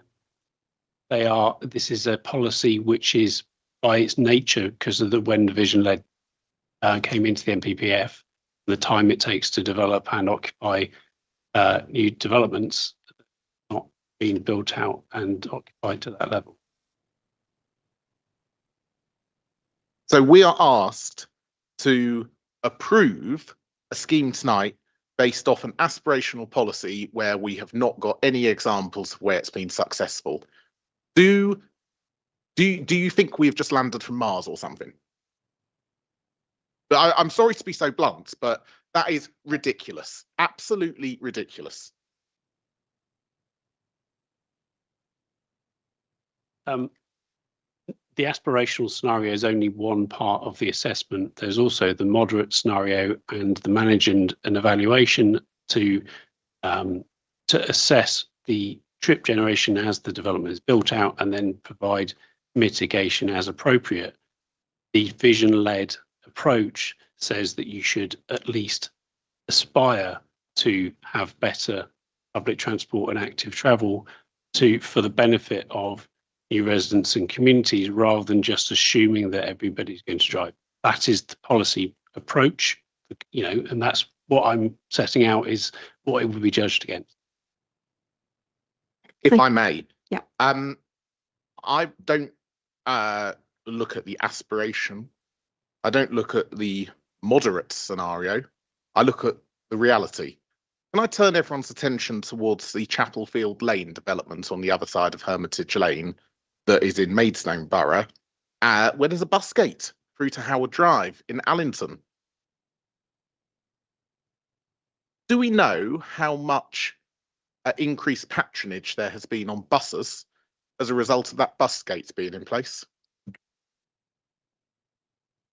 The officers wouldn't be looking at that. Suggest that might be something that we might want to get, because we've got a development on the other side of the road where they are proposing a very they have built something very similar to what is being proposed on this side of the road. That is a 500 unit scheme from memory. This is a 1,300 unit scheme. There have been other developments that have been built and approved on both sides of the borough boundary since the Chapelfield Lane development was built, which I think was the first that was built of all of the series of homes, series of developments along Hermitage Lane. Now, although we haven't got objections from the Highways Authority on this planning application, one thing is clear, and that is that traffic on Hermitage Lane has become much worse. That to me suggests that the aspiration, use that word deliberately, has not borne to be the reality of the situation. And so I find it incomprehensible that we haven't got highways objections on this. Absolutely incomprehensible, given that what is proposed as sort of the golden ticket to this scheme has literally happened on the other side of the road and made no difference whatsoever. I don't see how we can prove this. I really don't. Councillor Tatton, you're next on my list, but I have a couple others. Do you want to come back after them, or you want to come back now?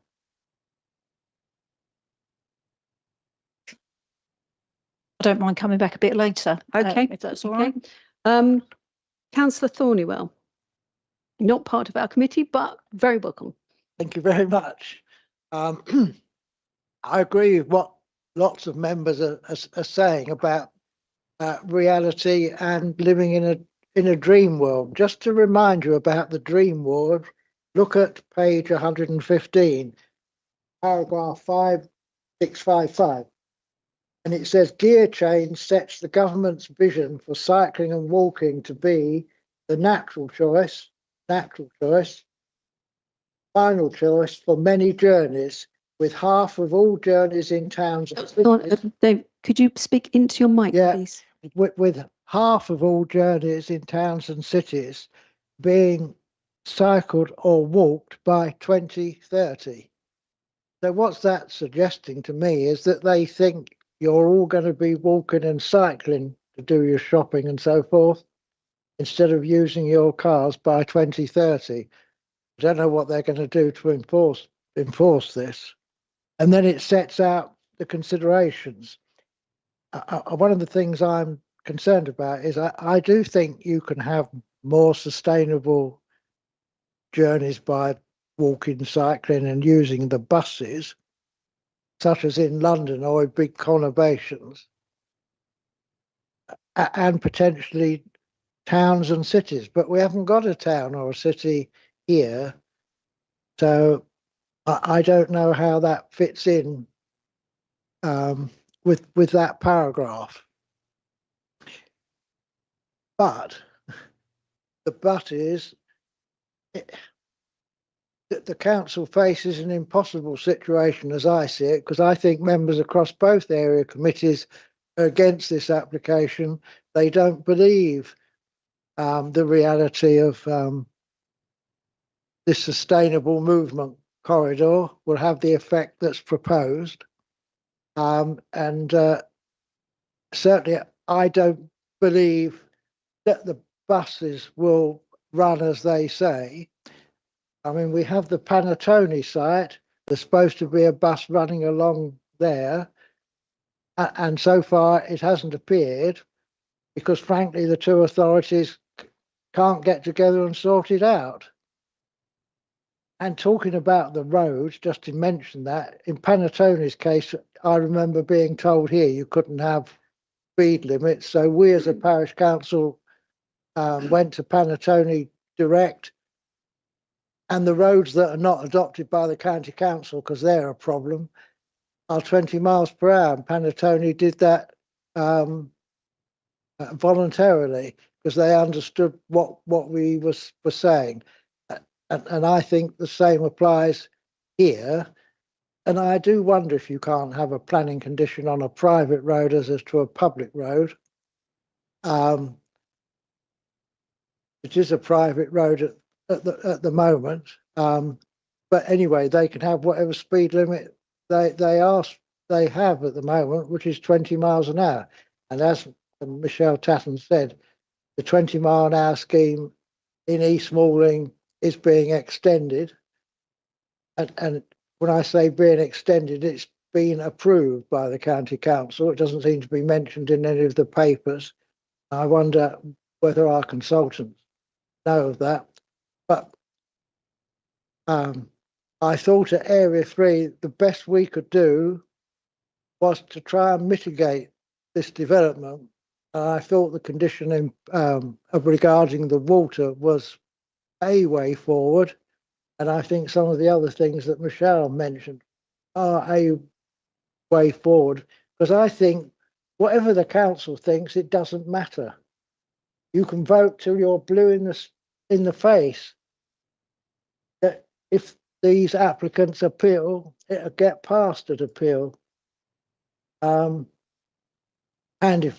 we also face the possibility they might go off and get the application called in because we haven't determined it.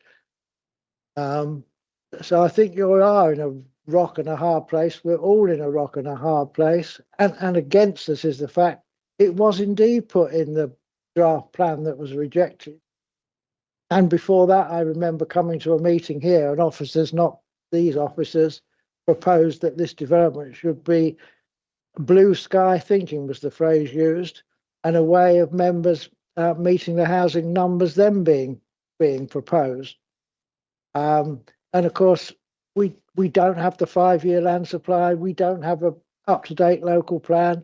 And of course, the government have now said development near railway stations is flavour of the month. So I do think we face a really difficult position. And I think we should try and look for ways of mitigating and improving the application that's before us. Thank you. Councillor Betts. Thank you, Chair. I'm just going to highlight the references made to by certain councillors of speed limits on certain roads, whether they be private or not, or whether KCC has a part in it or not, etc., etc. But it may be the case that we can't enforce or condition, but what we can do is potentially condition a report that might support a 20-mile-an-hour speed limit or whatever. So I just thought I'd throw that into the mix, that we could condition an independent report to support speed limits, etc., etc. So that was my thought process getting around that. I'm going to keep this short. I'm sure everyone will be pleased about that. I'm just trying to get to the to the points here rather than having a story about everything, because I think there's been a lot of detail said tonight that's pretty much said most of it. I'll just say some points here. Infrastructure. It seems to me that the infrastructure of this development is at a cost of affordable homes viability, which is a bit sad. Now, bearing in mind the size of this development, and we still can't even get anywhere near what our policy is of 40%, then if you can't do that with this development of this size, then I really don't know what developer is ever going to achieve our policy of 40% affordable housing. Now, what really sort of struck a chord with me, actually, and it might be something to hang our hat on as such, and it's actually something the leader brought up just a few moments ago, and that's the really important part of this picture here, and that's a major infrastructure of healthcare, that being the hospital. Now, if a development adversely impacts something as major as a hospital and causes significant congestion that then causes significant delays with emergency vehicles, then this is not the right place for such a development of such a size that's going to clearly impact that hospital. There's no two ways about it. It's being impacted as we speak now with the ongoing development in and around Hermitage Lane. So putting another 1,300 homes in that location in such a close proximity to Maidstone Hospital, I would have thought in itself is strong grounds for refusal. I'll leave it at that. Thank you. Councillor. Thank you, Chair. Perhaps at the time I talked about minerals, which was the other thing that I was interested in.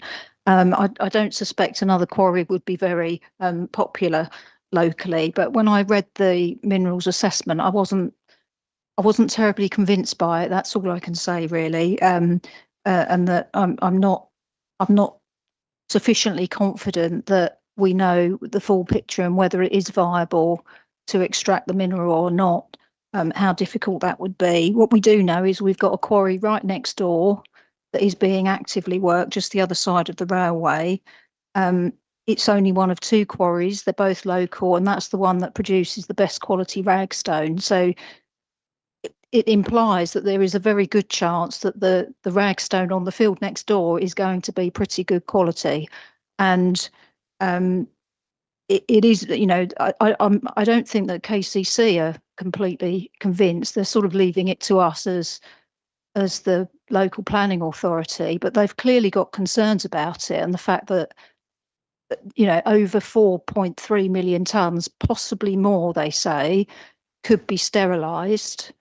And so it seems to me we're sort of going about it the wrong way round. You can't get the ragstone out once you've built on it on the field. So we've got to make sure, I think, because it's a finite resource, we have to make sure that we know exactly what the position is.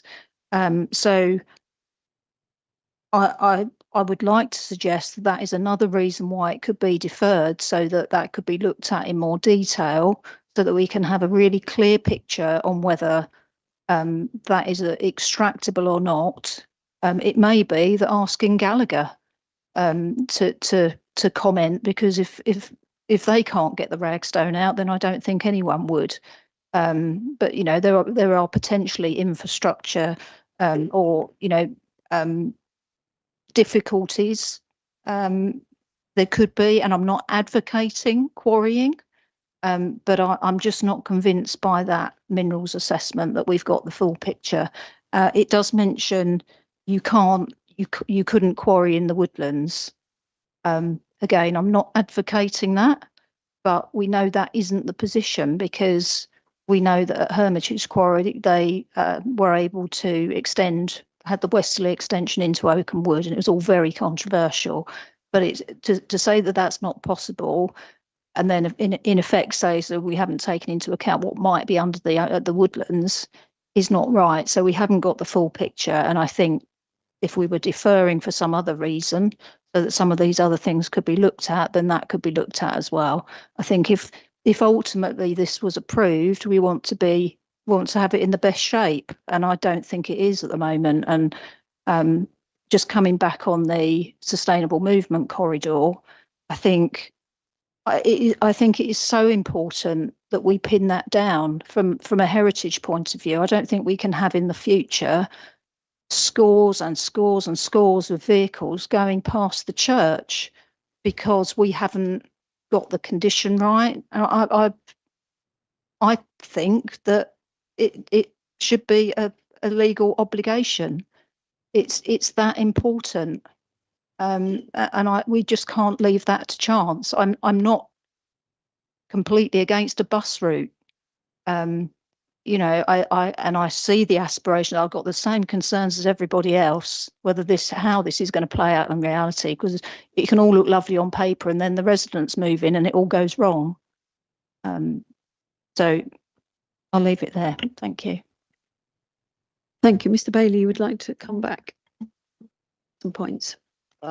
Yeah, there are a couple of things that got raised in terms of Kent Minerals and Waste, obviously, and there are exemptions as set out in the Kent and Minerals Waste Local Plan, which, as an authority, you know, there are requirements to be met. That has been met by this application. I think there was originally, Mike, correct me if I'm wrong, there was originally a concern raised by KCC Minerals and Waste. Obviously, that was addressed as the application was progressed. This application's been in for a year and 3/4 almost. So there's been significant work progressed on the application as we move forward. And therefore, in terms of undertaking a review, it's, you know, we have applied the exemptions as set out under the policy, and that's been applied in the recommendation coming forward. You've also got to consider that in terms of, you've got a high bar test in section as required by paragraph 11. So there are material considerations. There's best and most versatile agricultural land, but there's other considerations that you need to consider. One of those being the need to meet your objectively assessed housing need in the borough, and this application significantly contributing that, and also affordable housing provision. So there's quite a lot of significant other measures that need to be balanced in the application, because you're going to have to make some conclusions and decisions in terms of the site. I mean, the site is an allocated site or proposed allocated in the Reg 18. That is the direction of travel. It was previously a site that was put forward in the withdrawn local plan. So there is a history of this site for residential development coming forward in the various iterations of the plan that this council have produced. This is a component and a further component of that, and I appreciate that there's no weight being attached to the Reg 18 policy, but there is the evidence base that's material on this application. So I can see where, you know, the direction of travel and members are going on this, but I have to advise members against looking at either a removal of the SMC, because that's not before you, or else a potential ground of objection on that base, because you are up against government policy in the light of paragraph 115, which this application, and they're quite strong language that's used by Active Travel England in terms of the support they put for this proposal. And members will need to bear that in mind, because if there is a ground that's coming forward on the highways, where are we going to find someone that would defend that element when you've got a consultant? Yes, there are lots of consultants out there, but the reason that we engaged RPS was to look at the methodology and the compliance with national policy.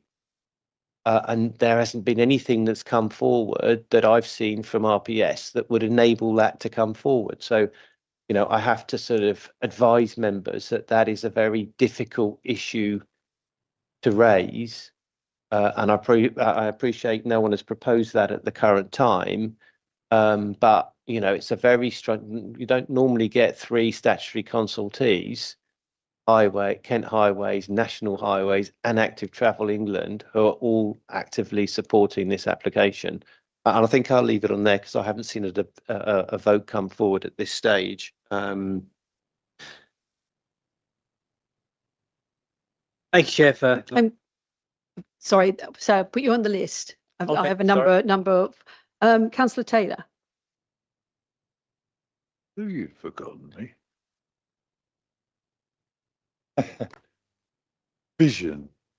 Vision-led, aspiration. What a load of tripe.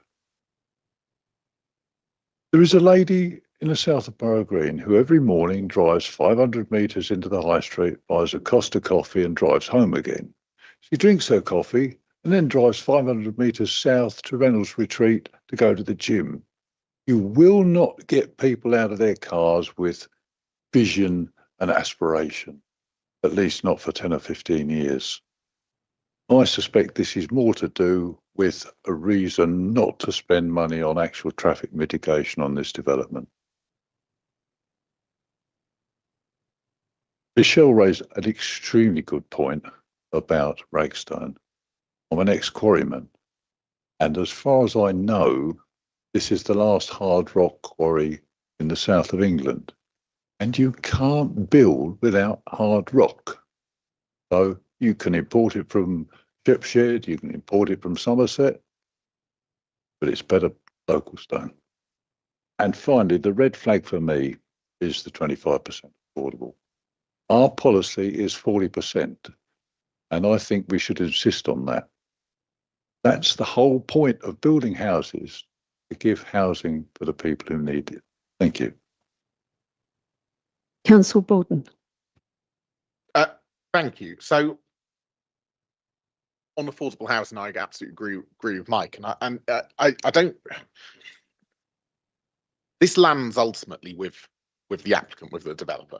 Like, I always advise any developer, firstly, to listen to my advice, and secondly, to submit policy compliance where you can, particularly on things like affordable housing. Because while I recognise there's a financial impact, there's actually, in my view, both a planning obligation and a social obligation to provide policy compliance affordable housing, particularly if you ultimately want to ensure that your houses are occupied by those in most need with the housing need. So it's a real shame that this hasn't happened. Look, I've been quite grumpy, not just with our colleagues who joined us today earlier, but also I've been quite grumpy throughout this whole application. It all started from when it was first sort of like publicised out of nowhere. And I turned up to the first public exhibition type thing that the developers held, and I told them that I was grumpy with elements of the application. And part of the issue here is that it just doesn't feel like matters have changed. The feedback from the community hasn't been taken on board. I made this point at the last area to planning committee around the Waterbury application, and I will make the point again, which is any developers who are here or watching, or anyone who's submitting planning applications, do not ask the community what they think unless you're actually going to change things, because then you end up in difficult situations like we are at the moment. The big problem on this application, I agree with a lot of what Roger said, is this SMC. You take the SMC out, you perhaps do a application that is compliant in terms of not having the access onto Kilnbarn Road and New Road Ditton. You end up in a position in which we scrutinise Hermitage Lane in great detail, but actually if you take the characteristics of the land, there is a case in which you could see development happening here. It is all, to me, about the SMC, which in my view was completely unnecessary.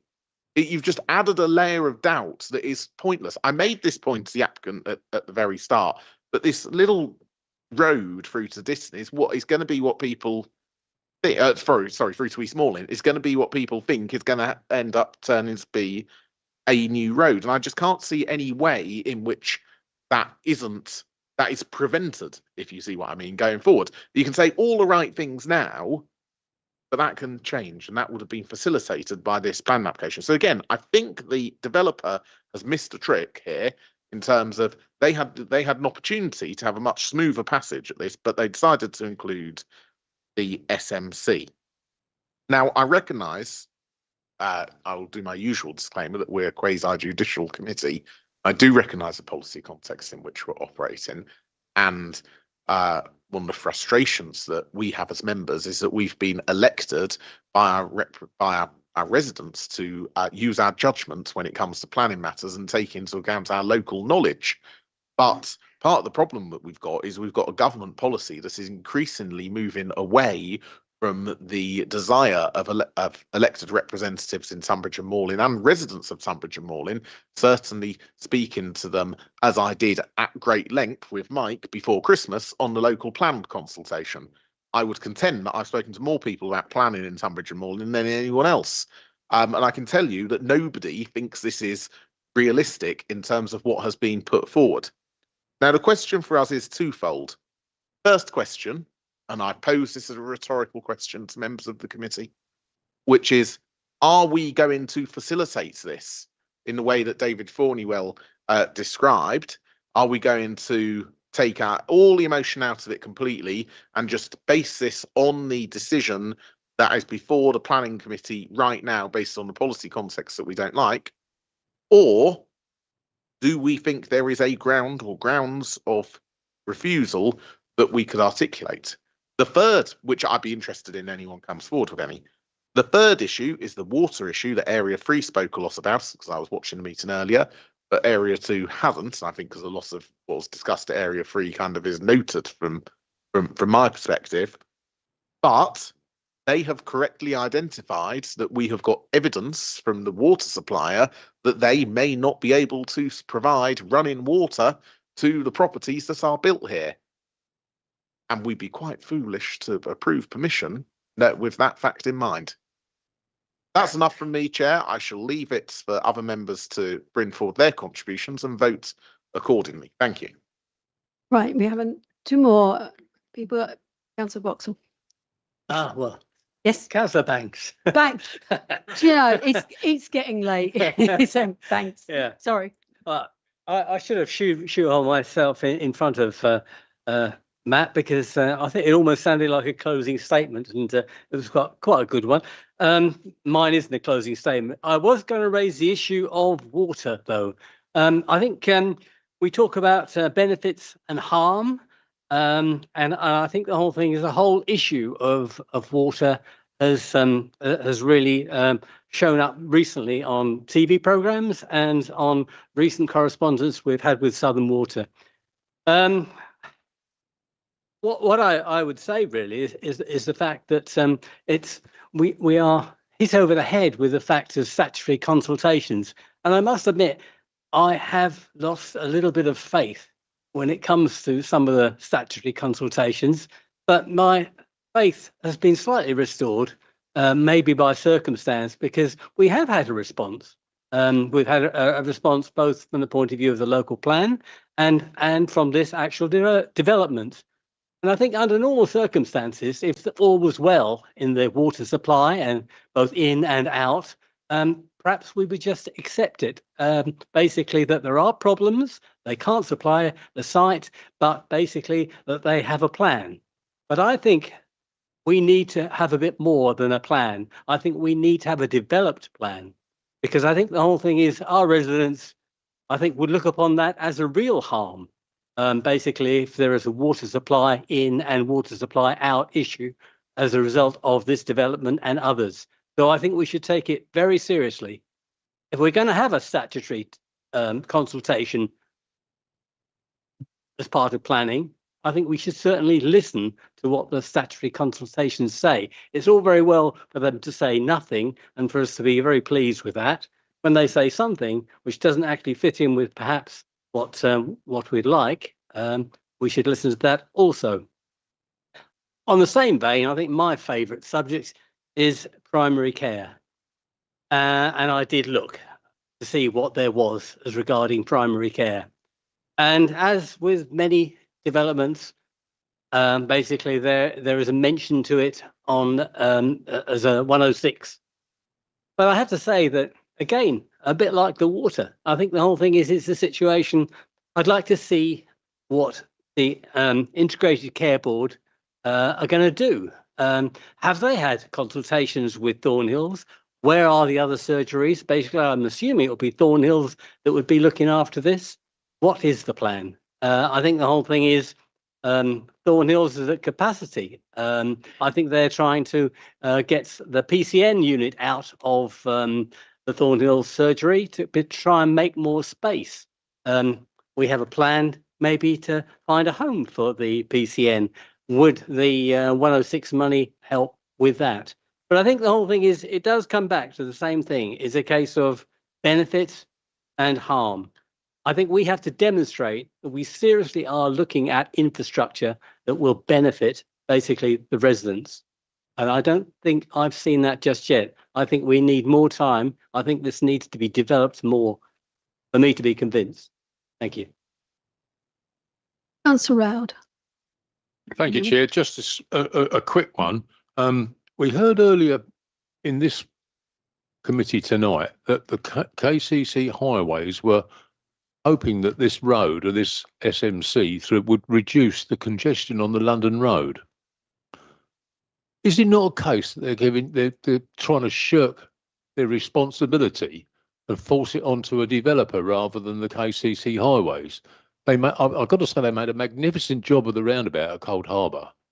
You sail through that now. There's no traffic lights. It's brilliant. But they dumped the one at Quarrywood. They dumped the junction at, as I mentioned earlier, at Ditton Corner, which I think it was, what, 3-4 years ago, there was a consultation that came through this council, and we were all shown the developments along the London Road. There was nothing at the bottom of Hermitage Lane, which they've made a complete pig's ear of. I've never been down a major route where there's a dedicated left turn lane into a car park and a McDonald's, which there is in Hermitage Lane, and that does make that road thicker than it should be. If that road was opened up for 2 lanes, it wouldn't be as bad as it is.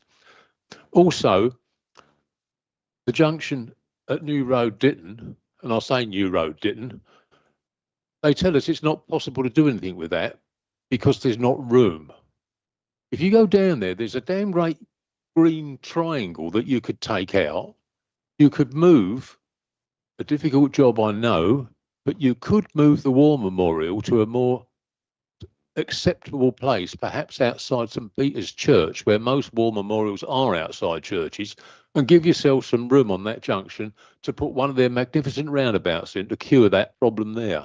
I think they're just trying to shirk their responsibilities on the London Road and force it onto the developer. They did actually come up with a small improvement at Ditton Corner, which was to add one more queuing space for right turning into New Road.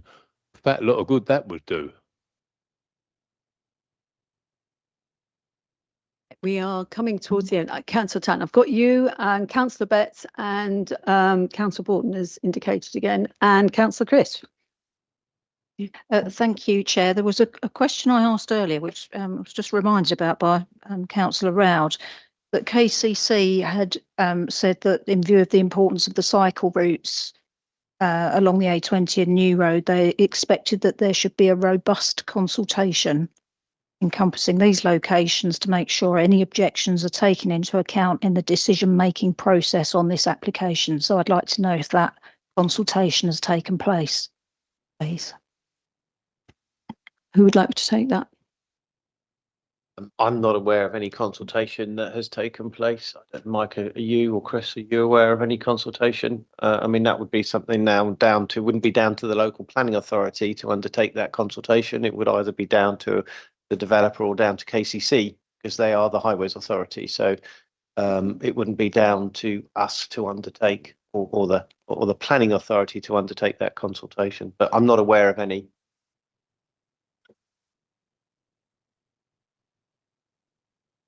The quote that I took from KCC's letter was that Tunbridge and Malling Borough Council and the applicant undertake a robust local consultation. That's what it said. Appreciate that's made what it say, but that's the only consultations that the local authority, that we wouldn't undertake a consultation on a planning application per se, because the planning app per se is a consultation in its very own right. Councillor Betts. Oh, yeah. Thank you, Chair.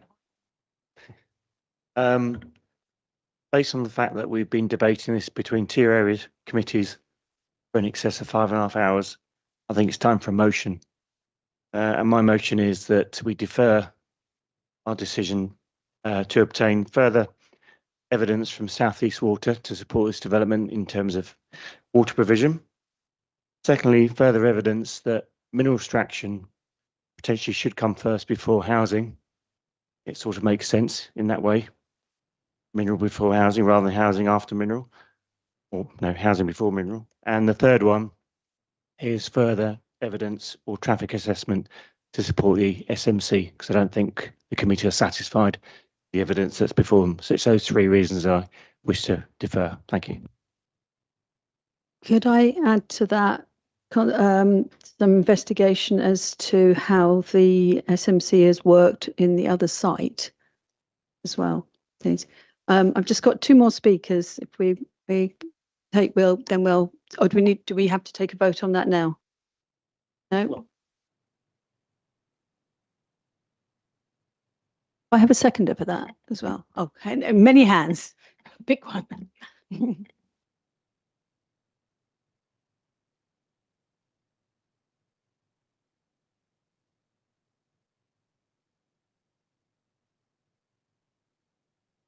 Councillor Chris would just like to vote and then we'll have a vote.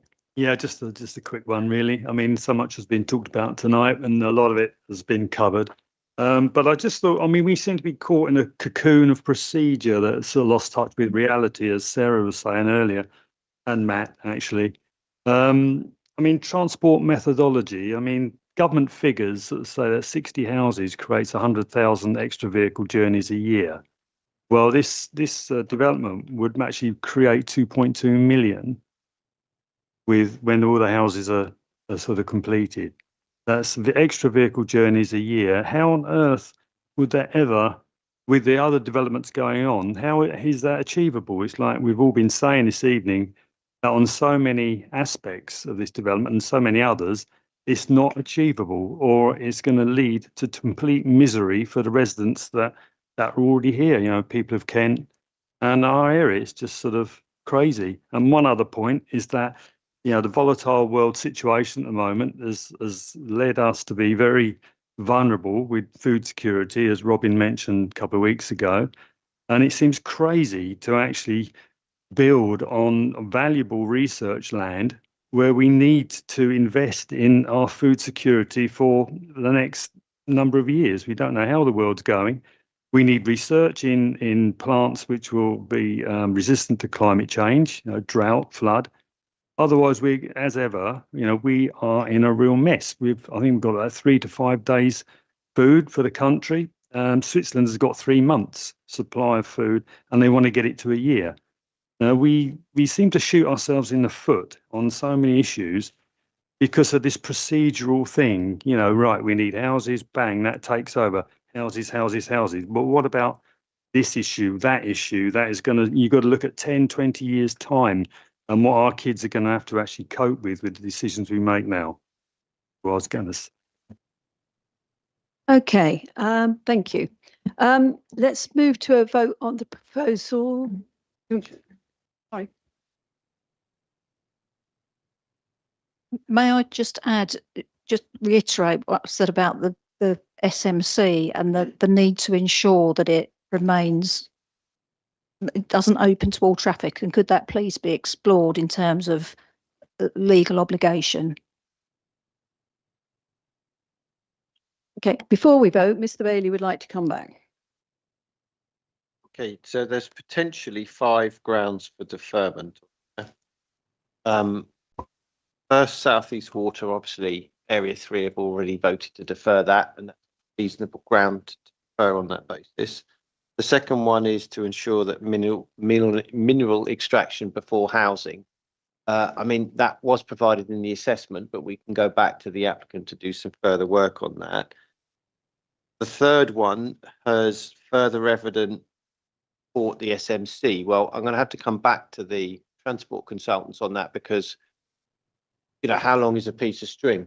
What evidence are members actually asking when you've got 3 statutory consultees who says it's sufficient, and you've got an ES which accompanies the application with Appendix 1 to 6 that addresses that whole point, because the application is supported by environmental impact assessment, which looks into detail on those. So I'm not sure what additional information regarding the SMC members are asking me to go back to the applicant on, when that information is covered in very significant detail in the environmental statement. So I'm really going to need clarity, because otherwise, what do I go back to the applicant and ask them on? I don't know at this stage what additional evidence they've got, because they've provided a lot of evidence already, and they've provided on that basis. So the other issue you've looked at in terms of you've looked at some evidence in terms of how other vision-led approaches have materialized in effect. Now, again, that's not necessarily relying on the applicant to provide that information. That's something that I suppose our RPS consultants would have to look at, because vision-led approach is relatively new, and they've already heard tonight, it takes time to develop the information coming forward. So I don't know what information we would be able to provide on that basis. And if members are going to defer it, you're going to expect something to come back on it. So I think I'm going to have to ask RPS in terms of chair, in terms of, what's the likely prospect of coming back with that information. And then obviously the issue is that Councillor Tatton has asked for the SMC and the restrictions imposed on that to be included in the Section 106 agreement. I have verbally given that update that if you can condition it, you should condition it. We could look at possibly strengthening that condition, but in terms of if you can deal with it by condition, you should deal with it by condition. So I've already given that verbal update. I'm quite happy if members wish to go forward on that basis again.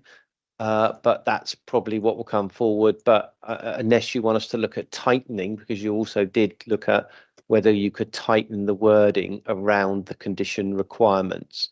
So that's something we could look at, and that could come forward on that basis. So maybe if we could just ask RPS to come back on the evidence in terms of where this has been applied around the country, and whether that's data that literally can come forward to this committee. So as I tried to explain in one of the previous answers, I suppose, is that because of the newness of the vision-led approach and the time it takes to build out and occupy large housing developments, there's not an evidence base of the places that have been occupied.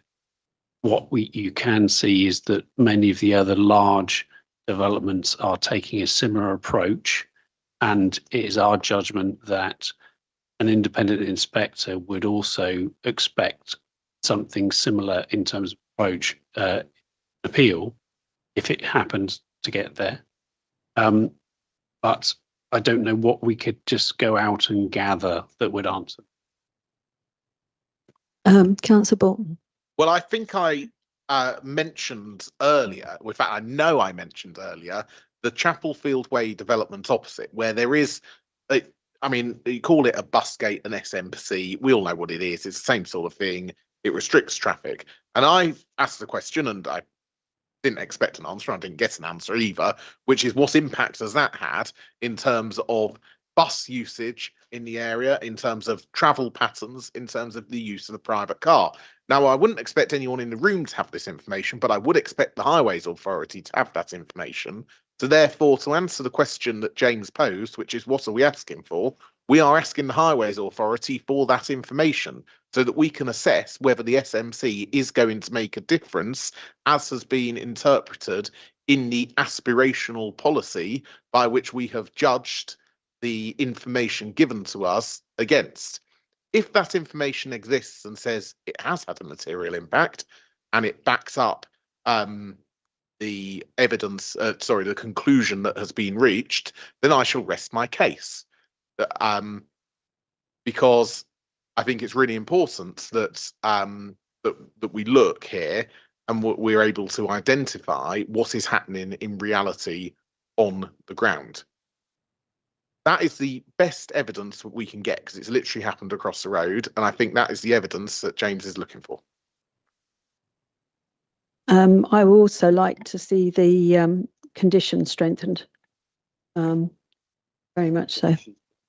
Yeah. Okay.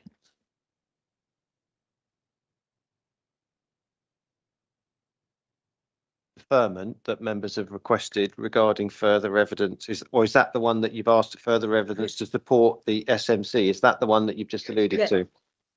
Okay, right, okay. So there's potentially four. There's South and Eastern water issue, further evidence that minerals extraction can come forward.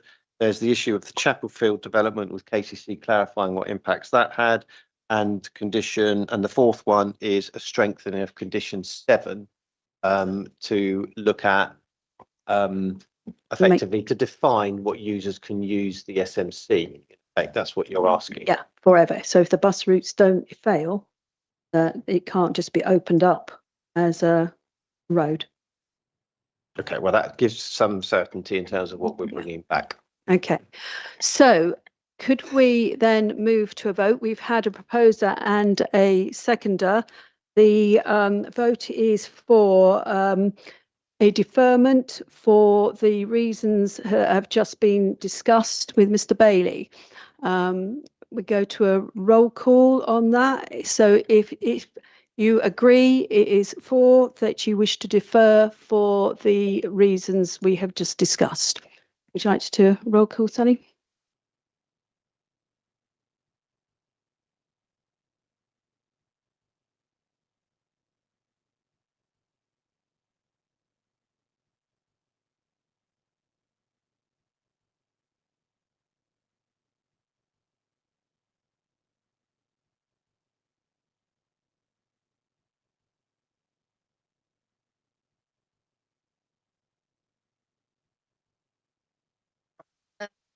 Members are now voting on this proposal to defer the application based on the 4 grounds just set out by the head of planning.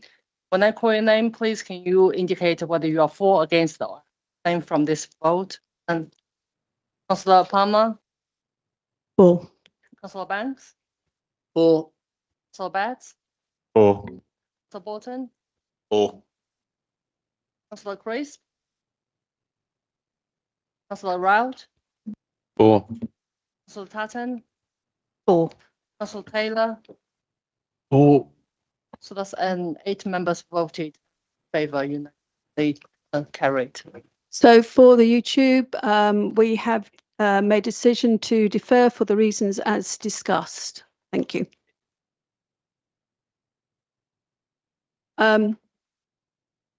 For those who are still here, we will be coming back to this committee with reports from those different areas, and we'll do this all again. Thank you. Raise a point of procedure before we close. So I'm not asking for a definite answer, but do we envisage doing the same again, having consecutive meetings? And I'm assuming that all of those items will come back to Area 3 as well as this committee? Question mark? And also, I wasn't sure, Area 3, whether the public can come along and say their bit again. We've recently changed the constitution. I think it was about a year ago, or was it 6 months ago, where we agreed that only where there's if a cost report is coming back to planning committee, then there'll be no need for members of the public to speak again. But if we're coming back for further report, then members of the public are allowed to speak again. That's what the constitution currently says. Your other question, I think it only reasonable that both committees would see both sets of information. Whilst Area 3 did not defer it on those additional grounds, I think it's reasonable that there will be additional reports. There'll have to be additional report coming back to this committee. So both committees would see those issues addressed in the report. From my point of view, I really don't want to do this one after the other again. This is too long for everybody. But we need to have that discussion outside this meeting. Okay, I have no urgent items and no exclusion for part 2. So I will call this meeting closed at 17 minutes past 11. Thank you.